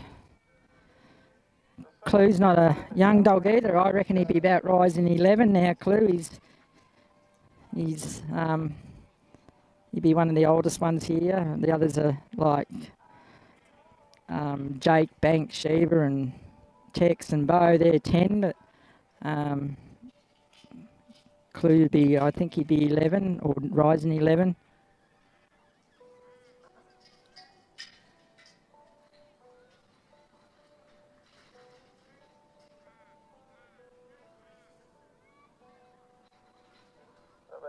Coming up.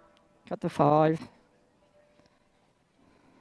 draft them as you please. If you're drafting rams, Little bit of stopper flow there. See how the judge sees that.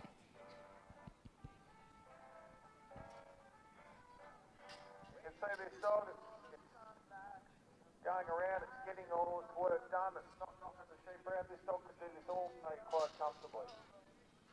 Not overexerting itself, it's not burning off excess energy.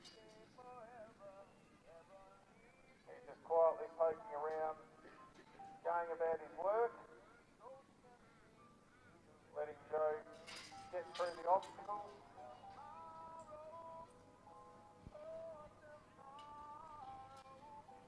I will load that trailer now.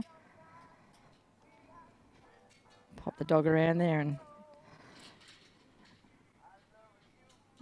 that's the first today. Oh, he's gone up, but he was a little bit hesitant, but they all have been, nearly every competitor's had a good load and unload on this trailer this weekend. As you can see, it's only 5 sheep up there, but the points are mainly, I would say, are coming off in the field area with the 2 putaways and the block of the sheep, and then driving with you towards the putaway.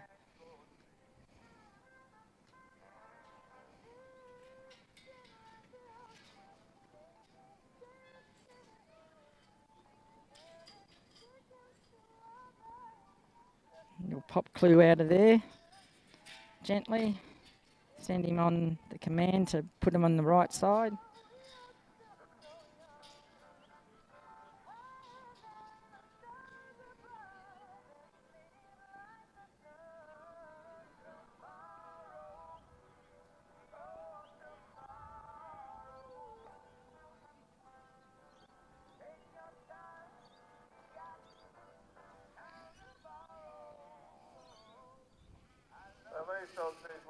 This weekend, you know, they're just showcasing what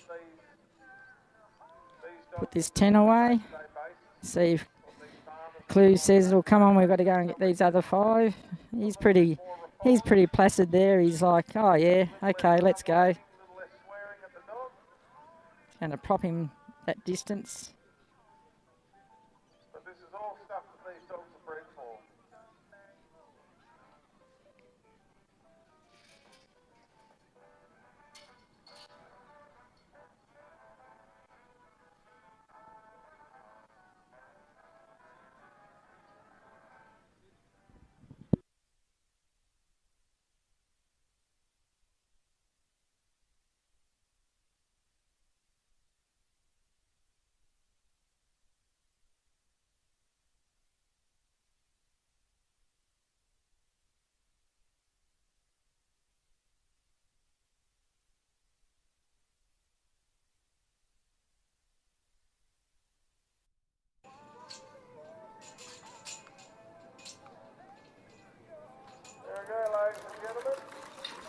Well done, Joe and Clue.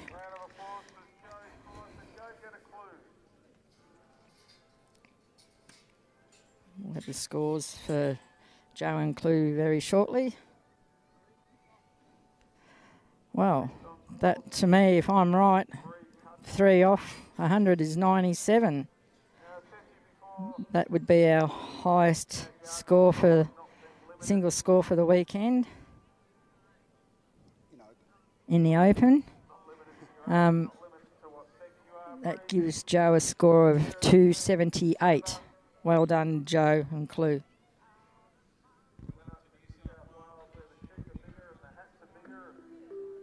On course now, we've got Bree Cudamore with Vera Blue.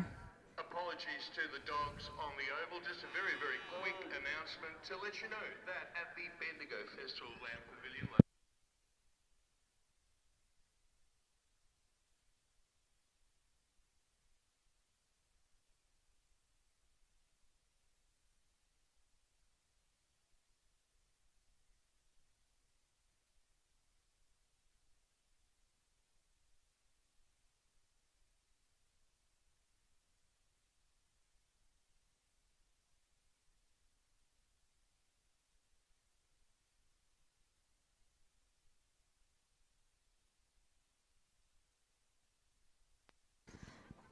So Bree and Blue, I would say that was a pretty nice, neat pickup. Placed nicely in the right spot. Everything's calm and settled. Now she's just continue now to put them into that force yard.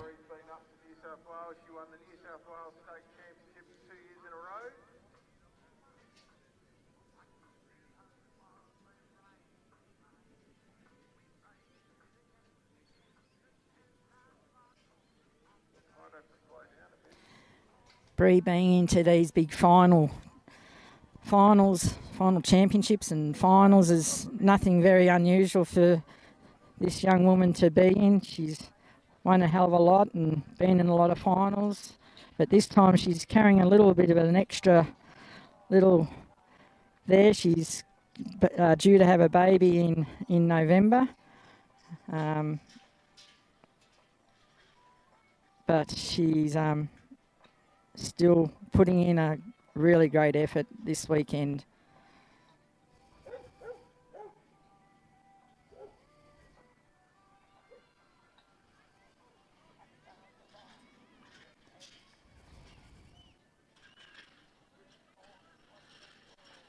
Get these sheep up to the gate. She'll probably have to get them past that tape, she's going to have to ask a little bit more. And force these up to the gate here.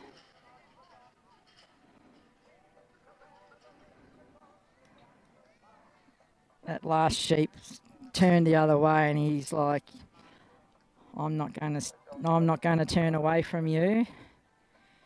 But I bet he does when she gets her dog started again.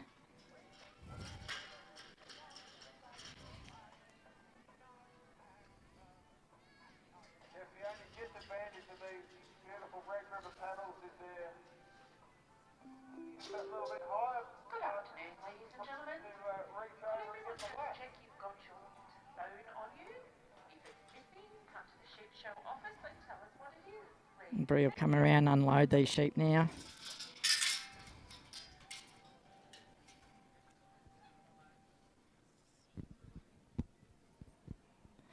Send them over to her right side.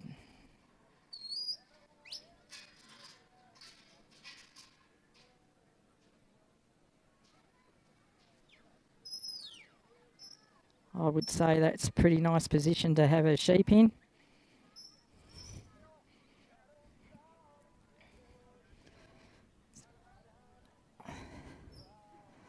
They're a little bit unsettled on this dog this afternoon in the third go round.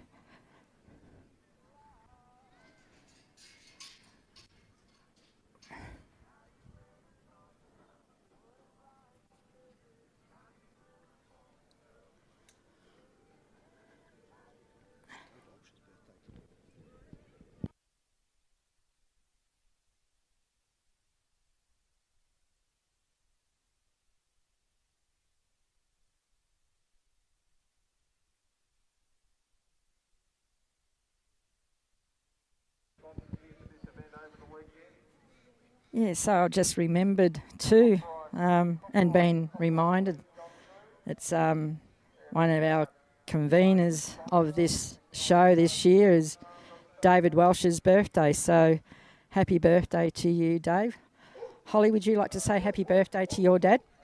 Happy birthday, Dad. Haha, got you there.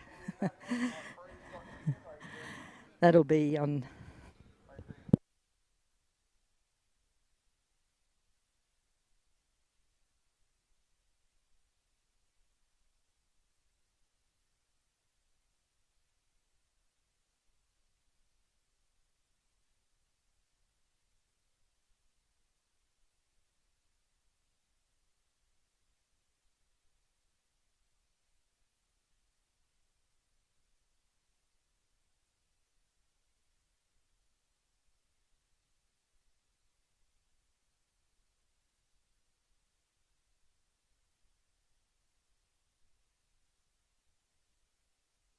See there a couple times now, Bree's decided she's mixed her draft up a little bit. We're allowed, the judge hasn't given us a specific draft. He's allowed the competitors to do it so long as there's 5 in that yard going up into the trailer. So she just twinked it around a little bit differently than what a lot of others have done.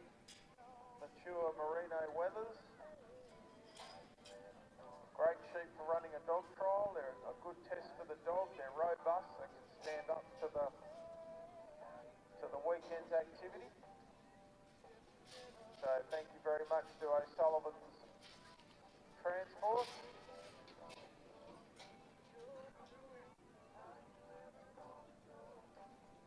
Of course, then you've got to have something to keep the sheep in.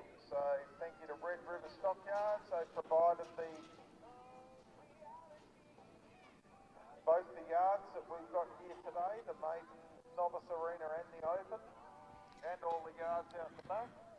So this is what Bree does 5 days a week. It's her job. She's a stock person on a big farm. She's really good with her working of her stock. She reads her stock. Probably rig something up for the kids if you want to paint them. Not only do they, when you buy the yards, not only do they sell you the yards, but they will deliver them and install them. So if you're in the market for a new set of yards, when you get a price on them, ask if that includes delivery and installation.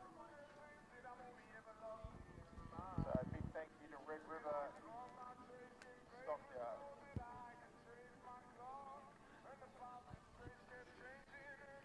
Also another. So Bree will put these 10 away. Those sheep in front of that Red River sign, the Red River Stockyards. They've supplied all the panels and the gates for this weekend and sponsored as well. We much appreciate that of Red River. They're really good, strong panels. They're nice and high. And also we've got Cop Rice as our sponsor, one of our major sponsors, Cop Rice Dog Food. and the Karawara company. Like to thank them for sponsoring as well.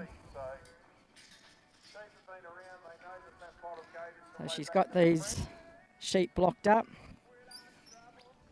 She'll get them to work.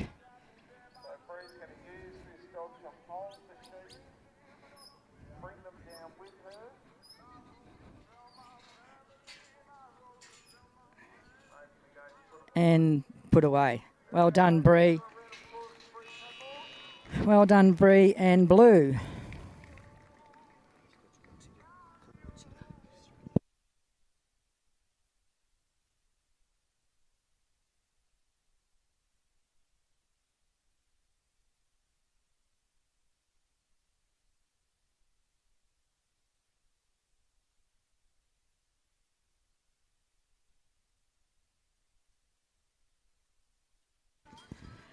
So I think I heard the judge correct with Bree and Blue's run. 10 off to me would make a score of coming out of there on the third run of a score of 90. That gives her a score of 272.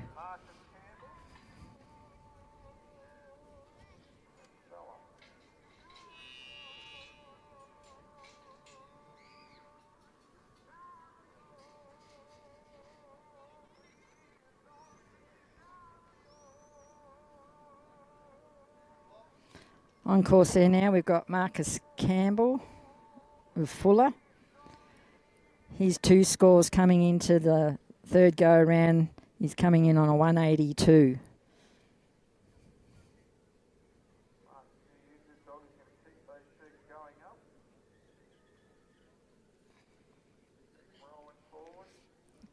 Still anyone's game here. These next 3 dogs and competitors to come out.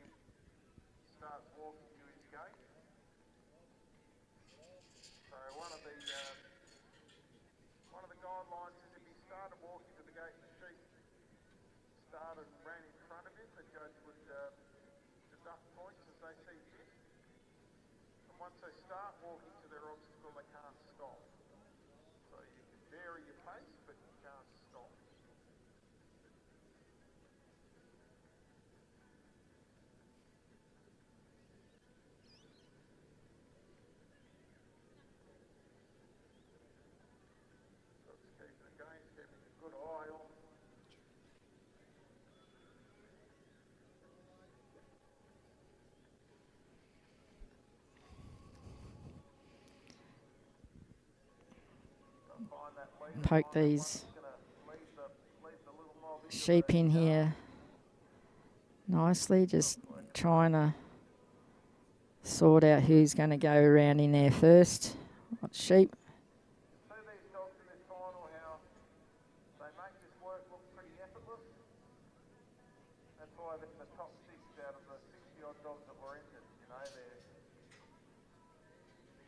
Clear that gate.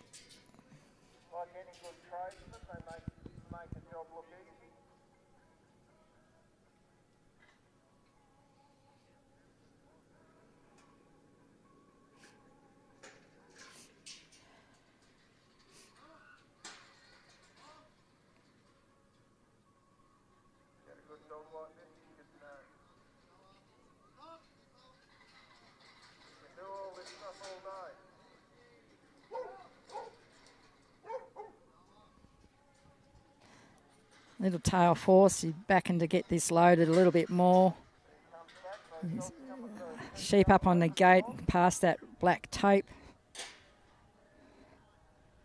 Whether he'll leave him down now. It looks like he's going to leave him down there to unload. That's right, they're starting to flow out. The judge was going to there then to assist the unload.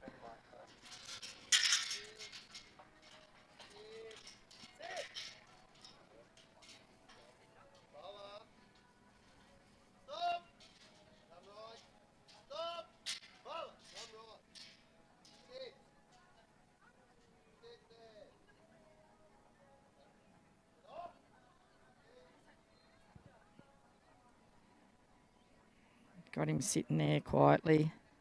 Just keep them sheep nice and calm there while he undoes his gate.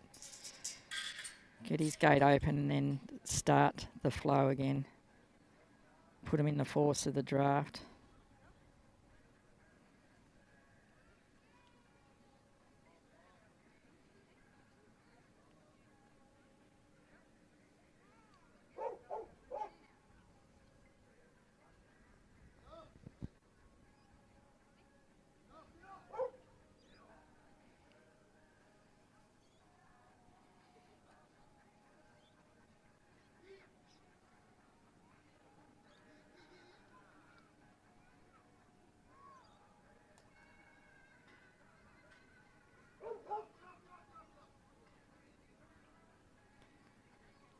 I would call that a pretty neat little block there by that dog.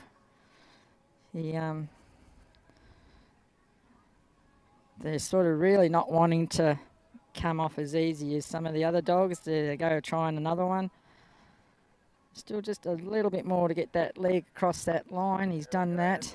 He'll hold Fuller out there until he decides to put him in. Clear that gate.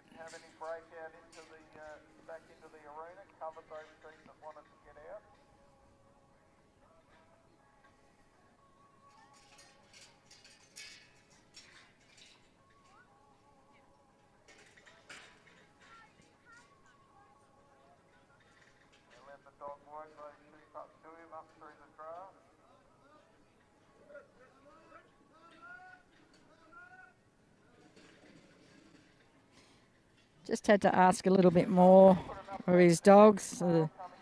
That front sheep, he's still just like, I'm just going to be here enough just to be a nuisance to hold everything, hold the works up.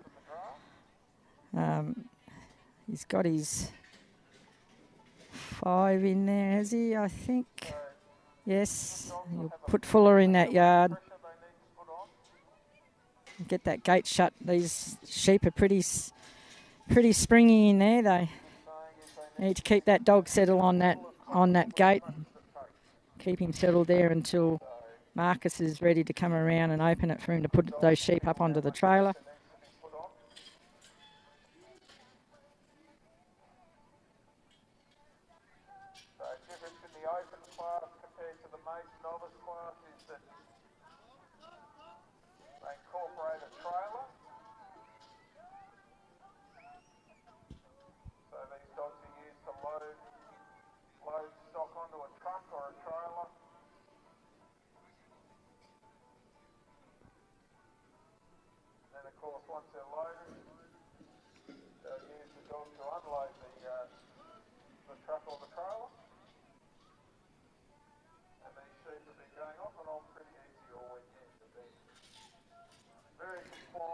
So we've unloaded the trailer. Marcus will come back out,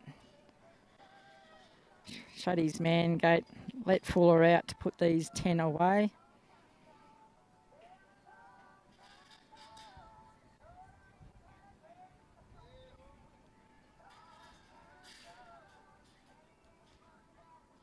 Fuller says, yeah, I know where I've got to go. I know where I've got to go. I've got to put these sheep over to the right side.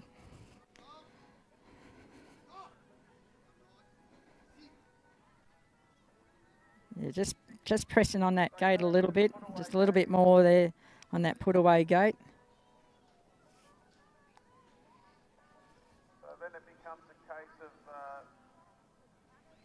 the handler anticipating that, putting the dog in a holding position.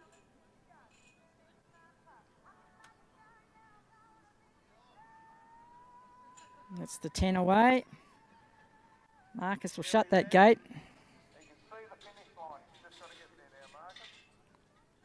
He says, well, come on, let's go. We've got 5 more up here to do. Marcus is settling, put a sit on him so that when these sheep come out of that force there, he'll once again has to block those sheep.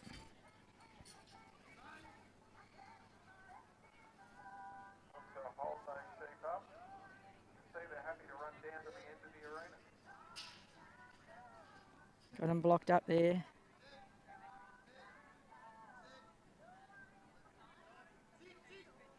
Walking with Marcus. Walking with Marcus. That's it. Now you need to block him up a bit.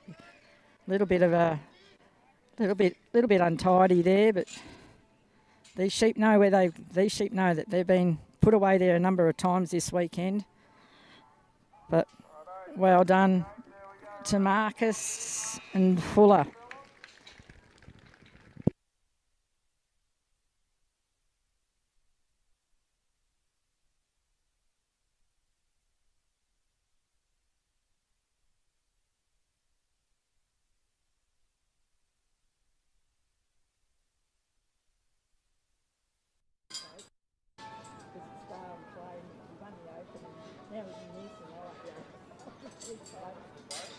Yeah. It'll pick it up off you. Oh, pick up off that. Yeah, that's cool. Righto, comrades. Saw Dale, he was the first competitor in the final here with Grip. Now he's back with play.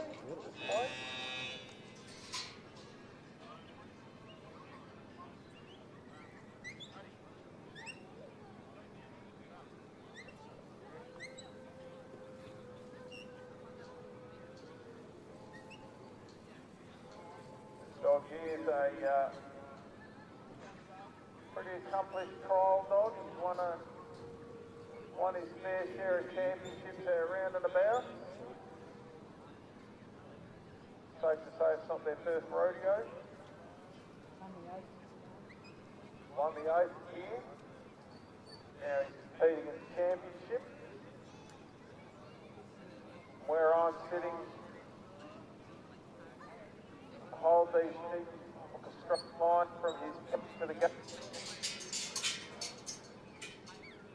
From where I'm sitting, it doesn't get much straighter than that, so.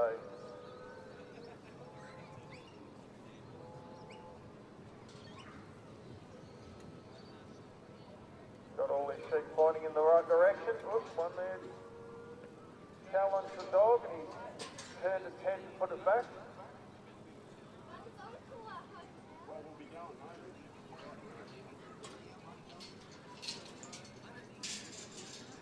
Up over there, clears the gate.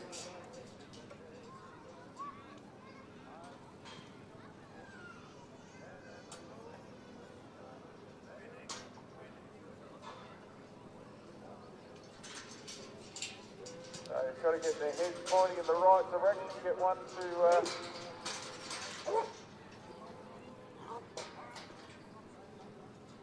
uses the dog to clear that bit of a jam. Rest file in there.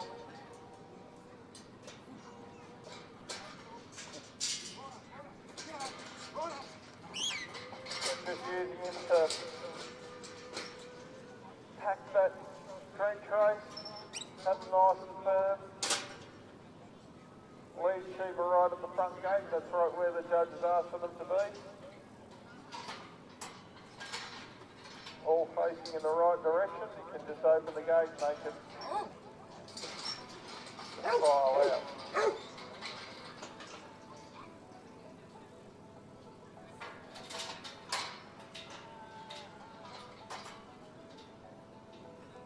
Quick look at his watch.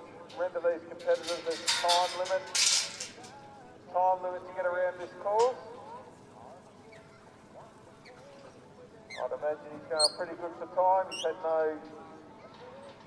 no trouble thus far, and then he's trouble getting into any fourth pen.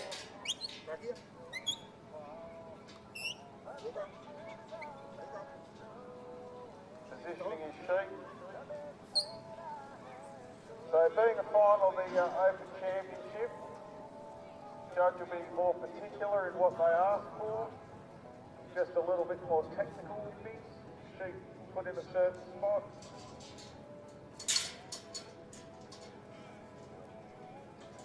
See they're challenging the dog there.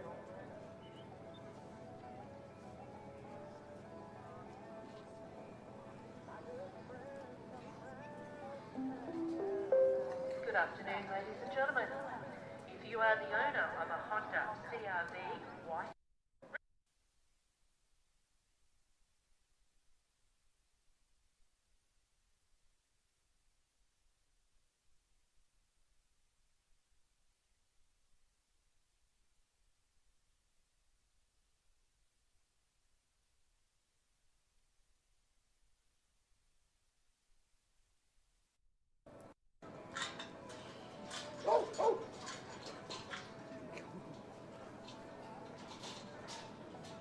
we go. That dog had to work for that. Had to work those sheep into that fourth pen, but he's got him in there.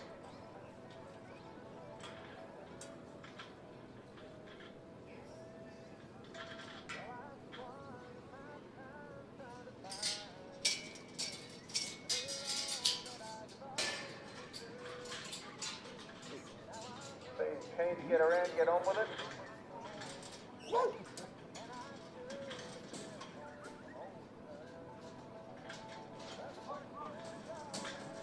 Brings him up towards him, keeps the sheep flowing.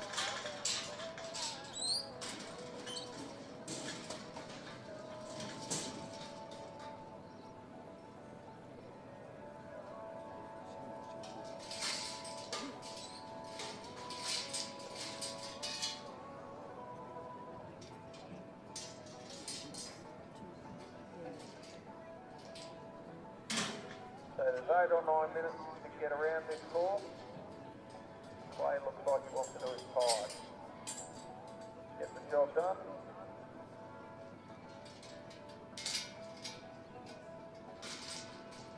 Round he goes.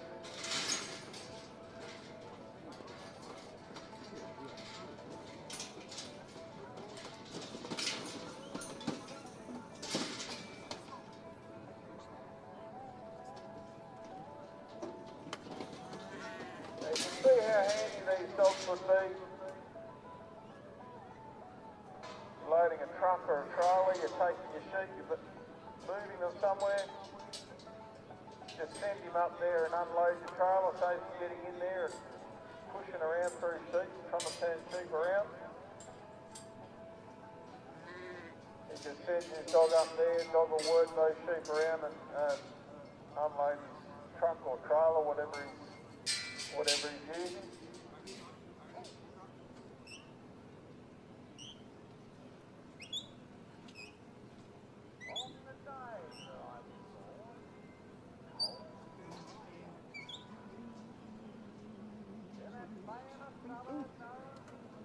Position this sheep again. And Judge has got a direct line of sight, make sure that they walk straight.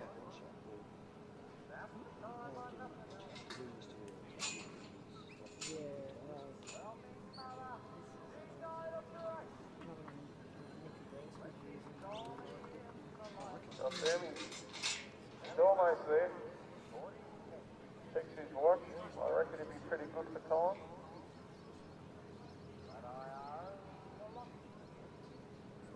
So he's going to use that dog to stop those sheep running back down to the put-away gate. Set the dog up. It's not as easy as it looks to do that, because these dogs will be wanting to go in and get those sheep out. That's what they're trained to do.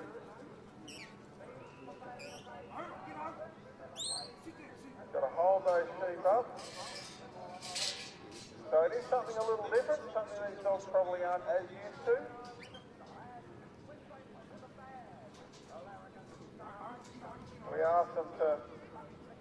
We normally ask them to go in and unload those fourth pens, so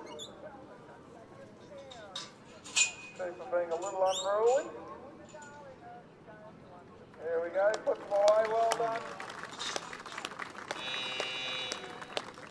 That was Dale Thompson and Clay in our 2026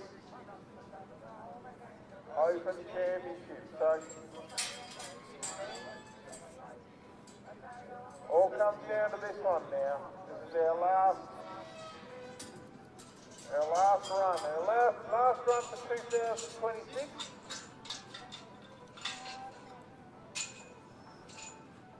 There's been close to 280 dogs run here over the last 3 days. In our free competitions, in our maiden, our novice and our open.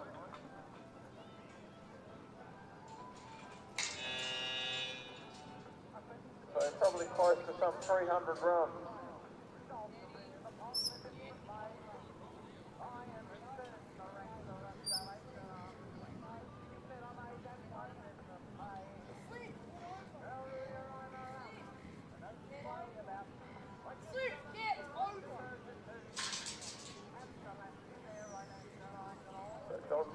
them up. Maximum points are going to come up as straight as possible, so Bree won't be wanting to tuck in behind that gate there. Wants to keep them up straight on the course.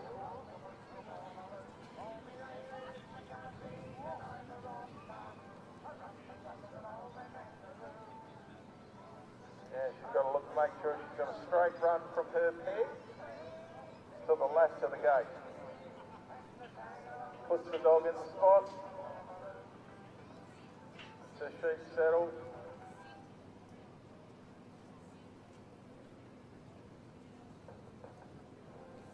Dog's holding those sheep.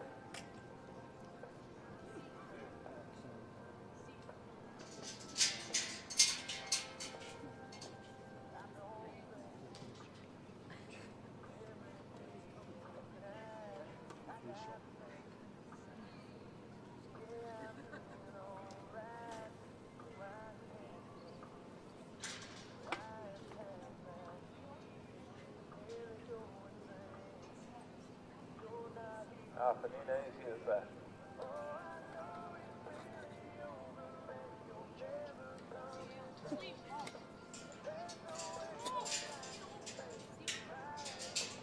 So if you just got here, well bugger, I've missed the dogs trialling. If you go back on our Victorian Yard Utility Farm Dog Association Facebook page, or some sort of YouTube channel, I think, Danny Rubin. You can look at the live stream, you can look at this done from all different angles. We've got some pretty nifty camera angles here. She's got cameras set up around the trial ground. You can log on and have a look. Show your partner, say, look at what I saw today.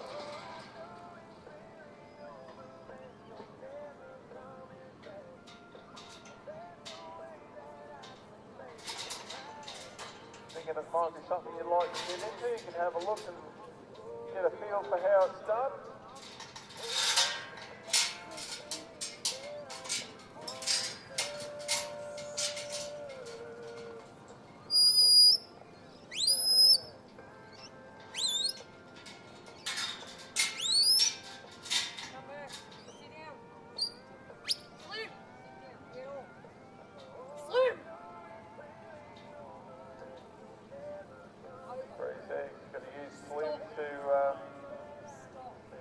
Hold those sheep in.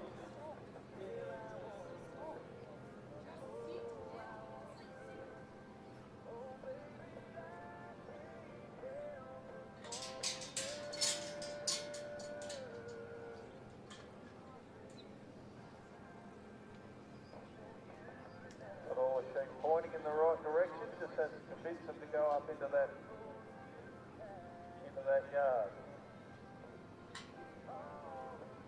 One of the more difficult ones because it's going away from where they go back to their mates.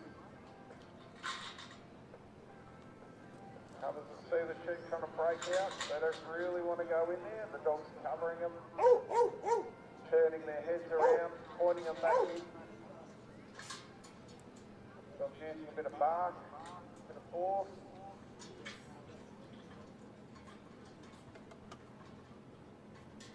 There we go. So those sheep have to be completely across the line of the gate there before she can shut the gate. So Judge has positioned himself, ready to watch this dog work these sheep into the draft.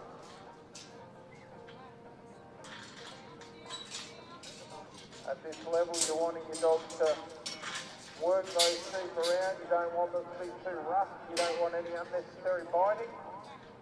They just got to move these sheep about. And it's a mighty job these dogs do. You look at the size of the dog compared to the sheep. You imagine yourself walking into a bloody room full of Maoris and picking a fight.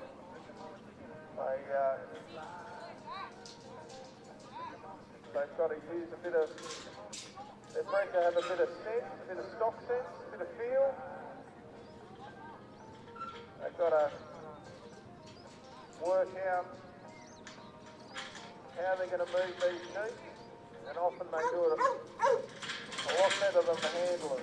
They'll know what the sheep are going to do well before we do.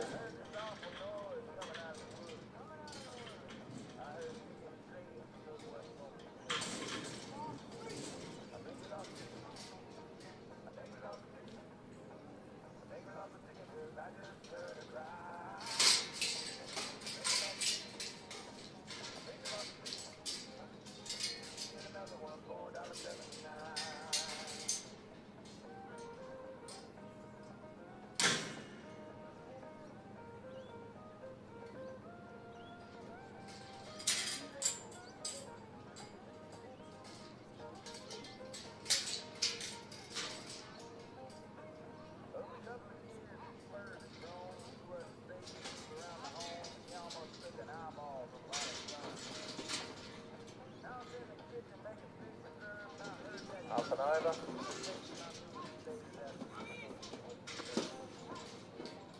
Just got to clear that bit of a jam. There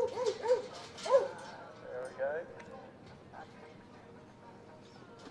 A little bit of trouble getting them up and in there. Just keep working at it. There we go. He's got them up and in.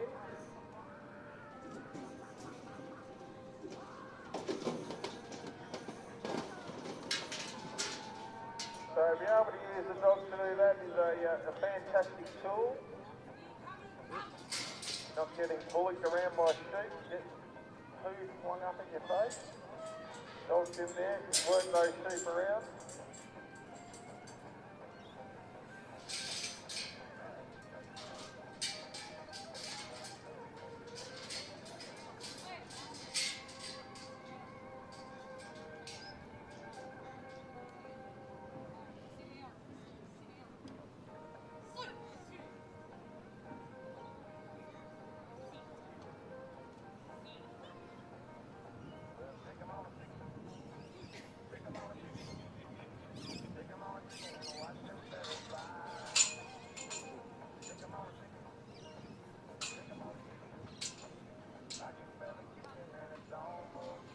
We're nearly there, we're nearly there. She's got her first lot away.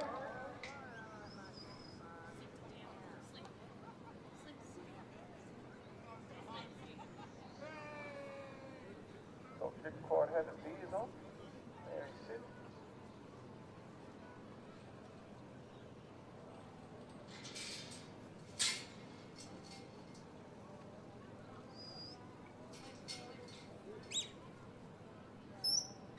Use that dog to hold these sheep up.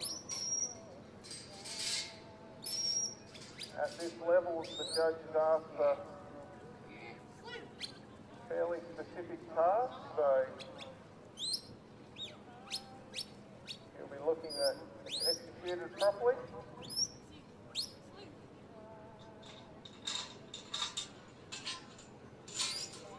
Alright, just got it open in time. There you go, ladies and gentlemen, that's our last. Never get this so hard there.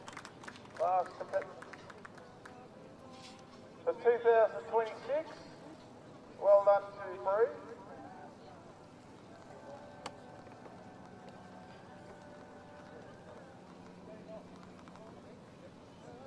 So if you've been watching over the last 3 days, been having a look and judging,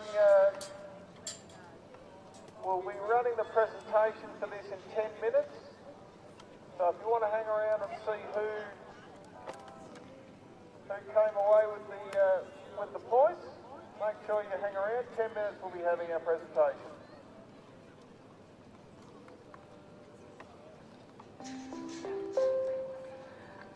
Good afternoon, ladies and gentlemen. We hope you're enjoying the last day of this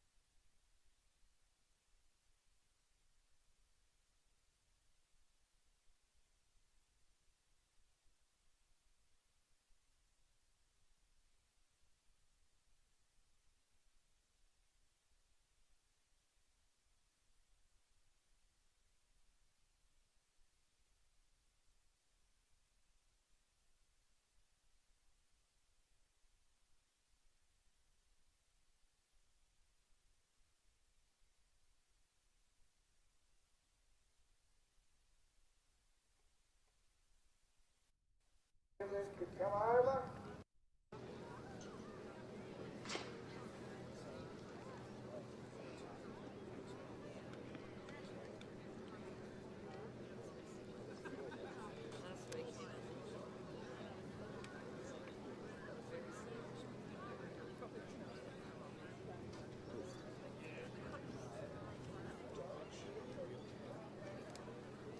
I'll block her from running. Oh, tackle her, not my fault. No, she said for you now, shot.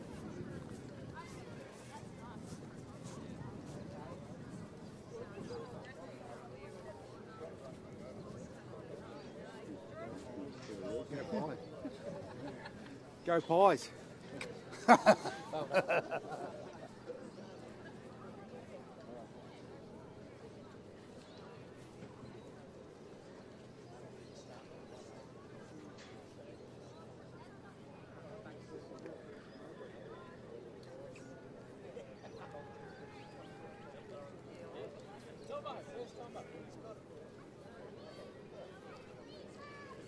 Okay, thanks everyone for coming along to the Bendigo Sheep Wool Show and our second Victorian Yardbell Championship.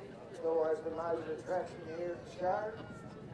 There's a bit of a drama to get on the grounds this year with all the refurbishment that was going on, but we finally got it over the line and we've enjoyed being back on the main arena. Obviously there's a long list of thank yous because these events take a lot of effort and a lot of people to run. The main ones are my good wife Jo, who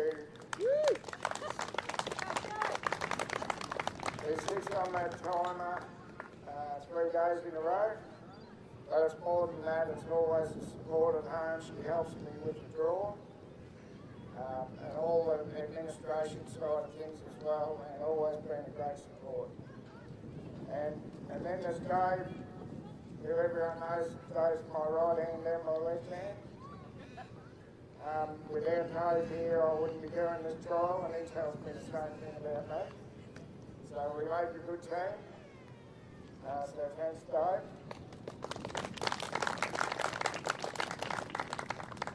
And then there was a few turned up on Thursday afternoon. Stephen Bullis, Mark Wheeler, Dale Thompson, Roland Powell, probably a few more.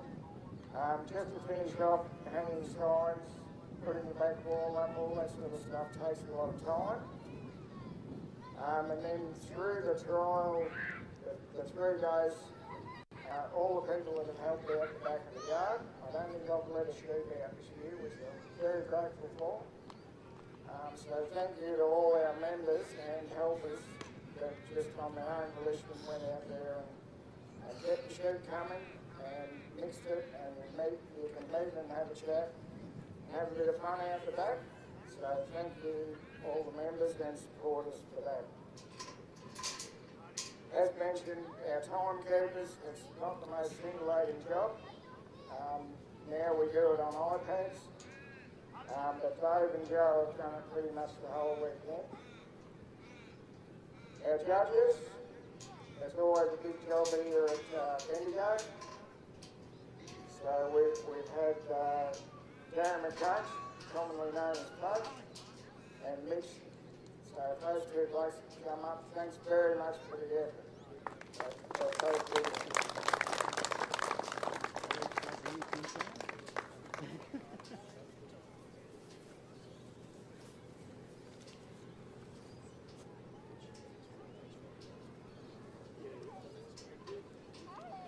And of course, there's always our fantastic sponsors that have been great supporters of us here at Bendigo. The O'Sullivan family and the magnificent weathers that we used for 3 days, and they've still got a bit of fight left in them. Top Price have been great supporters over many years of their whole association, and particularly here at Bendigo.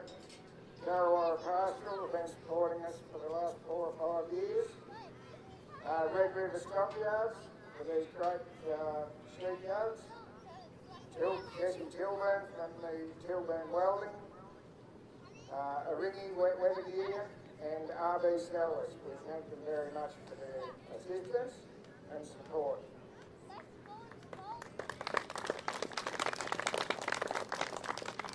And a big part of the Bendigo Second World Show Dog Trial, the Central Victorian Championship, is our MCs. The guys on the microphone, and it's a hard job to talk and make sense for 3 days. But Dwayne and Sean have done a mighty job here on the grounds for 3 days. So good job, fellas. Not sure whether they're here. We really appreciate, and it's about educating the crowd and explaining what's going on with a little bit of humour as well. And also Carolyn's been, not that anyone would have noticed, but if you watch our live stream, you'll hear Carolyn. You've done a mighty job on the live stream today as well. Thanks, Carolyn. And then there's Danny Rubin, who's becoming a mainstay at these major trials. Danny and his live streaming and his photography. Thank you, Danny. Okay, we'll start with the Kilburn Welding Megan.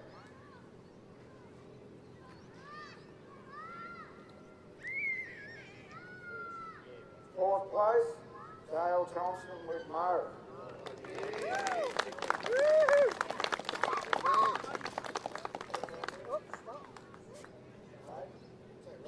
Sorry, yes, it's right. Sorry. Turn around, Dale. Dale. Don't take that out. Third place, Hold on. Rebecca Bruce. Too quick. Ponderosa Mo. That's the equal second and third. Is Rebecca with Ponderosa Mo and Ponderosa Max. And in first place in the maiden is Paddy Mulqueen with a Laura Bond. Well done, Paddy.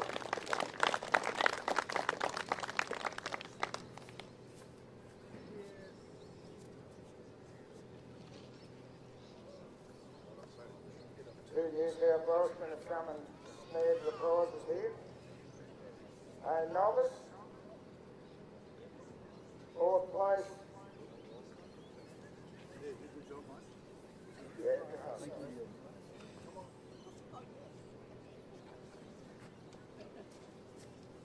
I'll introduce Leo Herbert, who's the principal of Carrawara Pastoral. He's always been great supporters and finds time to come down and do the presentation. So in fourth place, our local hero, Connie Jackatine with CSJ Bow.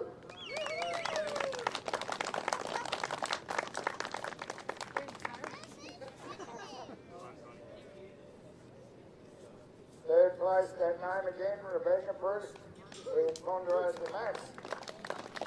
And in second place, Rebecca with Ponderosa Mick.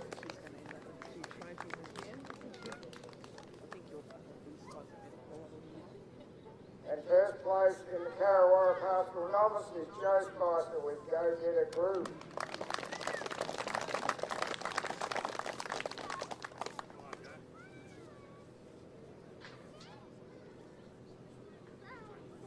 Right to the pool room, that's right.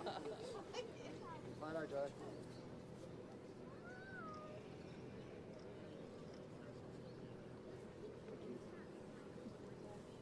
Thank you.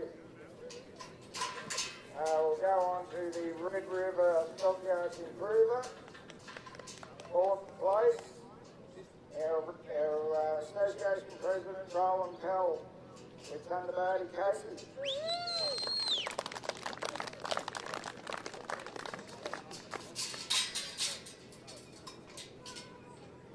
Third place, our maiden novice judge, Mick Judd with Cash.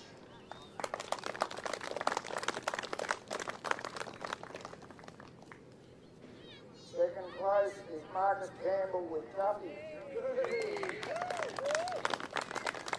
that native Hut Duffy? Avonpark Duffy, I think it is. First place is that man again, Rowan Powell with native Hut Harry.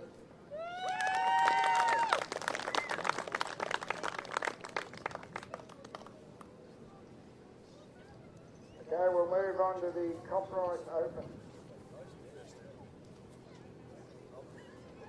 want me to kneel down so it looks right?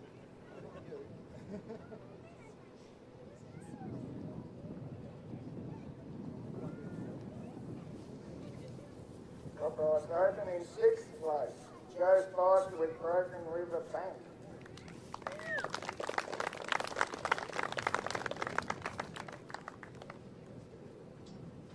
5th place, Megan Campbell with Strap.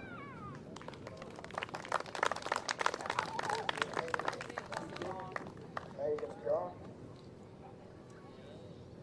4th place, Dale Thompson with Broken River Rip.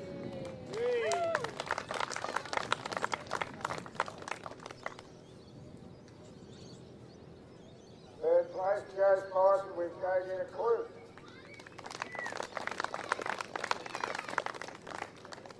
2nd, Marcus Campbell with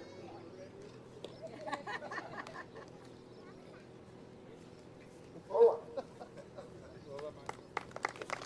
That's maybe done, Fuller. 3rd place, Dale Tomo with Giles Creek Clay.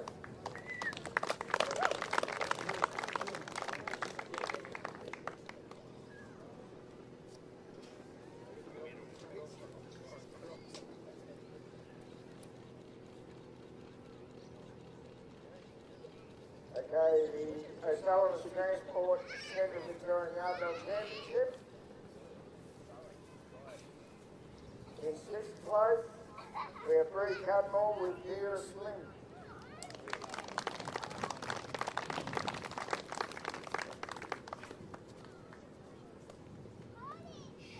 5th place, Dale Thompson with Broken River Rip.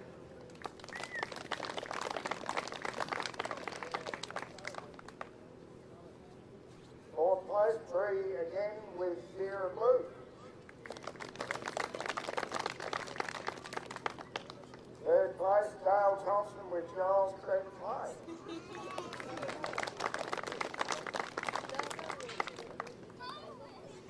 2nd place, Marcus Campbell with Fuller. No, you can't, that is.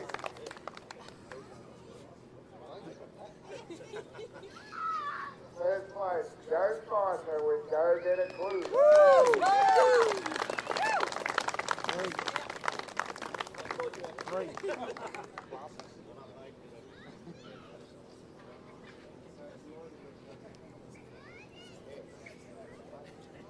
Rightio, Rod's pretty much thanked everybody and done a great job of being very thorough as always.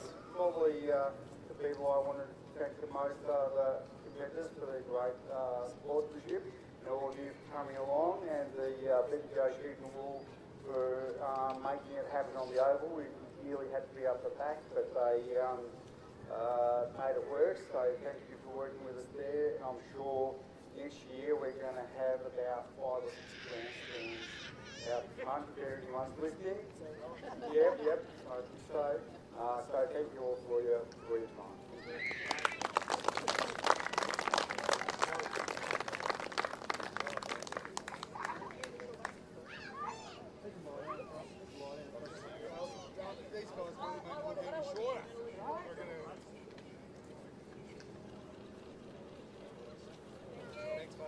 Okay, there's just one more presentation to make. Each year it's my right and left hand fan's birthday on this weekend. So we've got a, well, it looks like the candles went out. It's hard to make, but it is a good hand, and we won't try and sing happy birthday.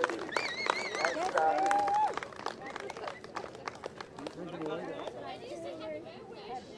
You can lead. Go and lead us.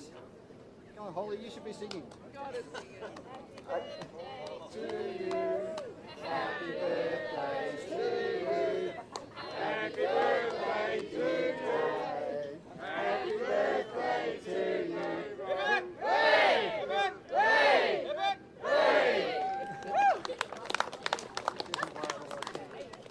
We just got photos for our sponsors, so the appropriate ribbon winners stand in front of the appropriate signs. Danny will organise that. So if you just listen to Danny. And we will, for all those competitors,